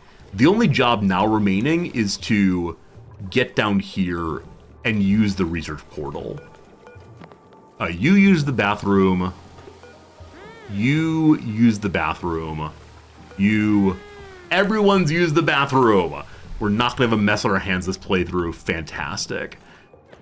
We could make nicer ladders and have people move a little faster. We'll see. Carbon dioxide is indeed going down this way, so we are handling that pretty well. Now, I don't think I'm allowed to make farm tiles yet. I'm not. I would like eventually to put more of these aloe verae, down towards the bottom. Oh, they're ready to harvest. They have oxalite hanging with that weird epithelium, looking almost like goo. A building is entombed. So, snow fell. Right, snow is unable to support itself. We'll get dug out. Just need to keep an eye on these things. All fine. Hey, Quick Ben! Quick Ben! Thanks for the resub, my friend. How's it going, Quick Ben? Hope life's been good for you. Hope everything's good for you. It's always an absolute pleasure seeing you here with us. Someone's idle. There are no more jobs. Jobs. There are none. Working to there.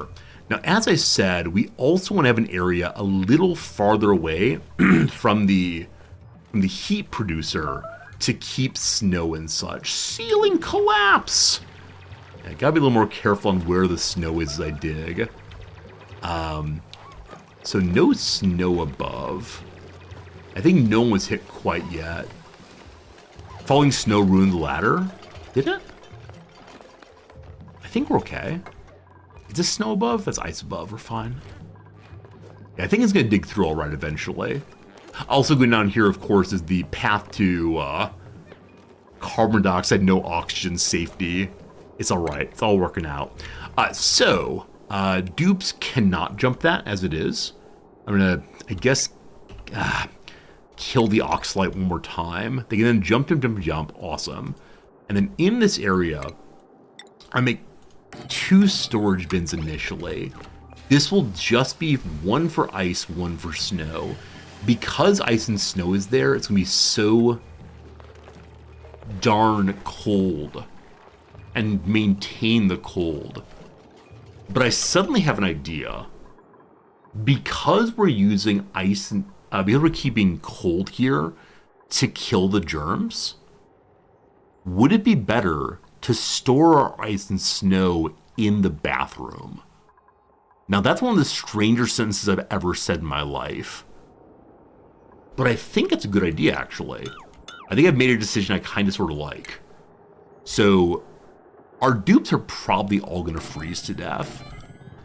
But for now, we'll do this. And then in the middle, I might put a plant, like I said, to make it a little bit nicer in there. Maybe some drywall, etc., etc. I want to save dirt nearby also. And so I'll probably have the snow one have dirt in it also. It'll contaminate everything. What will happen, Brazil? What will contaminate everything? Okay, so you are our friend, the ice. Cool. A temperature above. Oh, you're saying that this area, if it gets too warm, big problems. I think you're right. Right now on the germ map we have... Yeah, man. So they are germy.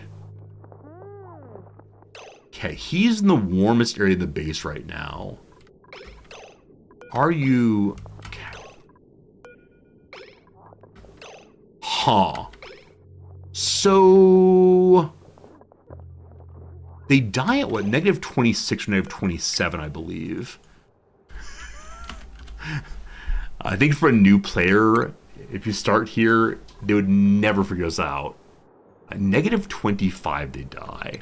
This is negative 27, but the dupes' bodies are warmer than the area around them. So I wonder if it's not dying on bodies, because the bodies are 37. Frankie's at 7,000 right now. We'll give him a moment to watch and see. 7,000, 7,000. The dupes never get that warm. Yeah, I was hoping the area around would help, but I think it doesn't. Frankie on germs, you're still... 2,000. The germs are dying. The germs are dying, friends. The germs are dying! Hooray! We are almost to the research pod here, as planned. We'll get that started, and then hopefully learn installation pretty soon. You, my friend, are going to be snow and dirt. What is dirt again? Agriculture? No. Cultivatable. Yes. Okay, that will get saved there. Proximity of dirt to the bathrooms. Super cool. Okay. Insulated tiles. Almost ready. We'll mark these for harvesting. And harvesting is, I think, our constructor's job, maybe? We'll do it after the others. I want to keep in the oxalite in order to keep the oxygen going. I don't know where to save it for right now, but somewhere that is lower pressure if possible.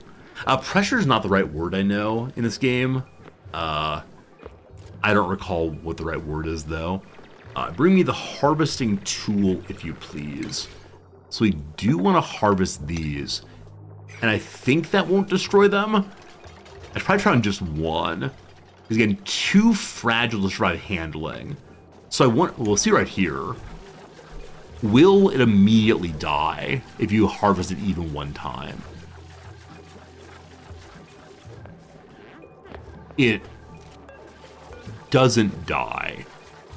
It complains about no carbon dioxide. I bet it's if you uproot it, it dies. Now let's convert plant to seed. What are you saying with this line here? Occasionally I get bamboozled by the database, and this might be a case for it. Anyway, the research puzzle. One transmission remaining. Go say hello to Go say hello to it, my friends. That we may learn what more is going on. I also want to remove the ice right here, so more carbon dioxide will fall here. And then eventually do more down this direction. I swear. By the moon and the stars in the sky, I'll be there. I'll be there. For better and worse. With something in my heart. And then something about death apart. A strong portion of me would like to pull up the lyrics and sing for you. Can we research yet? Or just about to research? Right here. Ashcan is engaging the machine, reaching in and touching. Science! Alright, research has been discovered. Eureka! We've decrypted the research portal's final transmission. New buildings have now become available. The wood heater, the ice liquefier. Like I said before, if I had to melt via the wood furnace, it would have taken forever. But there's a new item that makes ice into clean water. Fantastic. Also wood tiles. So I wonder if wood tiles are my early insulators. We'll see in a moment. An entry. Welcome to Ceres. Encryption level, not a little bit. They can all read it, even little Meep. Welcome, welcome, welcome. Everything under control. Your VIP package includes, my goodness, it's a little bit of a little camping adventure. An exclusive set of bespoke supporting technology, and a comprehensive tenant's handbook with everything you need to maintain homeostasis in your new home. That's very clever. Missing attachment. Oh no, we had to figure out ourselves we can't look at the book. When life gets you down, popular wisdom says to look up. That is incorrect. Please direct your attention downward. Super interesting. So in a normal playthrough, you climb to the stars as fast as possible. That's not true. You climb the storms when you have a chance to do so in order to get yourself rocket ships and a vent and so on. Alright, go down instead. This will ensure a pleasant stretch for tense cervical muscles.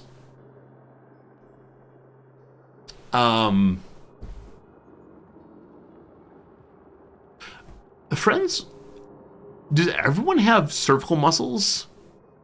Like, I know of one cervix. What does the word cervix mean? A cervical, rather.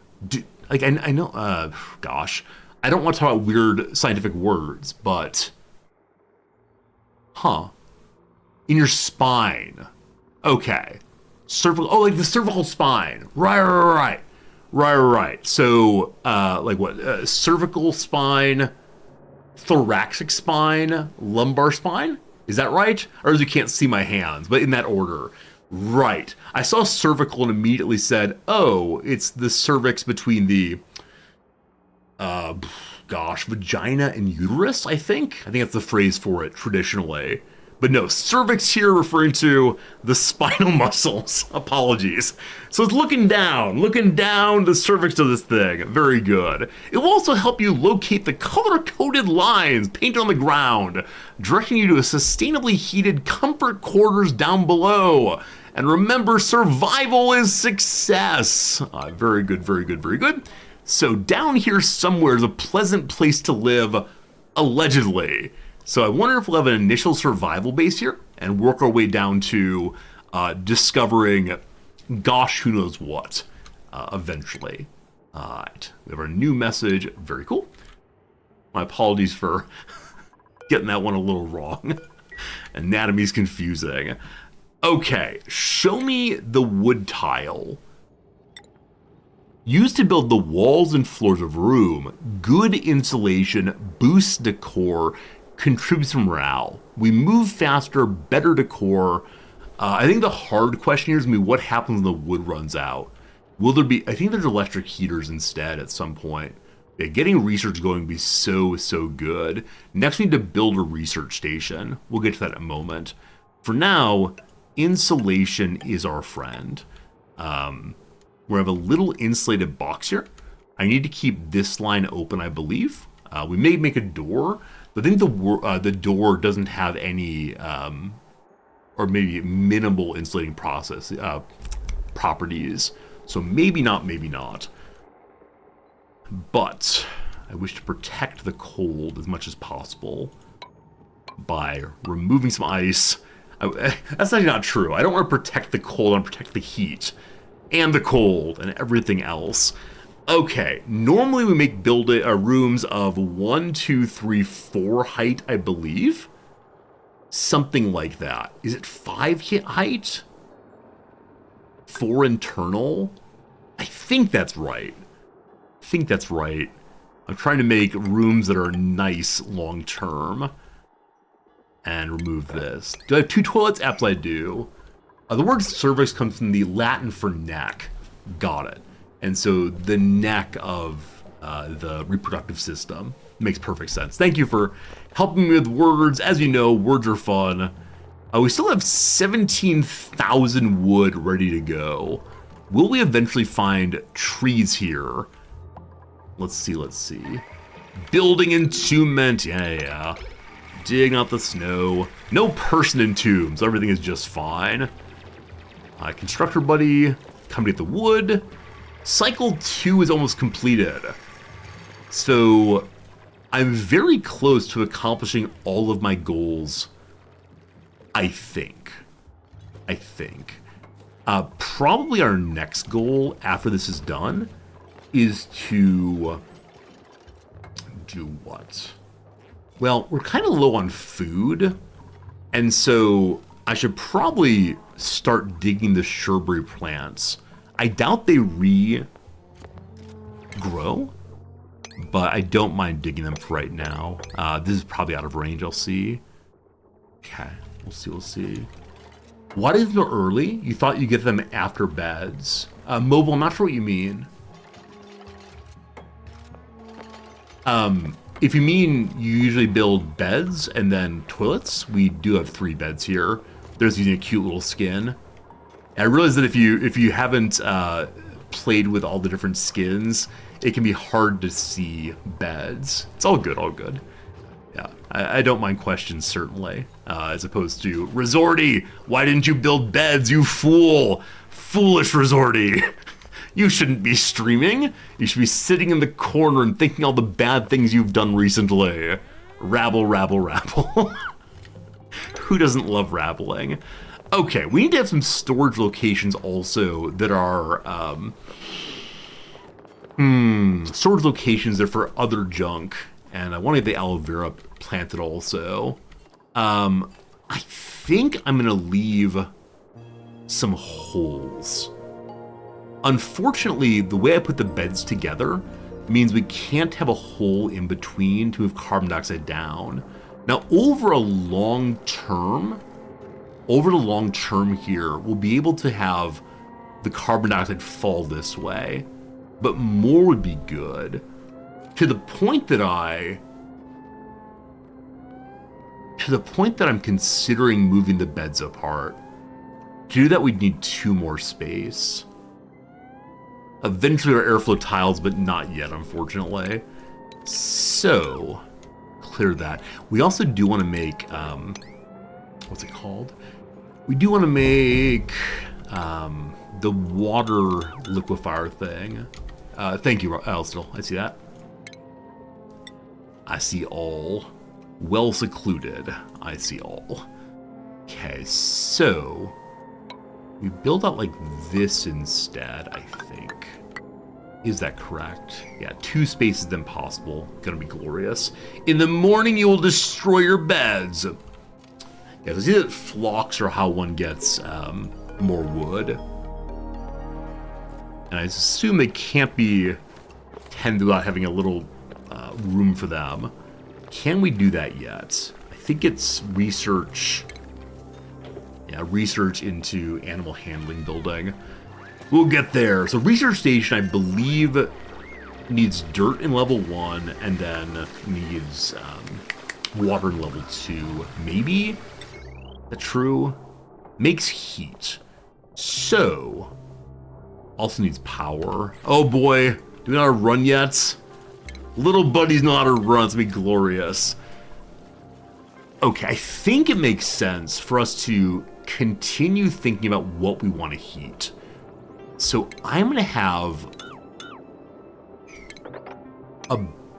we can't remove that yet. Okay, I was gonna say I'm gonna have my research room over here as a way of keeping this place warm also. The mineral in the way is fine. We can slide down that way for now. Is this a good plan? I don't know. Actually, no, because we can't dig that out. We can't slide. Oh, actually, we can slide through. As long as there's a hole with at least 2 below, they're fine. Keep that for now. Good, good, good. More digging, more good. We're gonna make sure carbon dioxide flows. So I'll leave an opening here. And probably there after a moment. Okay, beds. I want to destroy 2 of you. If only we could move instead. I apologize. I may need to remove some wood tiles. I hate it when I stutter on stream.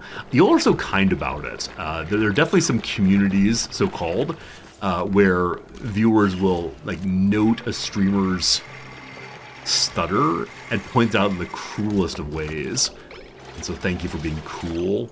I've almost synthesized enough ooze to print a new duplicate. Once the ooze is ready, all I have to do is choose a blueprint. It'd be helpful to have an extra set of hands around the colony, but having another duplicate also means our mouth to feed.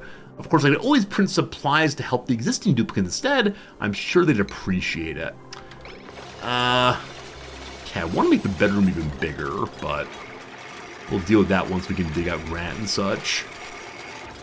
Destroying things takes forever. I believe this is a hint about do not rebuild, just keep things as they are, etc. Okay, so from the corner then, the copy key, is it G? No, G is build. Can't really copy key, it's fine. Let's get some furniture going on this side instead. So one of you leave a spot, one of you leave a spot. Good. We'll dig here and move this. And that will get some carbon dioxide moving. You're sure I stutter intentionally to irritate you? No, no, no, no, no. No, no, no, no. The stuttering is something I actually picked up later in life. I was not a stutterer as a youngster. I have no idea when I started doing it. It's so annoying. It's infrequent, but again, so annoying. Hello, new Claro. My dupes are producing CO2. They are. Counter, do I have plants in the area? I do. There are a variety of ways to counter CO2 in this game, but at the early point here, definitely plants the way to go. So these plants down here, the alveovera, that's very funny. Aren't the lungs full of alveolar sacs, maybe? It's not aloe vera, it's alveola vera. These take carbon dioxide in and then spit oxygen back out. Not directly, they spit it out in a stone form instead, and you have to then harvest the stone. So we'll be doing that as time goes by. But for right now, most carbon dioxide will go down here, and then we'll allow oxygen up. There you go. I apologize, friends. One of these moments, I need to know the etymology of this word, alveola. Where's my my little window here? Toucans. All right, so alveoli. Thank you. Alveoli etymology. From small cavity alveolus. Huh. Are there any words I know that share an etymology with that?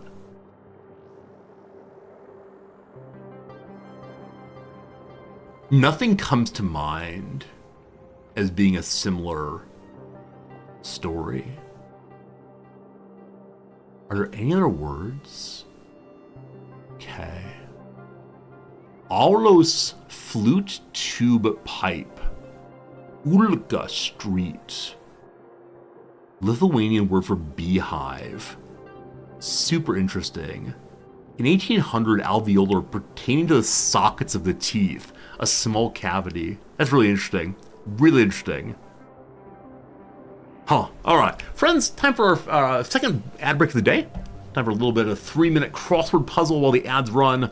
I thank you for being here. Hope you're enjoying yourself. And yeah, we'll see you in 3 minutes after the lovely, lovely game of crossword. I'm going to run an ad over on the YouTube also. My apologies, YouTube friends. I know you hate it. Here it comes. There's a little ad for you. Boo, YouTube ads. Boo. Got to set up subscriptions over there also. All right, 3 minutes. Here we go, and then back to the game. Afro-Brazilian martial art. It's Kappa something. It's Cappy L something. Olia? I can't remember exactly what it is, but something like that. What's the down here? Yeah, Buyaksha persona. Buyaksha. Is that Borat? I don't think so. Unfortunately. Work hard in rap. Metal? That seems not quite right. Fuss is an ado. Brew with health benefits. Certainly a kind of tea. Cappy alveoli. You should get banned for that, but you're my hero for making such a joke also, friend. Love it.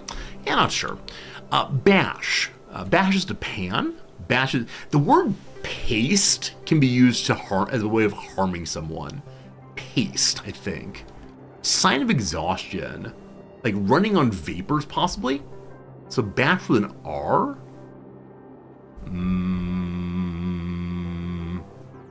Oh, like a party. Sorry. I was thinking about bash, not bash. Vibe. Vibe can be both a noun and a verb. Like, I'm vibing with you. Or, what is the vibe? No idea. First name in skincare. Estee Lauder. Tinder endgame. So on the one hand, Tinder's like a dating app. The endgame is going on a first date.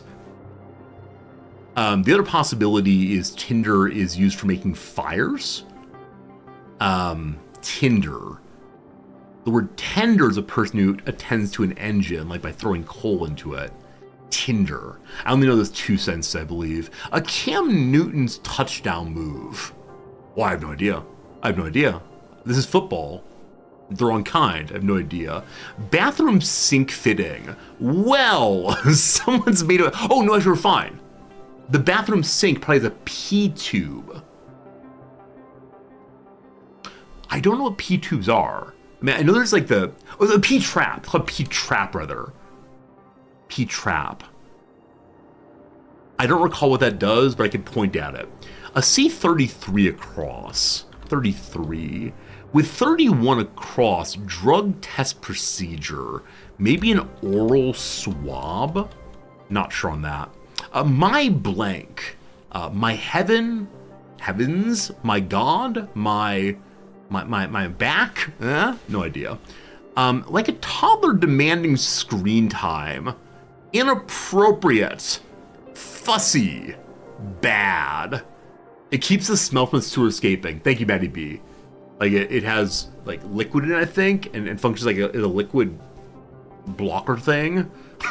Like, what's that game? Like, option not included, where you can make a cheating airlock with gas, I believe, or water or something. Unchanged, maybe same. A roast setting. So a roast can be like meat in an oven. A roast can be a place where comedians insult each other. I think that's a club, probably. What's the down now? Sign of exhaustion. Vapor. What's here? Mississippi and California each have 4 abbreviations. Sins? Like synonyms? So Mississippi has 1, 2, 3, 4 I's and 1, 2, 3, 4 S's. California has no such thing. I have no idea. I'm going to do 2 more back to the game. Kite relative. I believe a kite is a kind of bird, as well as being a kind of toy that goes in the air. I'm going to say it's a tern or a wren, just because they're very common in crosswords. Blank your heart! Friends, some of you Southerners out there are like, yes, this is the kind of passive-aggressive nonsense I come for. Well, bless your heart. There you go, friends. What on earth do Mississippi and California each have 4 of? It's not senators, it's not representatives. I'm so focused on meaning the word. They have lots of consonants and lots of vowels. Borders? No idea. Eka, you got number 39 and you're not even an American. That's amazing. Anyway, roll for Patty LaPone. At least you played a Vita first. Must stop. Okay, good. Friends, I know I shouldn't do this during the game. I know many of you are going to leave, that's fine. I need to run AFK for a couple minutes real quick, just to refill the coffee and do the other things. Over the last ad break, we accomplished the majority of our goals. Sorry, over the last hour. So here comes a very quick AFK break. Gonna get myself some drink, I'll be good. Kind of checking this, how are things on the other side of the sphere today? It's very rainy, or was last night. My wife's actually off for her first ever trail run. She does a lot of running in the city, but she's off in the mountains today running. She's gonna try to get home at by 2 p.m., but we'll see.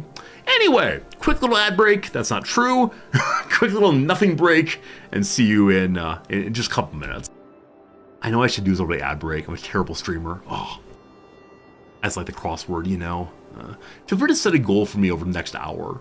Anything in chat you think is worth me trying to do next hour, love to hear it.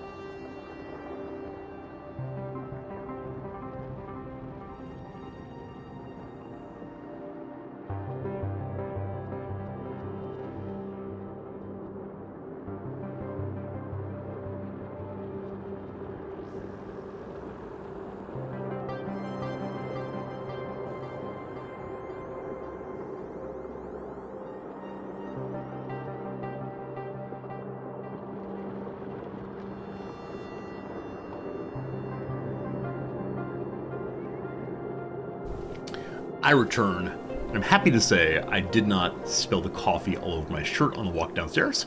Very good. If you're still here, I appreciate it. Good to see you, Klaus. I'll get to that question in just 1 second. Let me turn this thing off first. Hope you're all having a lovely day. Hope you're all enjoying yourself.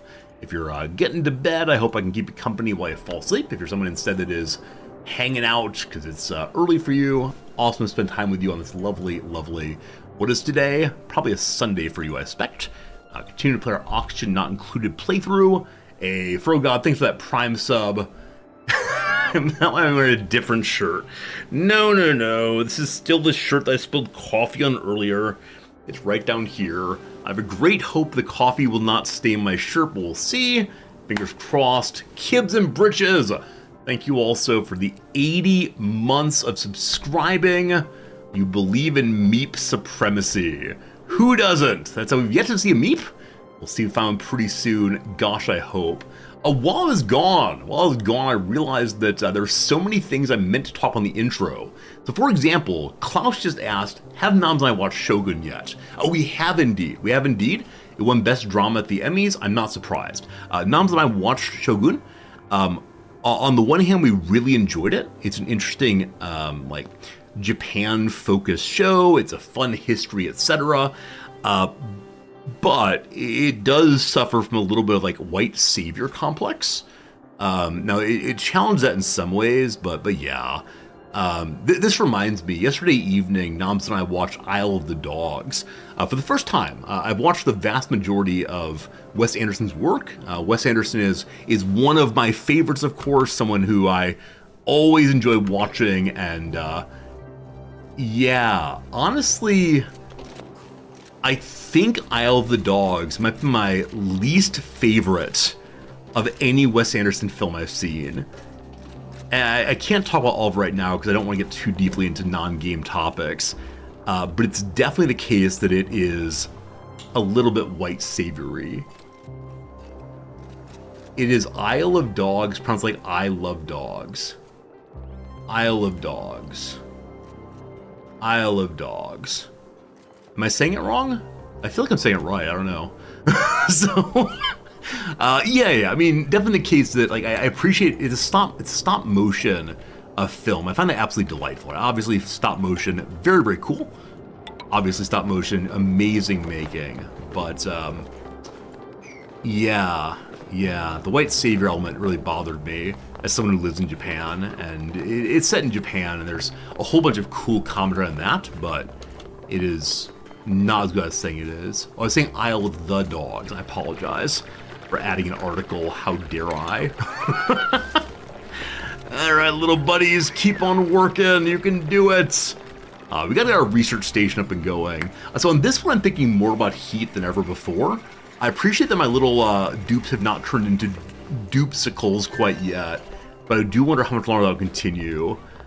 There are other topics also that didn't get in the intro today that were probably pretty big and interesting.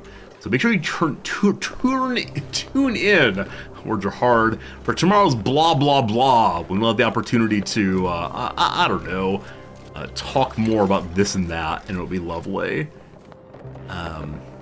It's a really good movie. I have a student who said every time he watches Isle of Dogs, he cries. And at no point in the film did I feel that way. Not even a little bit, honestly, so I'm not sure. What is this new station, I'm guessing? Nope, new utility. So we can make our own wood heaters. That is great.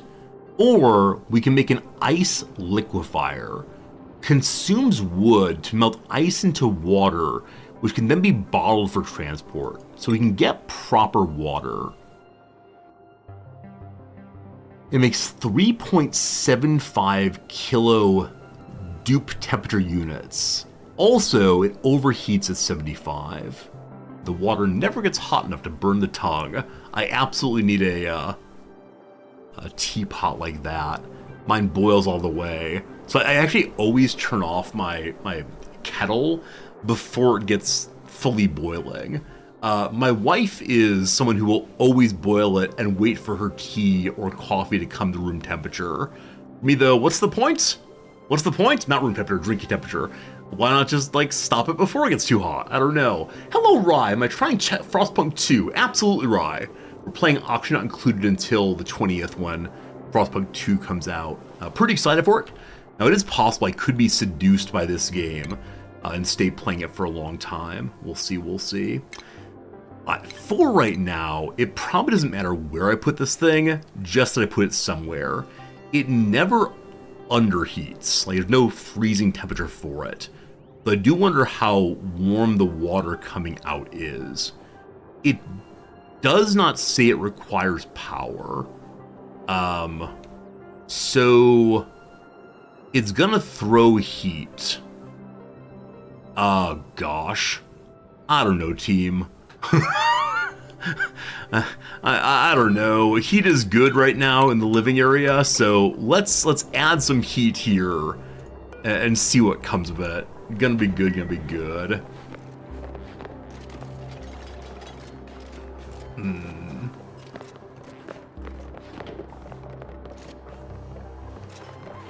Ice is moving, awesome.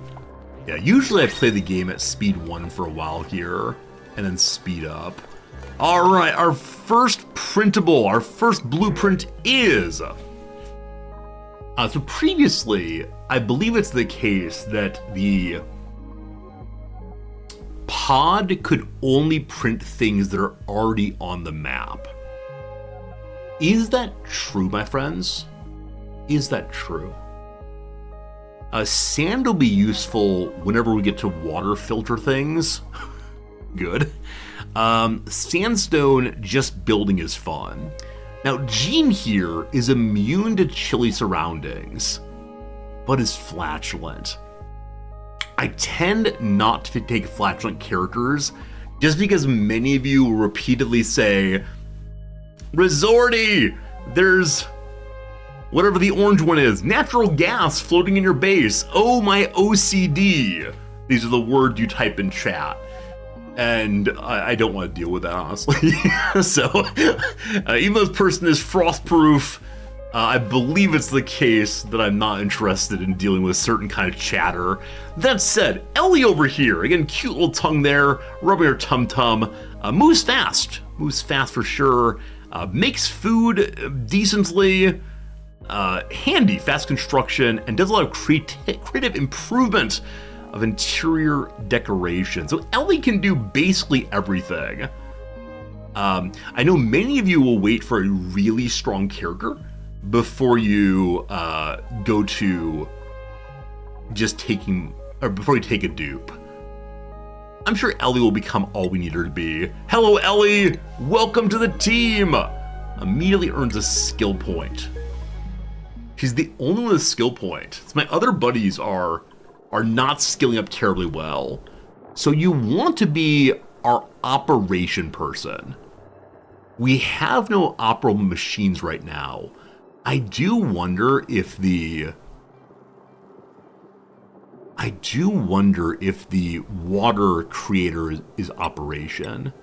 I'll give it to her though. That's what she wants. She loves it. It's beautiful. For you flatulent dupes like Pyromaniac Rimworld pawns, I mean, you're not wrong. You're definitely not wrong about that. The bigger issue for me is the complaints I get. There are no complaints when it comes to Pyromaniacs. When it comes to the flatulence, there's complaints. Friends, I give you a story about morale. Who's adorable? Yes, you are.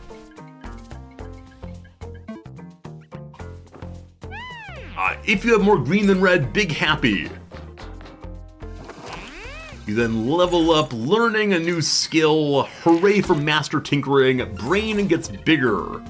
Uh-oh. Uh-oh. Too much need, too little met need.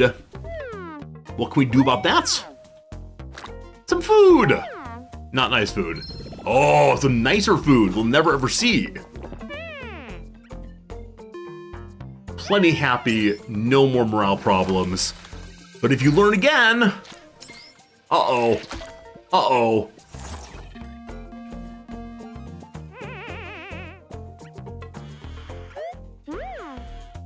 But wait.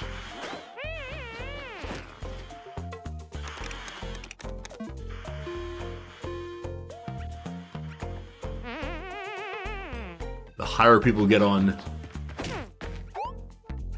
needs, the more nice things you need. We've learned our lesson. Very good. I think the conclusion of that story is the smarter you get, the more depressed you get, unless you play video games, and then you can distract yourself. Is that the intended message? Gosh, I'm not quite sure. Okay, so up is going to get warmer eventually. For right now, I'm going to put the person who is not worried about getting over chilled upstairs here. And that will then ensure that we have our people below a little bit warmer, maybe. So, I want this to look different.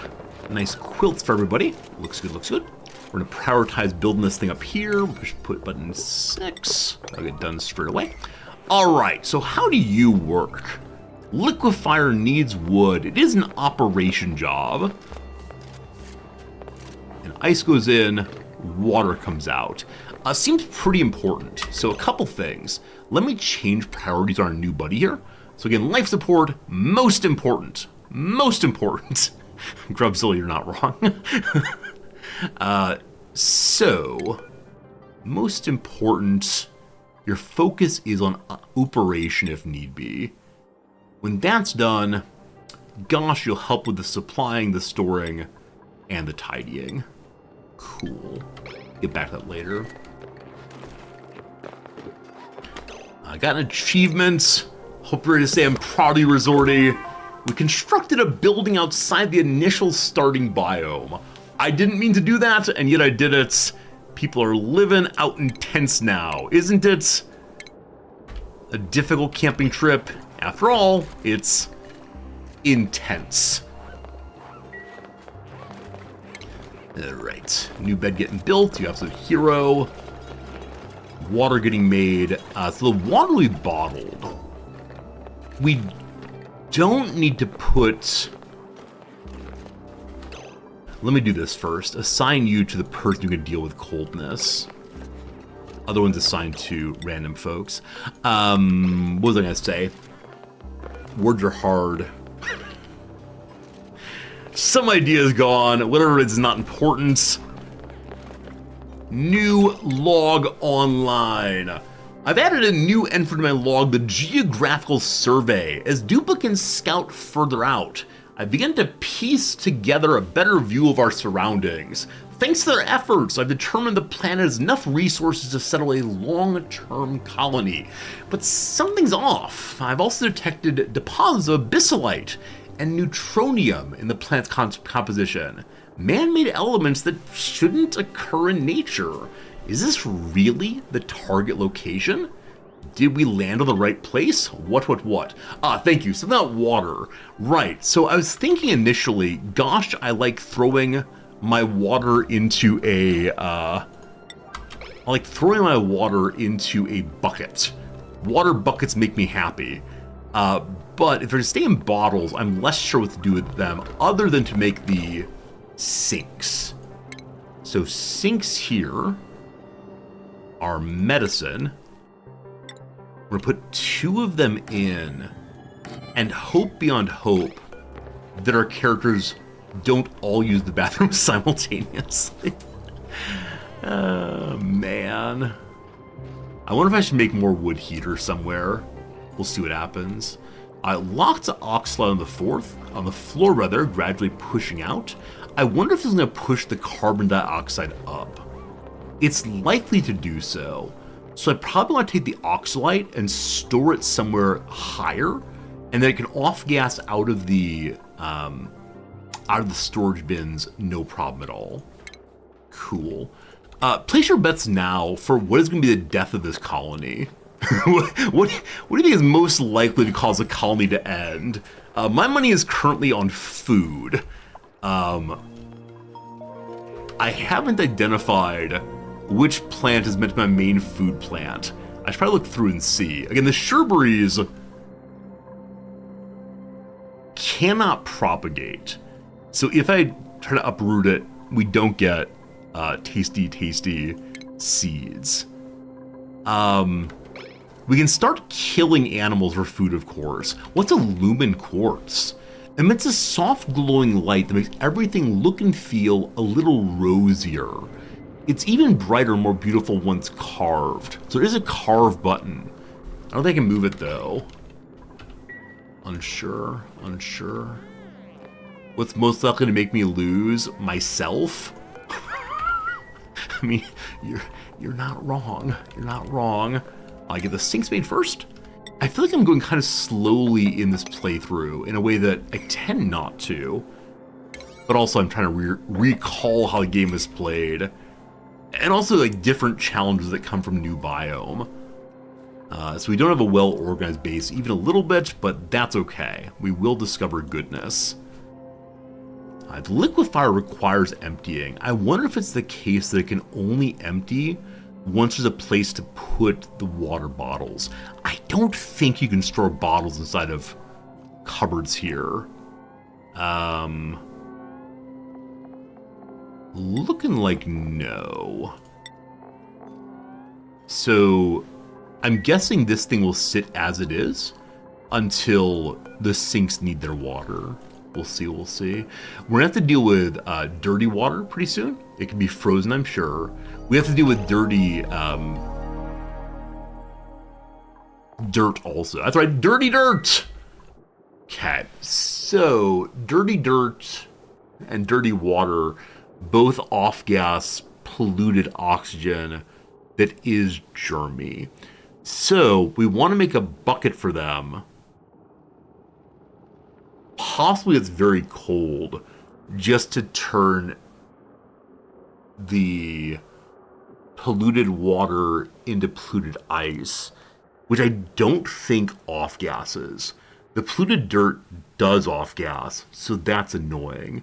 We want to have one of those one of those air fresheners to stop the polluted oxygen from food poisoning everyone. Now, if it's in a very cold location, I assume it's the case that the food poisoning will die as it moves through that area. We'll still have polluted oxygen going around. Air freshener helps make polluted oxygen into normal oxygen. True? True, I think. Oh boy. So I really need to get the research desk going. I've mentioned that a few times. Once this is done, we'll then focus on that. Can't put too many... Remember last playthrough? I believe at one point I had more than 500 construction jobs up and going. Can you even imagine? 500! Only is a game where you're just the same place 3/4 of the way through. Each playthrough can never get past. Yeah.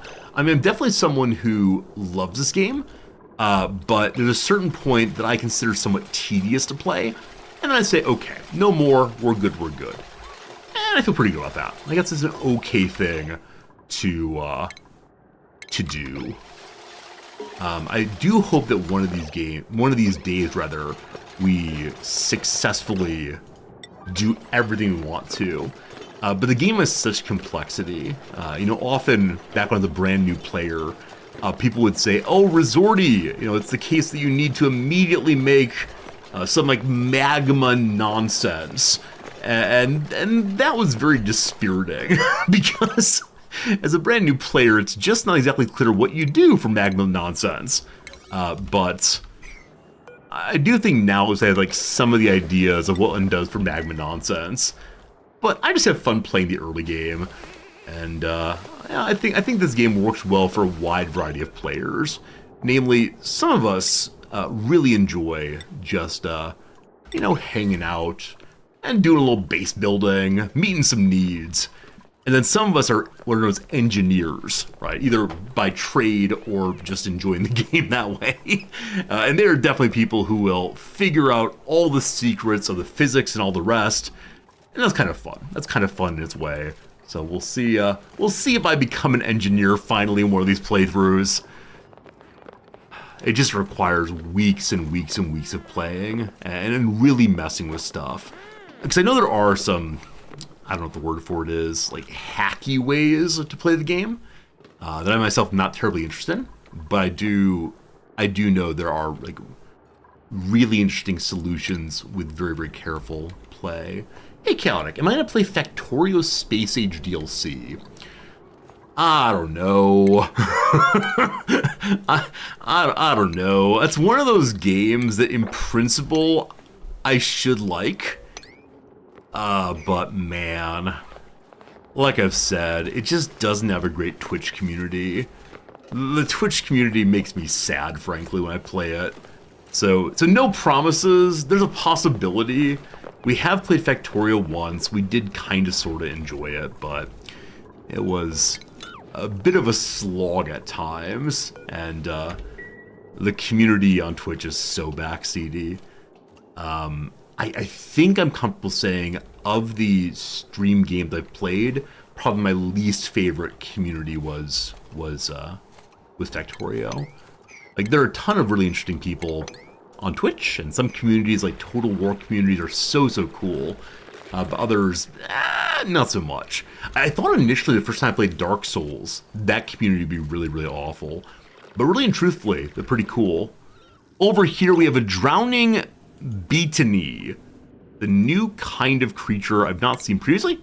Oh, betas are aggressive critters. Aggressive critters. Betas are insectoid creatures that enjoy a symbiotic relationship with the radioactive environment they thrive in.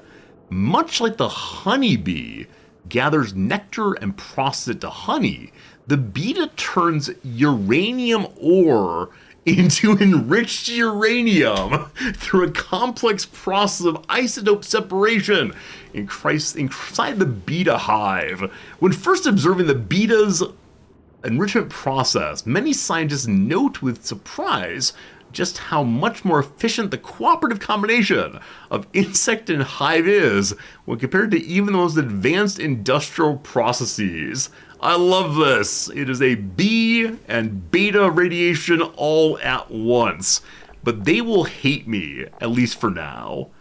So, cool. Hostile and radiation, but I want to borrow things from its hive, apparently, which is right here. It's under the water, but it's a moderately radioactive nest made by the betas. Converts uranium ore into enriched uranium. When worked by a beta, will not function if the ground below has been destroyed. So in goes uranium ore, out comes enriched uranium.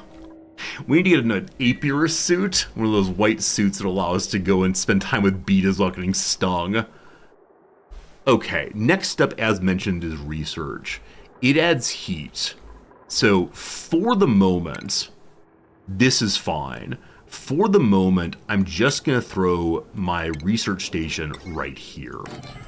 It needs power. Right. And so we can use the power to get more heat. The oxalide is sublimating out very nicely. That's good. That's good. Hey, Zundakorgan. You mentioned Oxygen include when I was playing U-Boat. Cool to see. Awesome. Yeah, I love this game so much. I have a total of 507 hours in it. My greatest accomplishment of all time in this game is launching the bottle rocket spaceship. It was something else. It was an amazing, amazing feeling. Like I was the king of the world. Wahoo. It was such a good feeling. And I realize it's kind of a minor accomplishment in one sense. But for a player who does not feel terribly confident in himself, it felt so good. And so that is my story about this game. I don't have a goal for this playthrough. I'll just enjoy myself. If we end up, accomplishing something really cool, that's great. If we don't, that's okay too. So let's grab this and combine these. Awesome. Research works better if you have a light, I believe. So I think some people might put research over by the Frosty printing pod. I believe also you can use that for growing with whatever requires light. In this new DLC, I do not know what requires light, if anything. We still have 15,000 kilocalories of food, so we're good for a while, but we will need to think about food production at some point. So this is the plume squash plant. I know that the plume squash The mammoth wants to eat. It's terrible instead of grizzly, so it is better food than the basic stuff you grab here and there. Ace, these nuts, U-Boat on sale now, gonna get it because of me? Awesome, my friend. Yeah, if you enjoyed U-Boat, I mean, I think it is such a fun game. One viewer correctly said that as a stream game, it's like pulling teeth, because it moves so slowly, and there's a large portion of nothing is really happening. And a lot of the exact same thing over and over. But as a played game, U-Boat, it feels so, so, so good. The profound satisfaction when genuinely an hour of thinking and strategizing and talking through and figuring out mathematics, etc., when it all amounts to you have sunk an enemy vessel, even if that vessel is like level 1 absolute garbage freighter, it feels so good. It feels so, so, so good. And, yeah. So even if it's not the greatest stream game for some of our community, it was really good for others, and I think it's an amazing playing game. As I said before, the game strikes me as having such replayability, even if you ignore the missions entirely, you just pull on your little captain's hat and say, okay, I'm going hunting. And for me, at least, every single time that I sunk a ship felt like the first time. It was just amazing. So, I don't know. I don't know if the game eventually gets boring people playing it, but yeah, it's just great. So with it being on sale, strongly, strongly recommended. It'd be good. So this plant to grow requires ethanol. This is ethanol. So this is possibly a path to decent food. Does it require anything else to grow? Air pressure, oxygen, carbon dioxide, -55 to -14 body temperature. Oh man, that's annoying. So the current fairly cold temperature is good for this. I just need to keep some of the base pretty cold. Eventually we can do that by cycling temperatures and dumping heat possibly into some cold biome. But as you're aware, the entire map's a cold biome. Oh, I have no idea what I'm doing. I have no idea what I'm doing. We'll figure it out though. It's all beautiful. Look at the beauty. Look at the beauty, my friends. All right, research desk is ready. We can choose our first research. Is there any new blue type research? I believe blue type is added, it's a blue slash, is added in this DLC. The yellow ones were added and spaced out. Huh. Is there no new technology from this DLC? Oh, there is, okay. So the ice liquefier would melt ice into water. In this playthrough, we get that automatically, but you would be able to get that via normal research. Also, blue, here we are. You also can get the mercury ceiling light. Uses mercury and power to produce light via advanced caffeination. I wonder how that kind of light compares to normal electricity lights. And that it uses both mercury and power. Maybe it's more attractive. Maybe. Other fun blues? This is a delightful way of hunting for new technology as opposed to, just reading the patch or DLC notes. We got the wood heater. That's very cool. Previously, wait, was there some other heater in this game? I'm vaguely remembering like an exposed coil. Vaguely remember that. Probably somewhere in the game for just like pure electricity instead. All right, so what else do we see here? Is that all? Yeah, it seems a lot more technology added in the prior DLC. A water fort. I've never seen a water fort built. Seems good though. The deep fryer uses tallow to cook a wide variety of improved foods. So I know tallow is something about like meat fat or mammal fat or animal fat. that's been rendered in some way. Is there a fat renderer we now have access to? Oh, goodness. All right, late game technology, all fun, all good. So what do I talk about wanting? I mean, obviously farming into eating food at a table is very, very nice. I talked about that. Power is less important immediately here. We'll just run and run for a bit. Water makes happy people. So maybe a rec room. Medicine, no. Plumbing, not yet. If I can get the air purifier, I'd be very, very happy. So that is where? Like the air freshener, I think it's called. Also, the airflow tiles I've been desiring. Oh, they're okay. So it requires level 2 technology, unfortunately. So we're not going to be able to get that anytime soon. New light. Oxalate sconce. Stores a small chunk of oxalate which gradually releases oxygen to the environment. Huh. So you don't have to leave oxalate exposed to have it off gas. Is this just to make the base look a little nicer, maybe? Interesting. Huh. Lights. So I want that plant also for the bathroom, but that's less important in some measure. Decor looks so nice. What I think what we're going to do is start with our friend the ventilation, just so I can get the auction sconce. Is that useful? Probably not. That's okay, though. I'm sure we'll use it eventually. We'll mark there. It'll get done. Now, speaking of getting it done, do we have a scientist of any sort whatsoever? All right. All right. Man, this game feels good to play. It has been a while. I didn't play this game probably in the past year or so.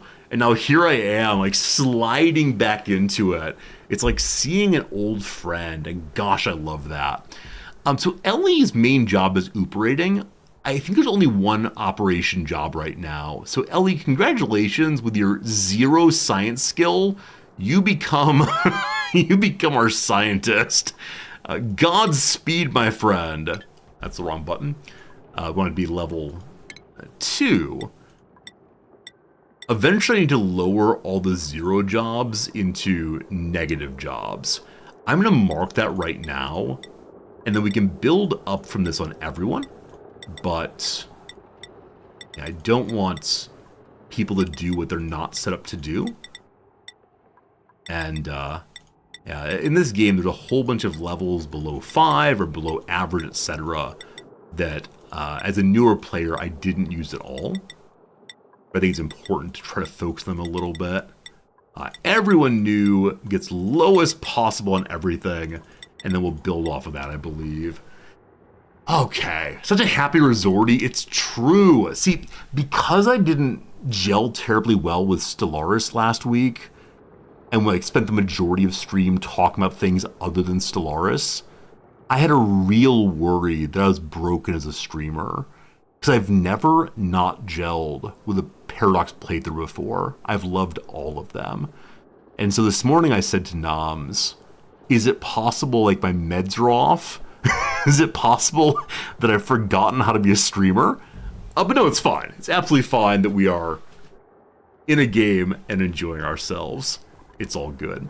Alright, so Ellie, thou art researching after operation's done. So I'm going to go and lower... Mouse 1 decreases priority, mouse 0 increases. So, which mouse button is which? Okay, I want those a little bit down for you. We'll see how it goes. I go to just chatting streamer. I mean, probably not. I know some of you would be totally into it, and I appreciate that. But I also do kind of wonder. Yeah, I do kind of wonder what would happen if like one day a week on Saturdays we just did just chatting stream. Like, would it be well attended? I know some of you don't want to hear me blather, you want to hear me playing video games. Fine. But what level is this? Level 8. I'm going to lower it to level 7 instead. Actually 6 instead. And then kick up running here to job 8. Okay. Lovely. I was going to say something else then. Right. If it were just chatting stream, I think the hardest thing for me is if we say, hey, it's talk time stream. and I don't have much to talk about, and no one asks questions or says anything, then I feel like, I should have the video game. Video game far more entertaining. But maybe we'll try just chatting stream one time. You love the blah blah blah. Yeah, I think there's about, I don't know. The normal arc of a stream is during the blah blah blah time, the line goes up for viewers. There are more and more people. And then when the blah blah stops, it always a little downtick, which I assume is people going to bed or saying, I'm only here for the blah blah blah.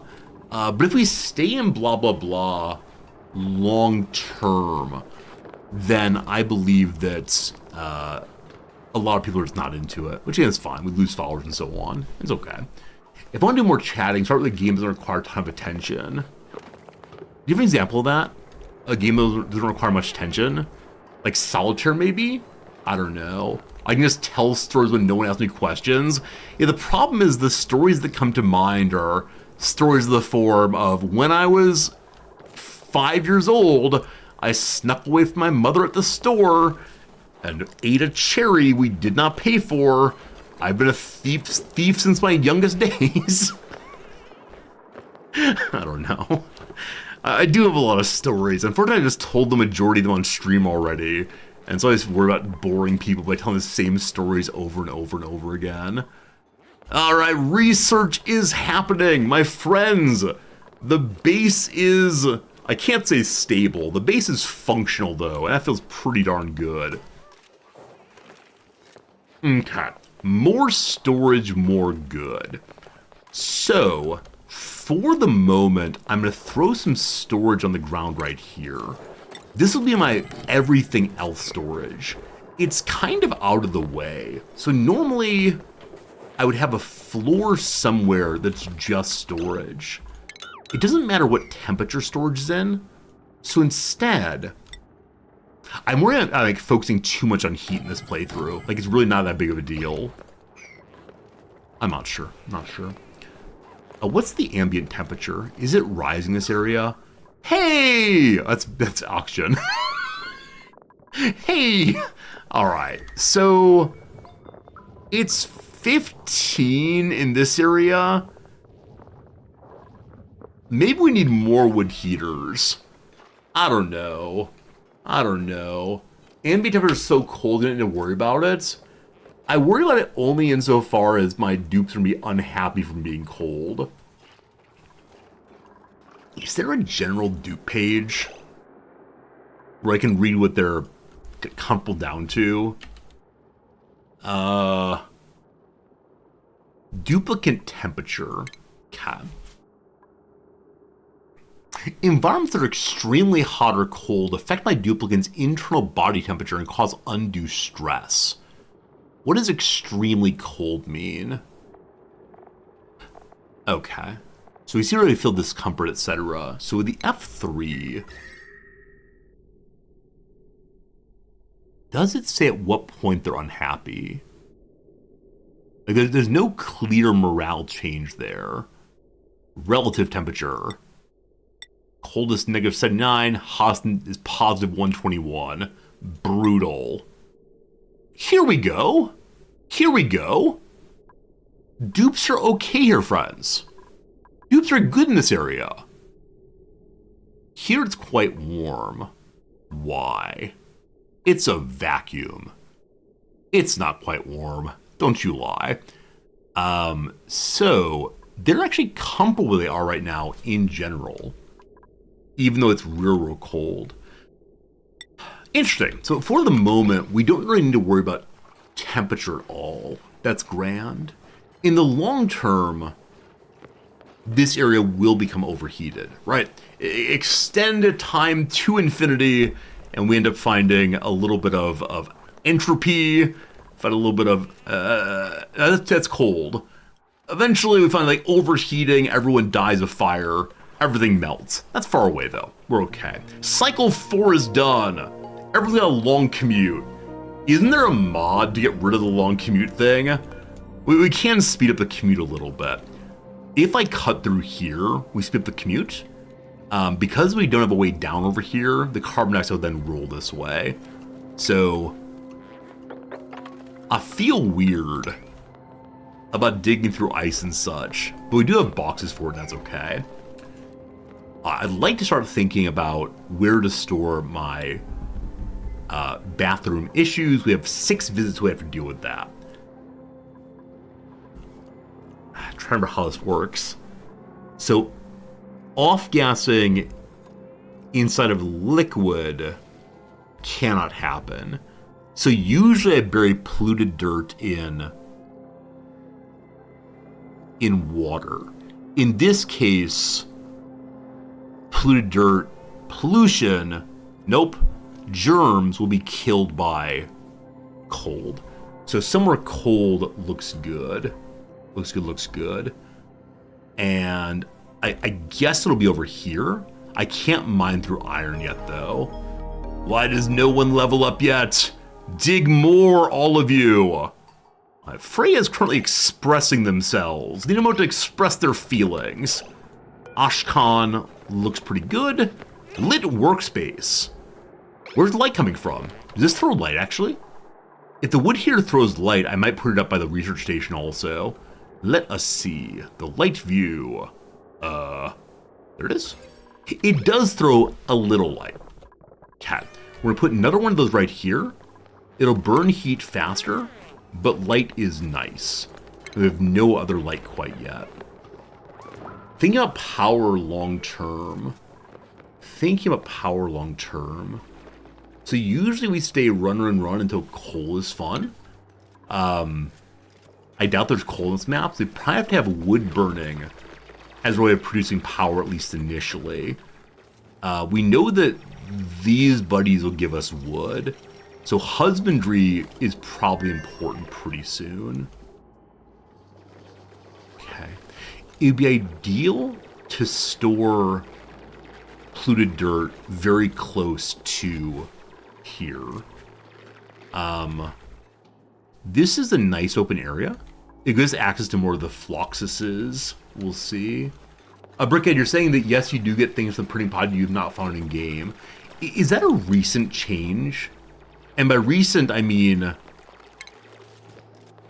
in the past 3 years. Something like that. Alright, for the moment, we're going to throw polluted dirt right here. Also, my ice box is full. That's right, my ice box. What's the copy key? Options. Data communication. Fine. Okay, not seeing hotkeys. Anyone remember what the copy button is for a building?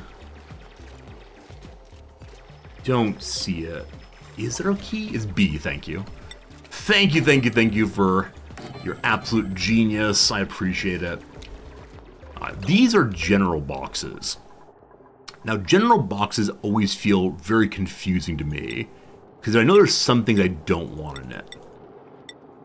For the moment, these are all fine. That's all we have apparently in live there. I want to... We already have dirt stored here, correct? Good. Phosphorite, sure, fine. I think that's all for now. So I'm going to copy your settings and paste them here also. That should be general storage, awesome. B is copy. I don't want organics, I hit organics. No, I didn't hit organics, we're fine. Thanks for catching that though. We're not the only wood, but all good, all good.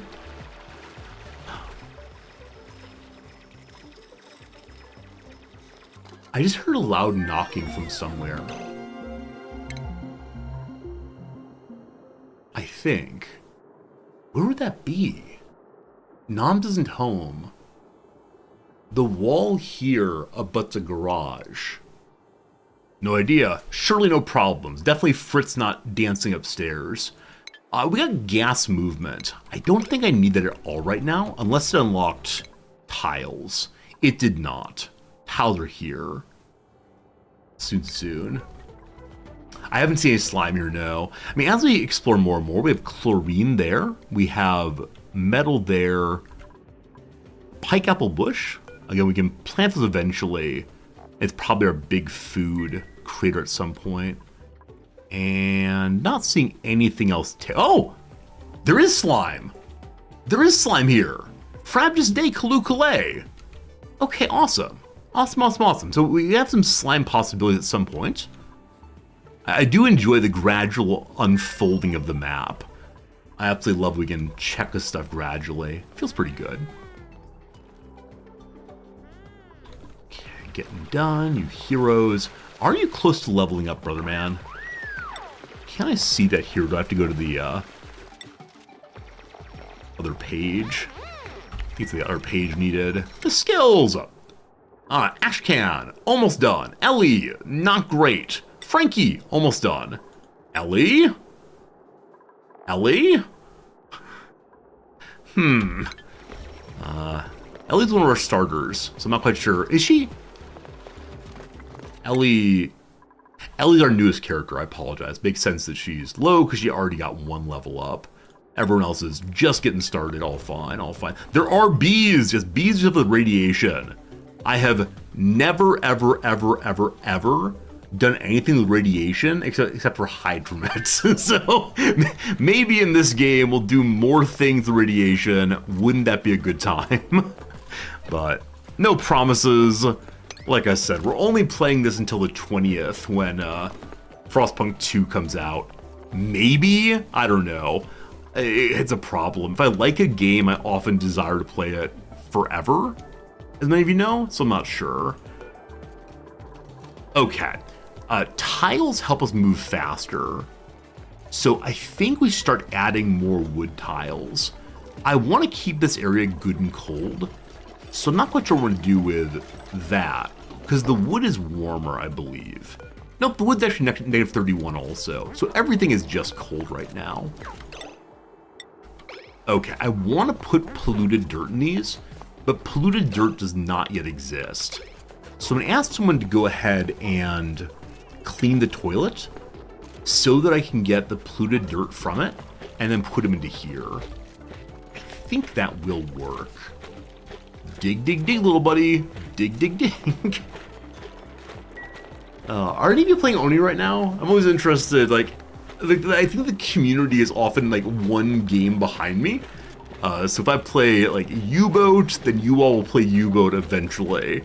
If I play Stellaris, you will play it eventually also. You're doing it also, Brickhead, you're doing it, Ellisdale, you're doing it, Commander Keen. I love it. Now I'm guessing some of you were already playing this before I started up, but this is the way in which I'm truly an influencer. My video gaming comes for us all. Cycle 560, still on U-Boat, that's great. Now, I know there's some people in the channel who do not follow along, and that's absolutely fine. You know, if somebody's into, if someone's into, you know, just playing their standard World of Warcraft, awesome. But, yeah, it is fun when we, play the same game, too. You're playing Pyrene right now. Possibly I don't know that game at all, Pyrene. Oh, do I? I think Dolphin Chemist may have been playing that recently. DC has been bouncing through games so often recently. I think he's looking for one that he truly loves to lock into forever. But like every other day, he's on a different game now. Where for a while there he was, I only play FTL. For a while there he was, I only play Darkest Dungeon. Now it's like, I'm gonna play a different game. We got polluted such and so. It goes in the box. Woo! We copy the settings, we paste the settings, we did that thing. Friends, time for a quick little ad break. Been live now for, is it really 1 p.m.? Have we really been live for 4.5 hours? Oh my goodness, this game is the consumer of time. Wow. If you're enjoying yourself, consider learning to follow this way. We appreciate the follows and the YouTube subscription things.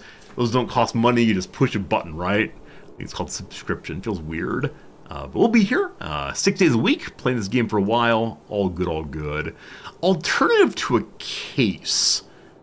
Alternative to a case. So it could be a case that holds things, like a folio. It could be a case like a police case. Could be a case like a grammatical case. So cases and tenses? I have no idea. Hey, Brickhead! Thank you for gifting a subscription to Commander Keen. Commander Keen, enjoy your freedom from the ad break. Right in time. No ads for you. YouTube, sorry, here it comes. But yeah, it is great being with you, and thank you for generosity indeed, my friend. Saving people from ads just when they happen is so good. A shudder. I believe the word shudder only means to shake in some way. I think the thing that protects Windows is a shutter with 2 T's. Unsure though. A shutter is funny. A shutter bug setting. So that's a person who likes taking pictures, camera person. Could be like f-stop. Could be flash. Could be aperture. I like f-stop very much. And the reason for that is I've been cheating a little bit. So 38 down is the first person to hear about your latest crush, maybe. That's an F. That's best friend forever. So f-stop seems good. I'm going to put folio in as a way of holding things other than a case. That might be wrong. We'll see. I don't know what this word is. Shoe? There's a kind of like baking thing that's shoe. I believe it's a puffy pastry. Does the word puff pastry fit here? It does not. Shoe. Yeah, it's a baking word, I'm almost certain.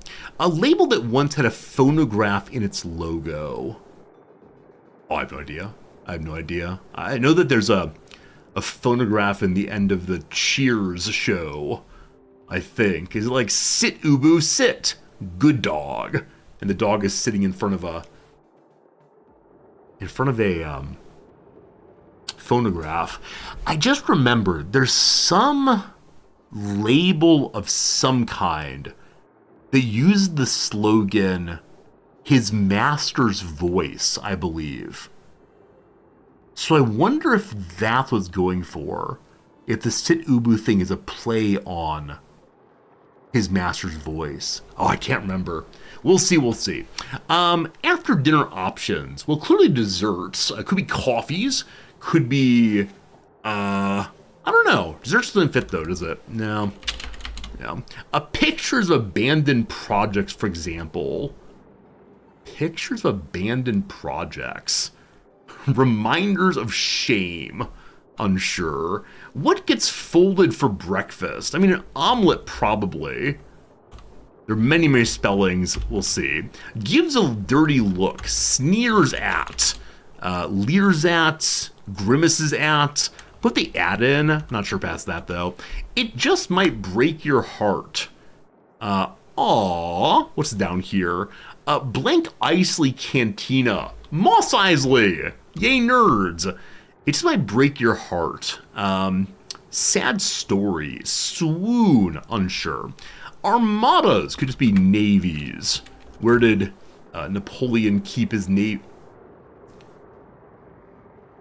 Where did Napoleon keep his armies? In his sleeveys? Alright. Sign of exhaustion. A vapor trail. I see. So Mississippi and California each have 4 syllables.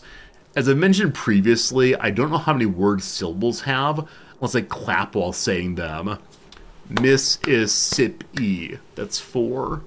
California, that's 4. I don't know how I know where syllable breaks are. I know some people do like a hand underneath their chin, and every time their chin strikes their hand syllable, so Mississippi, 4 of them. Clapping for me. My wife just knows instantaneously. My wife looks at a word and says 4 syllables. What's the last one here? Blues Range. It's Teals. That's great. What a fine beginning. We've done all the crosses. You're also a clapper. All right, thank you. Thank you for showing me that I'm not alone in my clapping habits. Even though they are embarrassing. They're unworthy a person of my age and education. But we clap. You're a finger counter. Really? So you do like Mississippi. Yeah, again, I don't know how I know that. How I know what a syllable is, other than my clapping just happens then. Fascinating. Friends, I give you polluted dirt storage. Life is good. So with that resolved, what comes next? Very happy we're finishing the removal of bad polluted oxygen there fairly soon. Hello to T the HF. Yeah, I apologize that the Stellaris playthrough ended. I know many viewers were wanting more Paradox. There will be Paradox on 25th when CK3's Landless Wanderer DLC comes out. I can imagine really getting into that. I can also imagine it being really repetitive. So, if the Landless Wanderer playthrough feels kind of like Battle Brothers, I'll be delighted. If it's just here come the same 5 events, go fight an army, possibly less excited. But we'll see, we'll see. I always believe in Paradox's DLCs as being, what, creations of beauty and goodness. So, who knows, who knows. Alright, you have the concern also? Yeah. I think that's the one thing that makes me a little sad in Paradox games, when there are only so many storylines, and they just kind of run out. Research done. We now have the cleaner thing. Do we? Wait, where is it? What's it called again? What's my name again?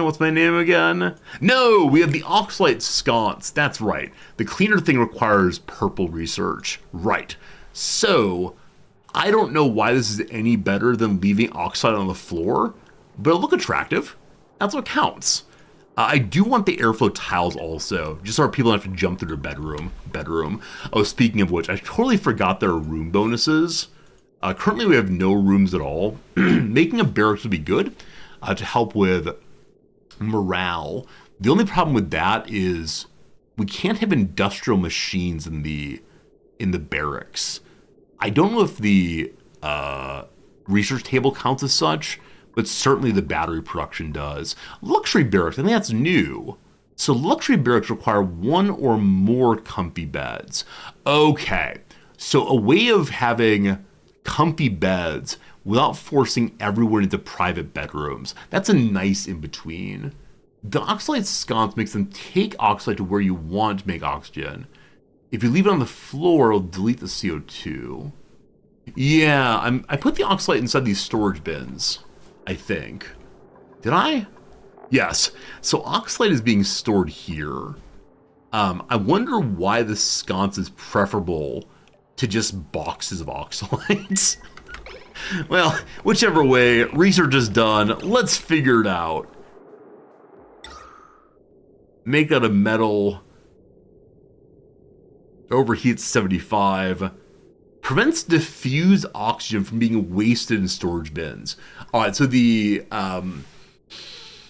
Oxalite diffusion is more efficient, perhaps in the way that off-gassing from the wall is, where storage bins are less so. This now makes sense. I now have a reason. Give me just one reason to something, stay here, or I'll walk right out the door. Okay. This is just randomly placed. Eventually I'll try to do a better job with that. A sublimation station, that's a great name. Speeds up conversion of polluted dirt to polluted oxygen. For now, we don't care about that at all. Okay, so put one over here as well. On oxygen there. And it rises. Probably one in the bathroom also. Okay. Nice, it's nice. It's a little cold over here. I need the battery to heat things up. Battery's warm, correct? Give me absolute. Nothing is warm except for the heater. So as I mentioned, a heater here might be good also. I don't want to burn the wood too fast, but if we all, you know, overheat, it'd be pretty bad. Utility, cool. More heater, more good. Lovely. Okay, long commutes. Colony has no working toilets. Well, yes it does. This has 15 uses left. Maybe for a brief moment, both of the tiles were destroyed here, as they both weren't useful. It's downtime. We have 15 uses left there, so I think I'll be fine. What is my next real goal? It's gotta be wood production or food production. We're down to under 10,000 kilocalories of food. This is not an emergency because we still have these plants to grab.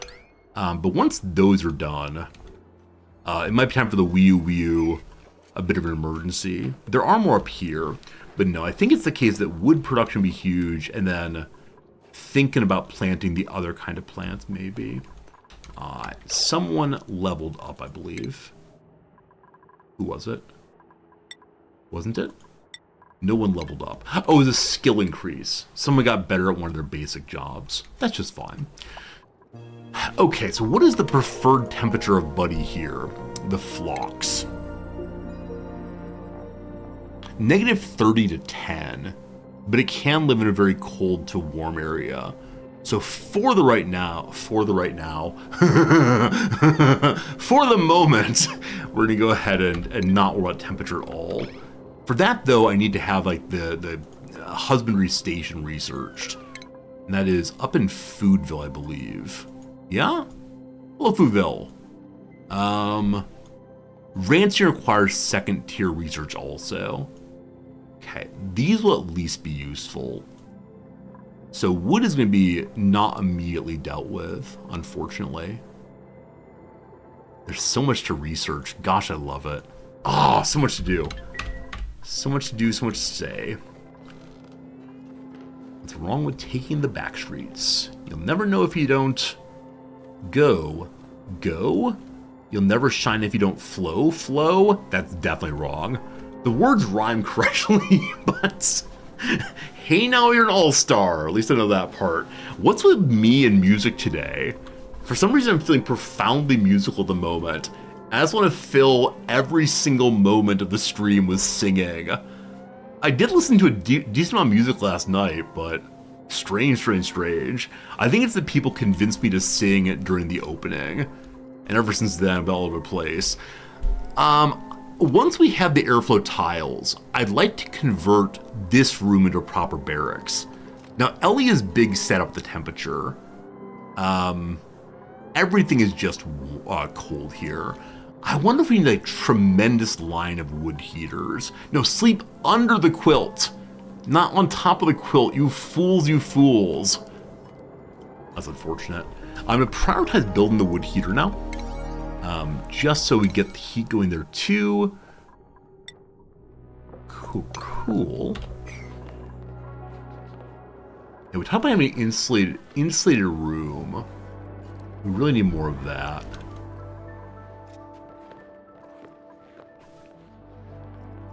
We got this.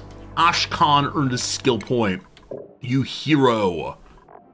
Construction is you, Ashkan. That means time for a hat. Also, didn't someone else level up? Oh, Ellie started the point. My friend, time for a hat. You'll never shine if you don't glow. That's what it is, thank you. Do it! The most exciting part of the game is happening. Ashkan is excited about the world. His head glows in anticipation. Surprise! He had a hat the whole time. He now has a jacket, now has a hat, ready to go tinker, I suppose. Next up. Ellie already got her hat. Oh, right. So no matter where they are, they can put on the hats. Apparently they're carrying literally all the hats in their pockets. Luckily they fold up. But when it comes to the learning, they have to go to the Frosty printing pod. We can print again in half a day. Until the food gets sorted, I probably want to be careful with bringing in more dupes. For food sorting, just not quite sure. All that's reachable. I'm starting looking at the seeds on the floor. So this is the Idelia. That's just about beauty, I believe. Yes. We need to have the potted plants, which are coming out pretty soon. Oxalate sconces rather, are life support, I believe. I mean, they're actually not terribly important right now because we have a lot of oxygen. So I moved them down to level 3. and we'll see if they get done. If not, change things. Will gas flow tile help you trap heat from the wood heater? I believe that tiles always hold heat better than... This is not true. Some gases are very effective at moving heat. Some solids are not. If I build it out of the right thing, which is heat... what's the mechanic for it? Welcome to me talking about something I learned approximately 7 years ago. Okay, so... every material has two heat things. One is capacity, one is conductivity. Capacity, I believe, I was explained, is if one takes in heat, it's how much heat the thing can hold. Conductivity is how fast it can give the heat away or take it onto itself. I believe beloved Mumblepug explained it that way back in the day. I do believe our friend Mumblepug has made an influence on me that I'll remember this forever. Now, some gases move heat very, very effectively. I believe that hydrogen is the best of those, at least in the default game.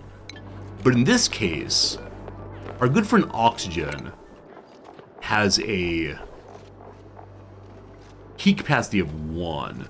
So it can hold more heat, but it's very, very bad at moving heat into itself or out of itself.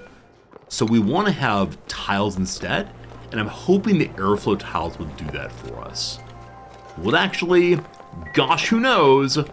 Gosh, who knows? But we're going in the right direction for right now, understanding how it all fits together, I believe. I believe. Okay. The game requires some math here. And so no point trying to engage with Phloxes until we have purple research. This is nice-ish. I think making the base less organic could help with the commute problem. Spending more than 40% of the day walking around. Yeah, part of that is the movement from here to here.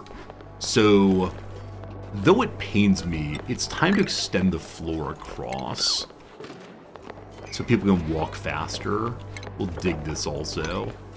And then soon the plants. Very soon, we're done with flow things. That's right, flow things. We can build on top of the flow tiles, and so we'll probably put additional heaters. Still have lots of wood. So I think one of the, what's the word for it? One of the hard checks in this playthrough is, do you get your Phlox harvester up and going before you run out of wood in this pile? Now, probably with electric heating, you can mitigate some of that, but we'll see. I don't need all these heaters. Yes, I do. Why do I? Because I want them. I appreciate your attempted help, though, but it's okay. It's okay. Let me make my mistakes. Having a good time. Okay, so that's all I want for there right now. With hardened gases. Up top, I want now to get basic farming, I think. And then when that's done, I want to get basic decoration so we can make nicer lives for everyone. We have level 2 construction now. We don't have level 2 mining, unfortunately. My greatest hope is we get level 2 mining so we make this into a proper room. I guess we can seal it off with the granite instead. New printables! Alright, not taking it personal, let's the Meep. Oh, first of all though, I searched my incoming message history and find a single entry. I moved the odd message to the database. What'd we learn, please? I've added a new entry in my log. Evacuation notice. Fine, thank you. We're getting out. No Meep. So rust or food? Rust we use to make Oxygen, we do not know how to do that right now. Both characters are doctors and farmers, but no. I'll take the nutrient bars, 4,000 more food, A+, yes. Also data bank. Raw data can be processed into data analysis research points. I don't believe we ever got to the point of doing that, so not sure what to say about that, other than we'll try our best. Also, I'm gonna let my Frost Queen up here sleep in a bed that is not a quilted one. Does that look good for her? Garbage beds. No, none of these seem quite appropriate. How often do blueprints drop in this game? I'd like to know when I get my next blueprint if possible. So oxygen not included blueprints. See, this is the part where I know I'm going to, like, if they ever have microtransactions, I'll want to buy all of them. So ways to obtain permanent collection automatically unlocked. No. Time drops. Time drops are the primary way of obtaining blueprints and unlock after a random amount of gameplay each week. Currently, you can get 3 blueprints per week, usually within 6 hours. Alright, so 3 a week that come after 6 hours of gameplay. You can also recycle, etc., etc. Alright, so it's an encouragement you play every single week. That's something. That's fine. I understand rewarding loyalty in a game. That's pretty cool. My stones are not getting full yet. I believe everyone's on life support job 1. Are these actually life support? Indeed it is. Indeed it is. So life support, while most important, is... they're probably lower priority than putting them in this box. So I'm going to change this box's setting to the setting of the other materials. And with that, the oxalite should move over. Now, I don't see the oxalite on the floor, so I wonder if it immediately off-gassed when I put it out of this thing. So is there oxalite on the floor anywhere? There's not. We can dig more out, but I need to be careful that we... I need to be careful that we make sure not to waste oxalite by throwing a storage bin or a floor. I should have had these earlier. Whatever. My slowness to research was not so bad in this game, but perhaps it will be a problem later. We could dig out more oxalite for this purpose, but for the moment, our oxygen situation is looking really, really good. We can bring up the materials overlay. Oh god, oh god. We see that carbon dioxide is pooling here. These, though, are growing. So it is the case that these will eventually give us more oxalite. It's just going slowly. Are you marked to harvest? No, you're not. Now you are. That will get us some oxalites. The hat's thing here. Is that a hat? Wait, why flashy flashy? Skill points available. Oh, I'm missing levels up, I apologize. So Frankie, that digger, is now able, Delight of Delights, to dig out to our east. And Freya, the Snow Queen, so her main job has been moving things around, carrying and tinkering and so on. She's not going to like doing these jobs, unfortunately, but they are necessary. So my friend, here comes strength. Carry stuff around as best you can, and with that you need a hat also. No non-hats allowed. You're the janitor. Jan-I-tor indeed. So now we can get our granite dug out if we want to. Not super important, but how much longer on the research here? We're at 8 of 15 points on getting our airflow tiles. That's not true. We finished airflow tiles. Fantastic. Okay, so we can make them out of iron or cinnabar. At this point, it probably does not matter. I have more cinnabar, though, so I'm going to use that. This will help keep the heat in. My deepest desire is that the wood heaters will heat this space. And they are doing so, question. Once we have airflow, once they have the tiles that conduct heat, half-remembered things. Half-remembered. I don't know. That's fine, though. Alright. We have oxalate down there. It's 9.6 kilograms. It's actually unreachable. So we'll continue making our ladder line down to there.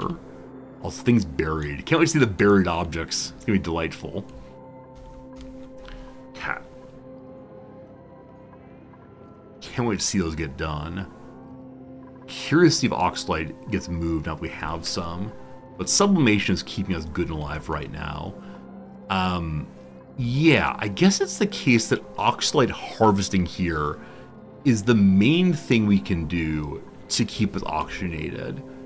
Be able to plant more soon. I think I should probably plant all of them down the pit here and then do some work to make sure carbon dioxide doesn't get caught on the way. But we'll see. We'll see what happens.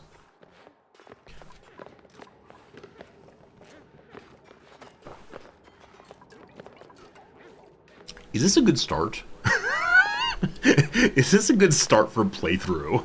I just can't decide.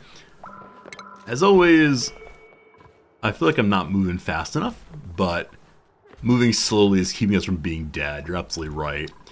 I do want to dig down more to discover like the secrets we're told to go find, but at the same time, if we dig down more, it'll lead to carbon dioxide going other places. Now we could try to dig down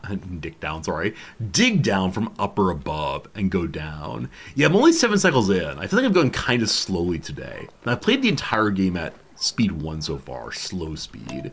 We can go to medium and see how it feels. They start running about ridiculously, but that's okay. The jobs get done, more excitement, more good. Behold, airflow tiles. Like I said, I want to try to make a proper bedroom now if I can. Research complete. We can now make basic farming. That is huge. They're now working on the next of those, give us tables for making a little dining room. Gonna be good. Okay, so let's think about bedroom size. What are the requirements for barrack size? 1264 beds, no machinery. Cat. Is it possible for me to make this and it'll look nice? The pneumatic door helps with that. Put it on both sides, but this will be a bedroom if I want it to be. Now, I think it's sensible. So I always make this little like block here to ensure that if liquid is spilled, it stays in one room. I think I'm not going to do that this time and see what changes. See how the game feels differently. So pneumatic door, which we will hold open, I'm guessing. And then tile. Okay, we'll see how that looks. And then we put another door on the other side, which is not the world's greatest bedroom. I feel a little bad excluding Freya from the bedroom, or barracks. We could expand out more this direction and see what happens. May I mark these to stay open yet? No, not till they're built. We'll see. Would a heater in the bedroom be a good idea? I don't know. It might be. I think I said before that I want to put a heater on these tiles once they're built. So that's probably very good. You absolute genius. More heaters! More heaters lead us to more and more wood consumption. Attribute increase! Ellie finally gained +1 science. Woo! Our scientist is learning science while doing the job. Good. More wood! So one of these days the temperatures will be good and warm here, allegedly. And when that happens, we can remove some heaters, maybe. Now the ice above is obviously causing problems. Everything's just kind of cold. If I remove the cold items around here, that could be good. Put off light. Oh, good call. And sort of be cranky about the light. Wait, what's this green thing? What is the green indicator here? Is it light or is it heat, like radius possibly? Let's see. If I look at the light thing, it's not an overlap. It's only in this little area. So that must be the area that it heats. Huh. It's very dim light throughout. So I'm considering moving this to the right side instead, so it'll cover everybody. Let's do that. So B for you to here, destroy, destroy. All right. We can now make places to sit and eat. This is a luxury resort very quickly. And back to the research we go. I want my basic decor so I can put potted plants out.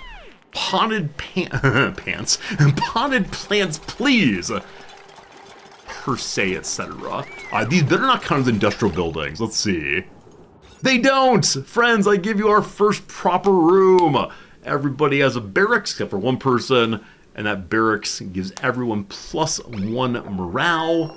That is a nice, nice thing. Nice, it's nice. One job done.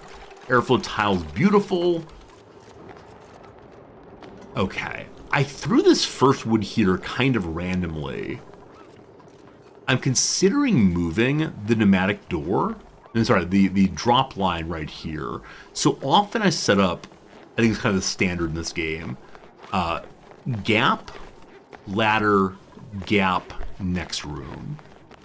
So I kind of want the ladder line to be right here, frankly. I don't know. Okay, so in the pit, do we need fertilizer? It fertilizes with ice. Super interesting. So in the pit down here, we want to plant more of the aloe vera. So I hope the farm tile or planter box allows it. If you have to fertilize, I believe you need a farm tile for that.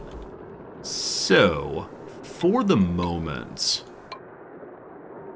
I'm going to throw some down here.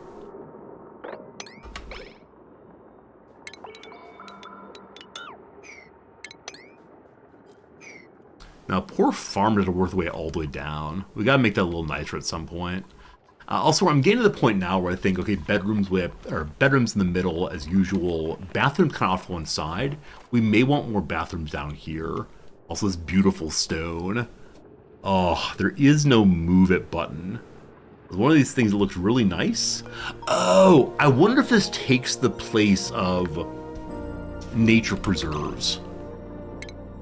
Or did I forget about those? And now there's no getting them back. Parks requires 2 wild plants. Nature Reserve require 4 wild plants. Completely forgot. So, someone's been digging up all the wild plants like an absolute jerk. There are 3 down here, so I can turn this into a nature reserve if I want to. Oh boy, oh boy, oh boy. The research port, I think, does absolutely nothing. It does give light. Now, you don't require light, correct? You do not. We can't move this. As much as we like light, I can't imagine using it for anything. Now, if this weren't in the pit, I would probably use it next to my research bench, because it would look aesthetically pleasing. But down here, I don't know. Yeah, down here seems useless. Break it! It means, it actually gives a +5 to decor. Never mind, keep it there to impress people who are down in the pit. Hooray for the pits! You're doing great, folks. It also means getting oxalate out there will take some work. Okay, food's at 6,000 kilocalories, so we need to find more of these to dig out. The one there we just can't reach, so we'll copy this over. And I was planning to go up this way anyway, so let's go right like so. What is this? Cinnabar ore. Okay. A lot of carbon dioxide there. Because there's carbon dioxide here, and I don't really want to dump it all the way down, it's probably better for us to come in at an angle where the carbon dioxide stays where it is, so we can get more oxalate off of those. So let's go up one more, like, oops, so, and then go ahead and dig across like so, and then ladder up like so.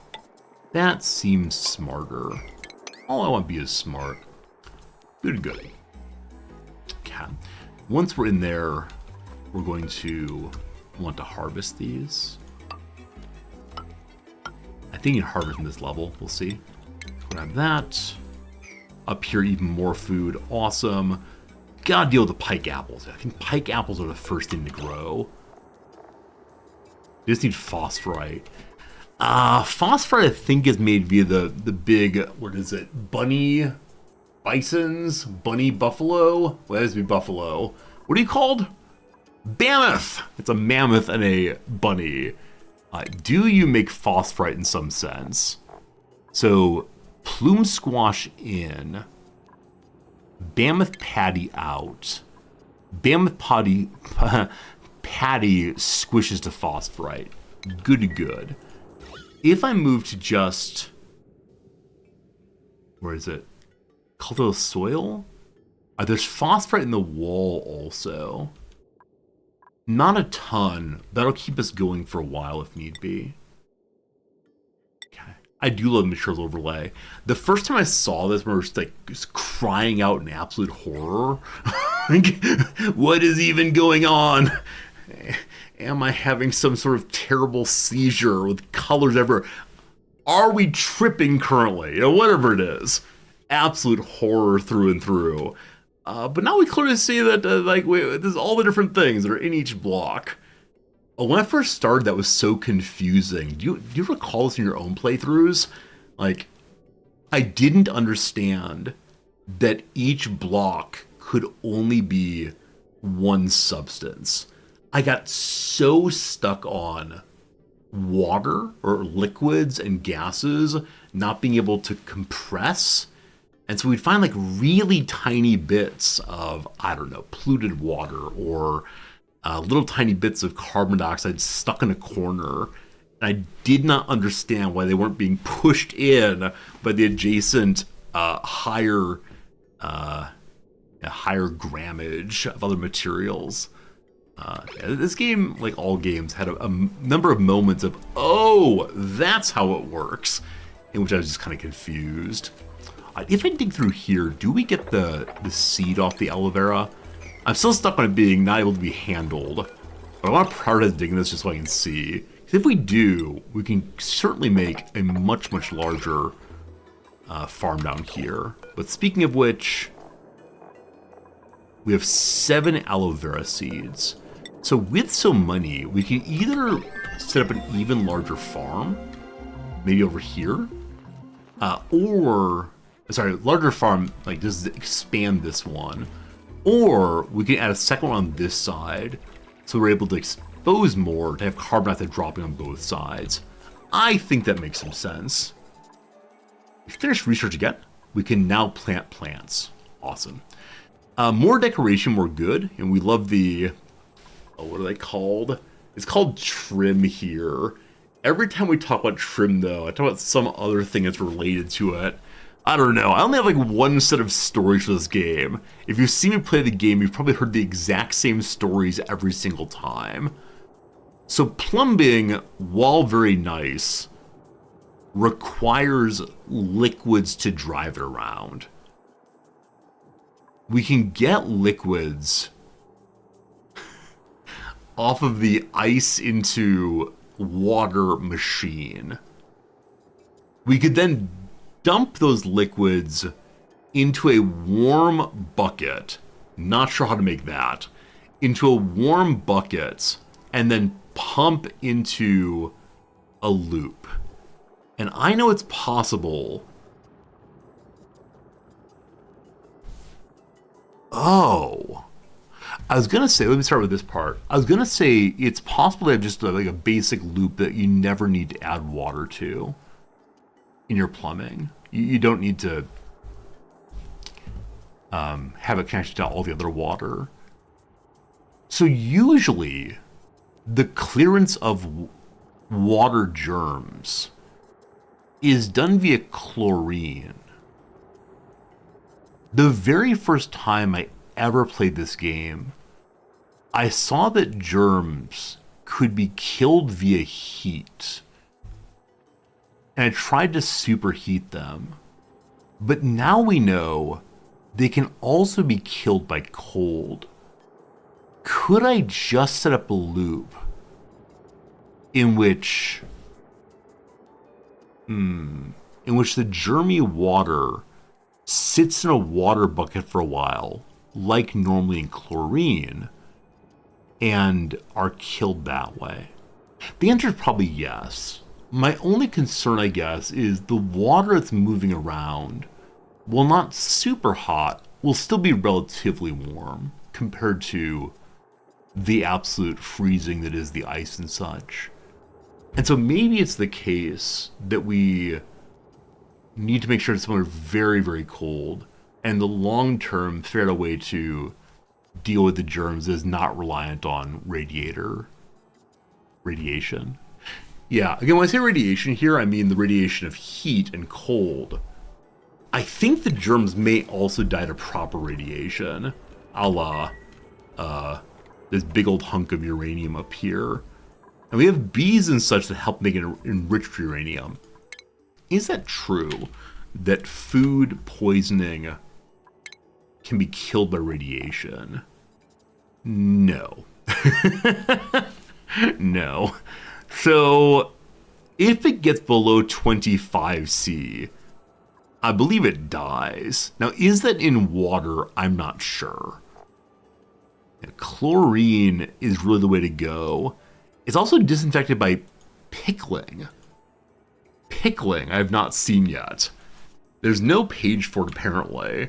So what is... a pickled meal, I guess is what we're referring to. Huh. Well, let's figure out what pickling is when it comes to germs at some point. My apologies. What do I want to make next? So. Like I said, I like trimming and so on, but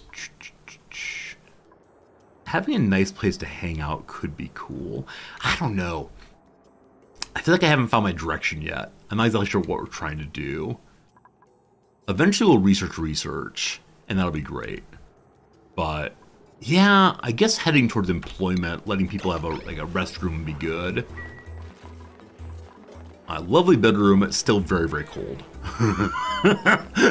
My sense is we need nigh infinite time to get these rooms warm. So I wonder if I shouldn't be doing that. I saw that characters can hang out at the wood heater and get them warmed. Maybe that's more important than trying to warm a room. I don't know. I don't know what we're doing. We'll see how it goes.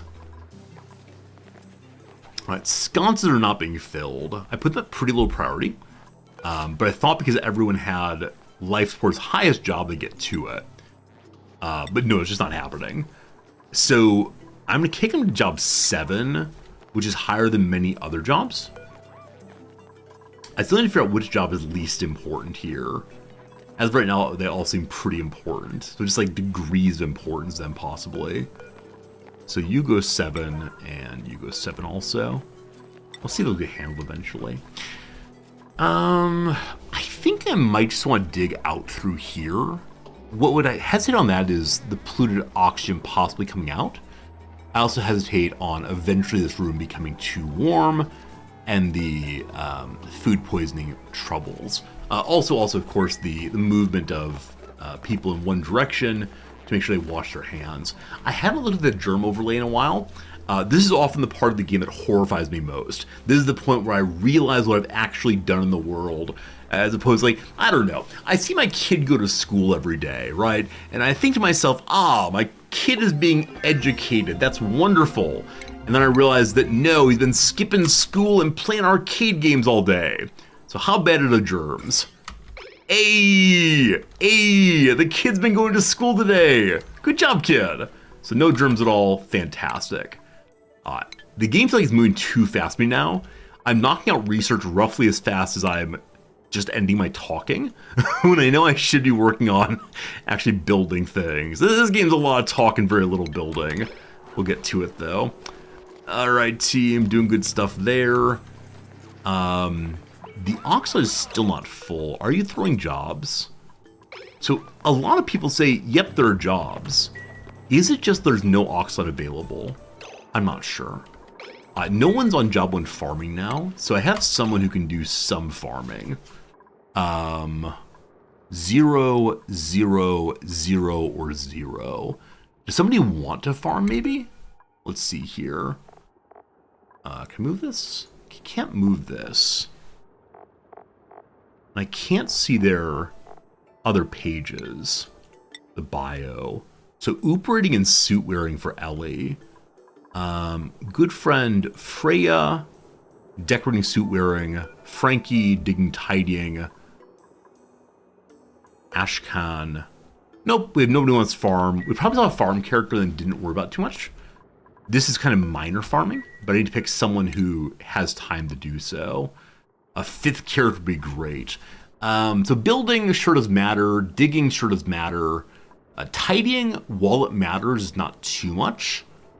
Operating, and then... What's your other job? I thought someone had a second job. It's Frankie also. Well, it's tidying. Doesn't someone have a non-tidying job they care about? Oh, this page. Alright, Freya, because your main job is tidying, I'm actually going to change that over to your main job as farming for right now. Don't you worry, you'll gain skills in it. It'll be glorious. These should get planted pretty soon. Good, good, good. We haven't quite burst into here yet. I failed to mark this to dig, and so they got kind of stuck. Sorry, team. Cycle 8 report done. What we do? We added some calories, we removed some calories, just a little bit of loss. The stress is negative 91. That's good, I guess. No germs allowed. We added 12 errands. 3 domesticated critters. Beta and a beta hive live in my colony? I'm sorry, what? Maybe they always count as domesticated? But this is yesterday. Last cycle. That's weird. Oh, I didn't select seed planting. Oh, you're absolutely right. I totally forgot. You select what it is, and then you push the plant key. You absolute hero, GG. Thanks for remembering that. I had the idea of a concept. I can't remember what it is, but the idea of a concept of planting things would have been great. This ladder will no longer work once that's built there. So, we'll make some hop-alongs here. Looks good. The betas are auto domesticated, so I guess that, well, why? I think they're over here exclusively. As we dug up, do we find more of them? It seems like no. Oh, bum. There's your Weezewort. Also, some kind of secret building over here. Is it worthy of an exploration? I don't know. I am curious. Our breathability has just dropped really, really hard. Deal with that in a second. I had another thought. Right. Do the suits give protection from heat? The Atmos suit is the easiest one, I believe. It does give some insulation to maintain body temperature. Cool. And then we do have the cold suit also. Oh boy. Okay, so breathability got panicky for a moment. I wonder where people are spending their time that they're not breathing. I mean, the clear area is here. And so it might just be that when they were building them that way. Yeah. And then it is the case that our oxygen is going a little bit lower than before. We gotta work on that, clearly. So, are there any aloe vera? What's it called again? Alveoverae. They're interested in being harvested. We have some here. Did they auto-harvest? Maybe. We're getting a ton of oxygen from here in a moment. We could use gas pump to move it over, but I think that's not exactly necessary. Is everybody hauling for some reason? Did I ruin their ability to get here, possibly?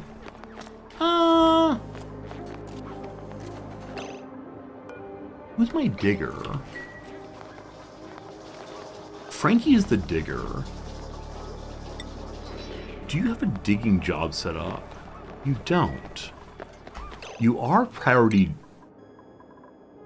mining, yeah? Frankie is that. So tidying comes first, or second rather. And operating is way low. So I'm guessing there's no way over there now. Yep, that's exactly it. I bet it was built above oxalite, and the oxalite sublimated on. Anytime this stopped working, I know something's wrong somewhere, but that's pretty good stuff. Lots of nice oxygen down here also. There's slime, but the slime is not slime lungy. I know many of you do not fear slime lung even a little bit, and I'm impressed by you. Really and honestly, you are the absolute heroes of the world. If we need oxygen, we dig in this way. Oh, this poor little buddy. We must save this Phlox eventually. Stuck on a mere precipice there. Research done. Okay. Importantly, we can get advanced research. Before I do anything else, I know I want to put a friendly plant right here to encourage our fellows. So bring me furniture? The potted plant. In the most disgusting areas. This is quite attractive. I'm actually surprised with positive decor here. Huh. Maybe the beds through decor. Okay. Just the one for now. I actually put one here also. Okay. We moving, folks? Maybe. You see, animals need de-antlering. I'm pretty sure I can only do that inside of a tending room. So I'd love to do that, but we haven't researched that quite yet. Oh, the wood tiles for decor? You're absolutely right. We'll make a little cabin eventually. It's gonna be lovely. And we are working our way to being able to cut the wood. We still have more than 11,000 saved up. I think we're okay. New printables! What do we get? Who dat? No meeps. Yes, food. I didn't get any cough drops today. Approximately 4.5 hours ago, I said, I should probably get some cough drops. And then what did I do? Not get cough drops. Alright, husbandry animal lover would be very, very cool for eventual farming. Tier 2 ranching at a start, moves kind of fast also. Nikolai, I like you, but also husbandry here. I believe the game is saying, golly gosh, you need some husbandry. I don't disagree, but food is nice. Why am I going this way again? To get some food. That's right. More and more oxalite. So the proliferation of oxalite production here is really fantastic. I don't know about what the relationship between carbon dioxide and oxygen production is here.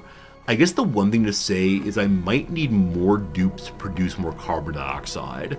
The other possibility, of course, is if I can get a coal generator going, it would produce carbon dioxide as well. Very, very hot. And I don't know if there's coal on this planet at all. I kind of doubt there is, frankly. So, we'll see. Hey, Vera, how goes the Oni? Oni's going well. We're having a real good time. We see a special locker over here. What's inside?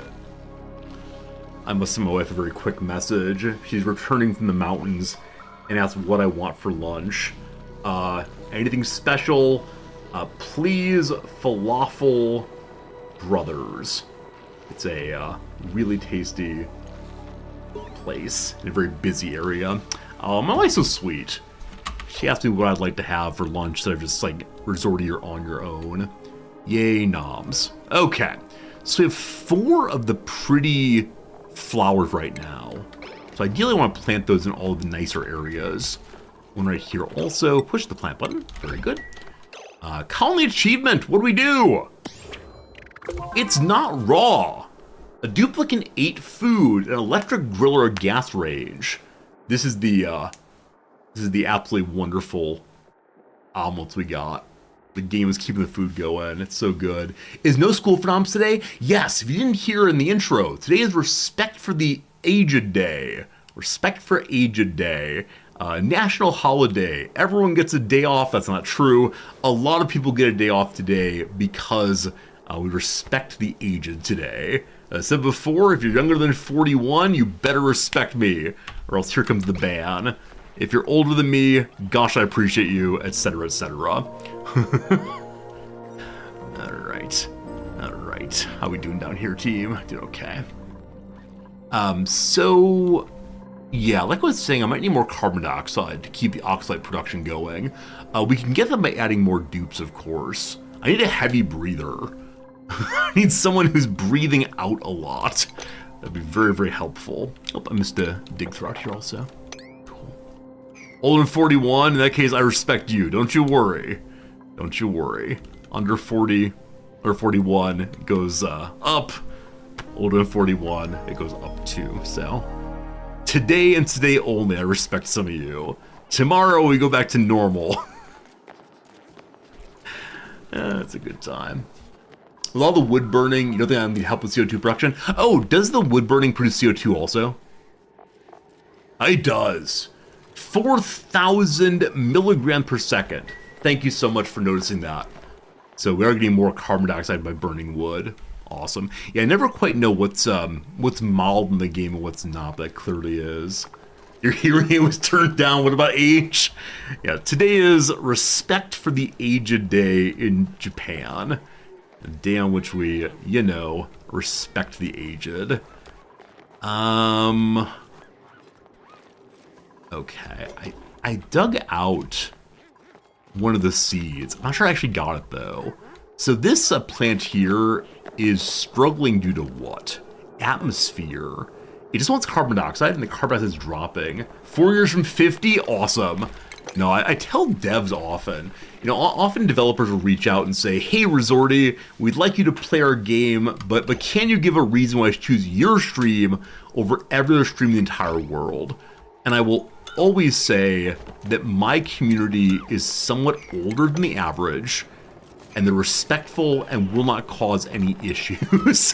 Where other channels, I can guarantee you will have PR issues after the game being played in that channel. So, no, I think we're older than average in this community. There are occasionally younger viewers, which is awesome. I've mentioned before that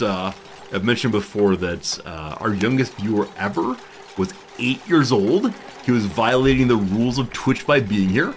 But it was delightful to have him with us, for sure. And, yeah. I've considered doing like a stream poll, like an anonymous Google Doc or something, where you don't offer any feedback other than like, hey, what's your age range? Hey, where do you live in the world? Speaking of which, holy moly, friends, I'm not sure if it's gift subs or what, but over the past month, for the first time ever, there are more subscribers to our channel in Germany than in Canada. Canada, you lost your number 2 position. What is wrong with you? Oh my goodness, this channel is becoming German. I don't mind it at all. Whatever you folks are, I appreciate you hanging out with me, but I was very, very surprised by that.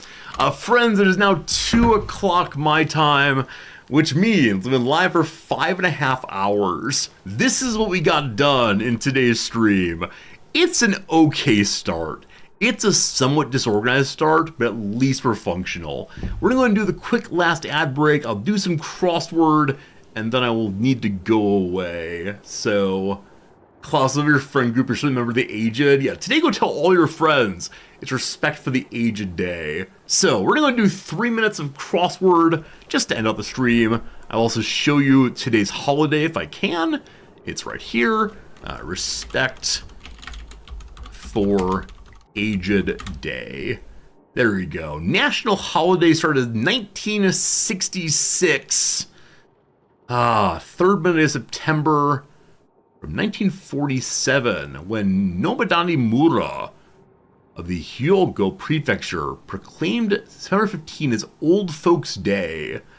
The old folks get silver sake cups if the aged are 100 years old. That said, the cups are smaller now because they're too expensive. But yes, make it to 100, you get a fancy cup. Sterling silver cups are now nickel alloy silver. Brutal, brutal. Alright, we visit and pay respects to the elders. Some volunteers make free lunch boxes for the older citizens. There's entertainment from teenagers and children. The birthplace of respect for the aged day, Takatown in Hyogo Prefecture created the Respect for the Aged song, Hito Arigato. Thank you, sure. Wait, should we listen to this instead of doing the crossword? I don't know the song at all. Hito Arigato.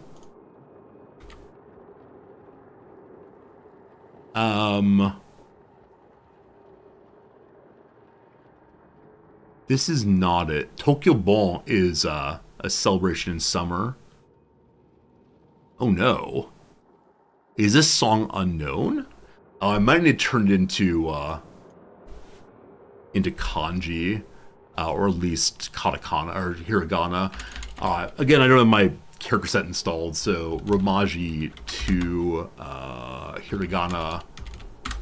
Do this.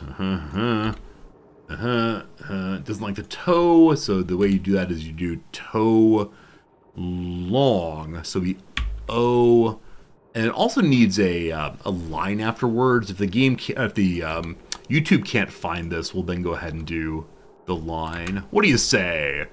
What do you say? There it is. They use this as the U. That's fine too. Okay, the Respect for the Elderly Day. This one apparently has the translation.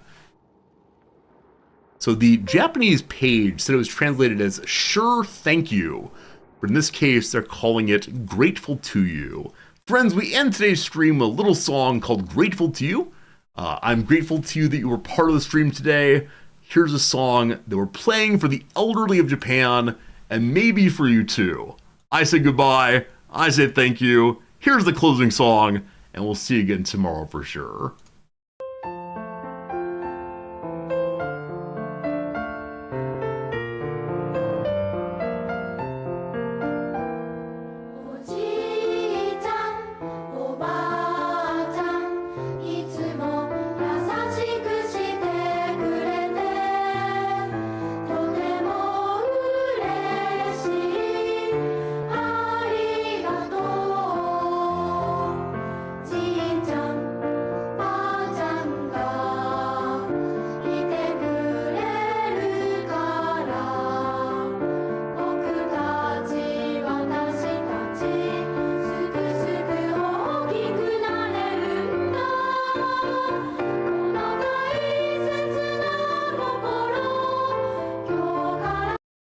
Okay, one thing, those flowing fishes there are often hung up in celebration of Children's Day, which is the other side of Respect for the Elderly Day. And so there's children singing, of course, and so they're showing like the joy of childhood by putting up the flowing koi kites. I should probably leave my microphone on and like offer commentary throughout this, or it was probably the most uninteresting thing for most of you. But I'm delighted to learn about the song. Enjoy more Japanese children singing. My wife hates children singing. I don't mind it so much. More.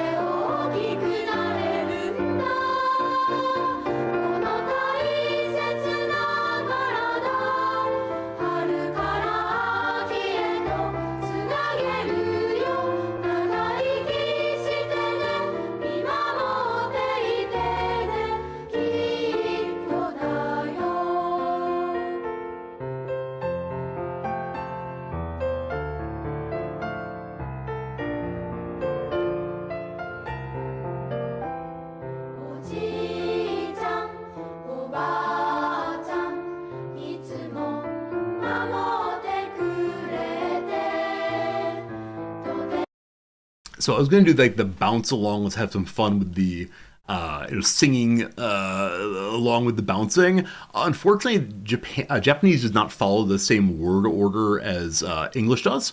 English is usually subject, verb, object. Unfortunately, Japanese is often verb at the end, and it gets a little confusing at times. So the bouncing along has nothing to do with the actual words being sung, but that's fun. Hopefully, you enjoy the resorty cute image. He's having a good time for you.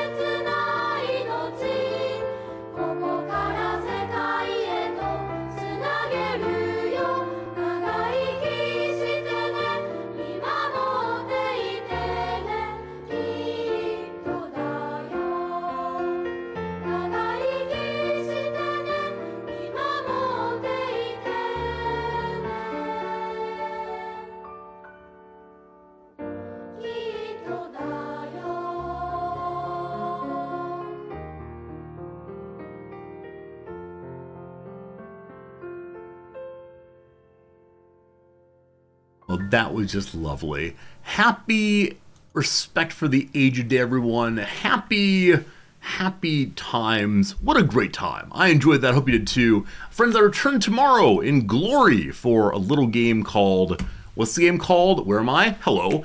Called... Streams Wordplays. A little more auction not included tomorrow. Appreciate the heck out of you. See you again tomorrow. It's only a day away.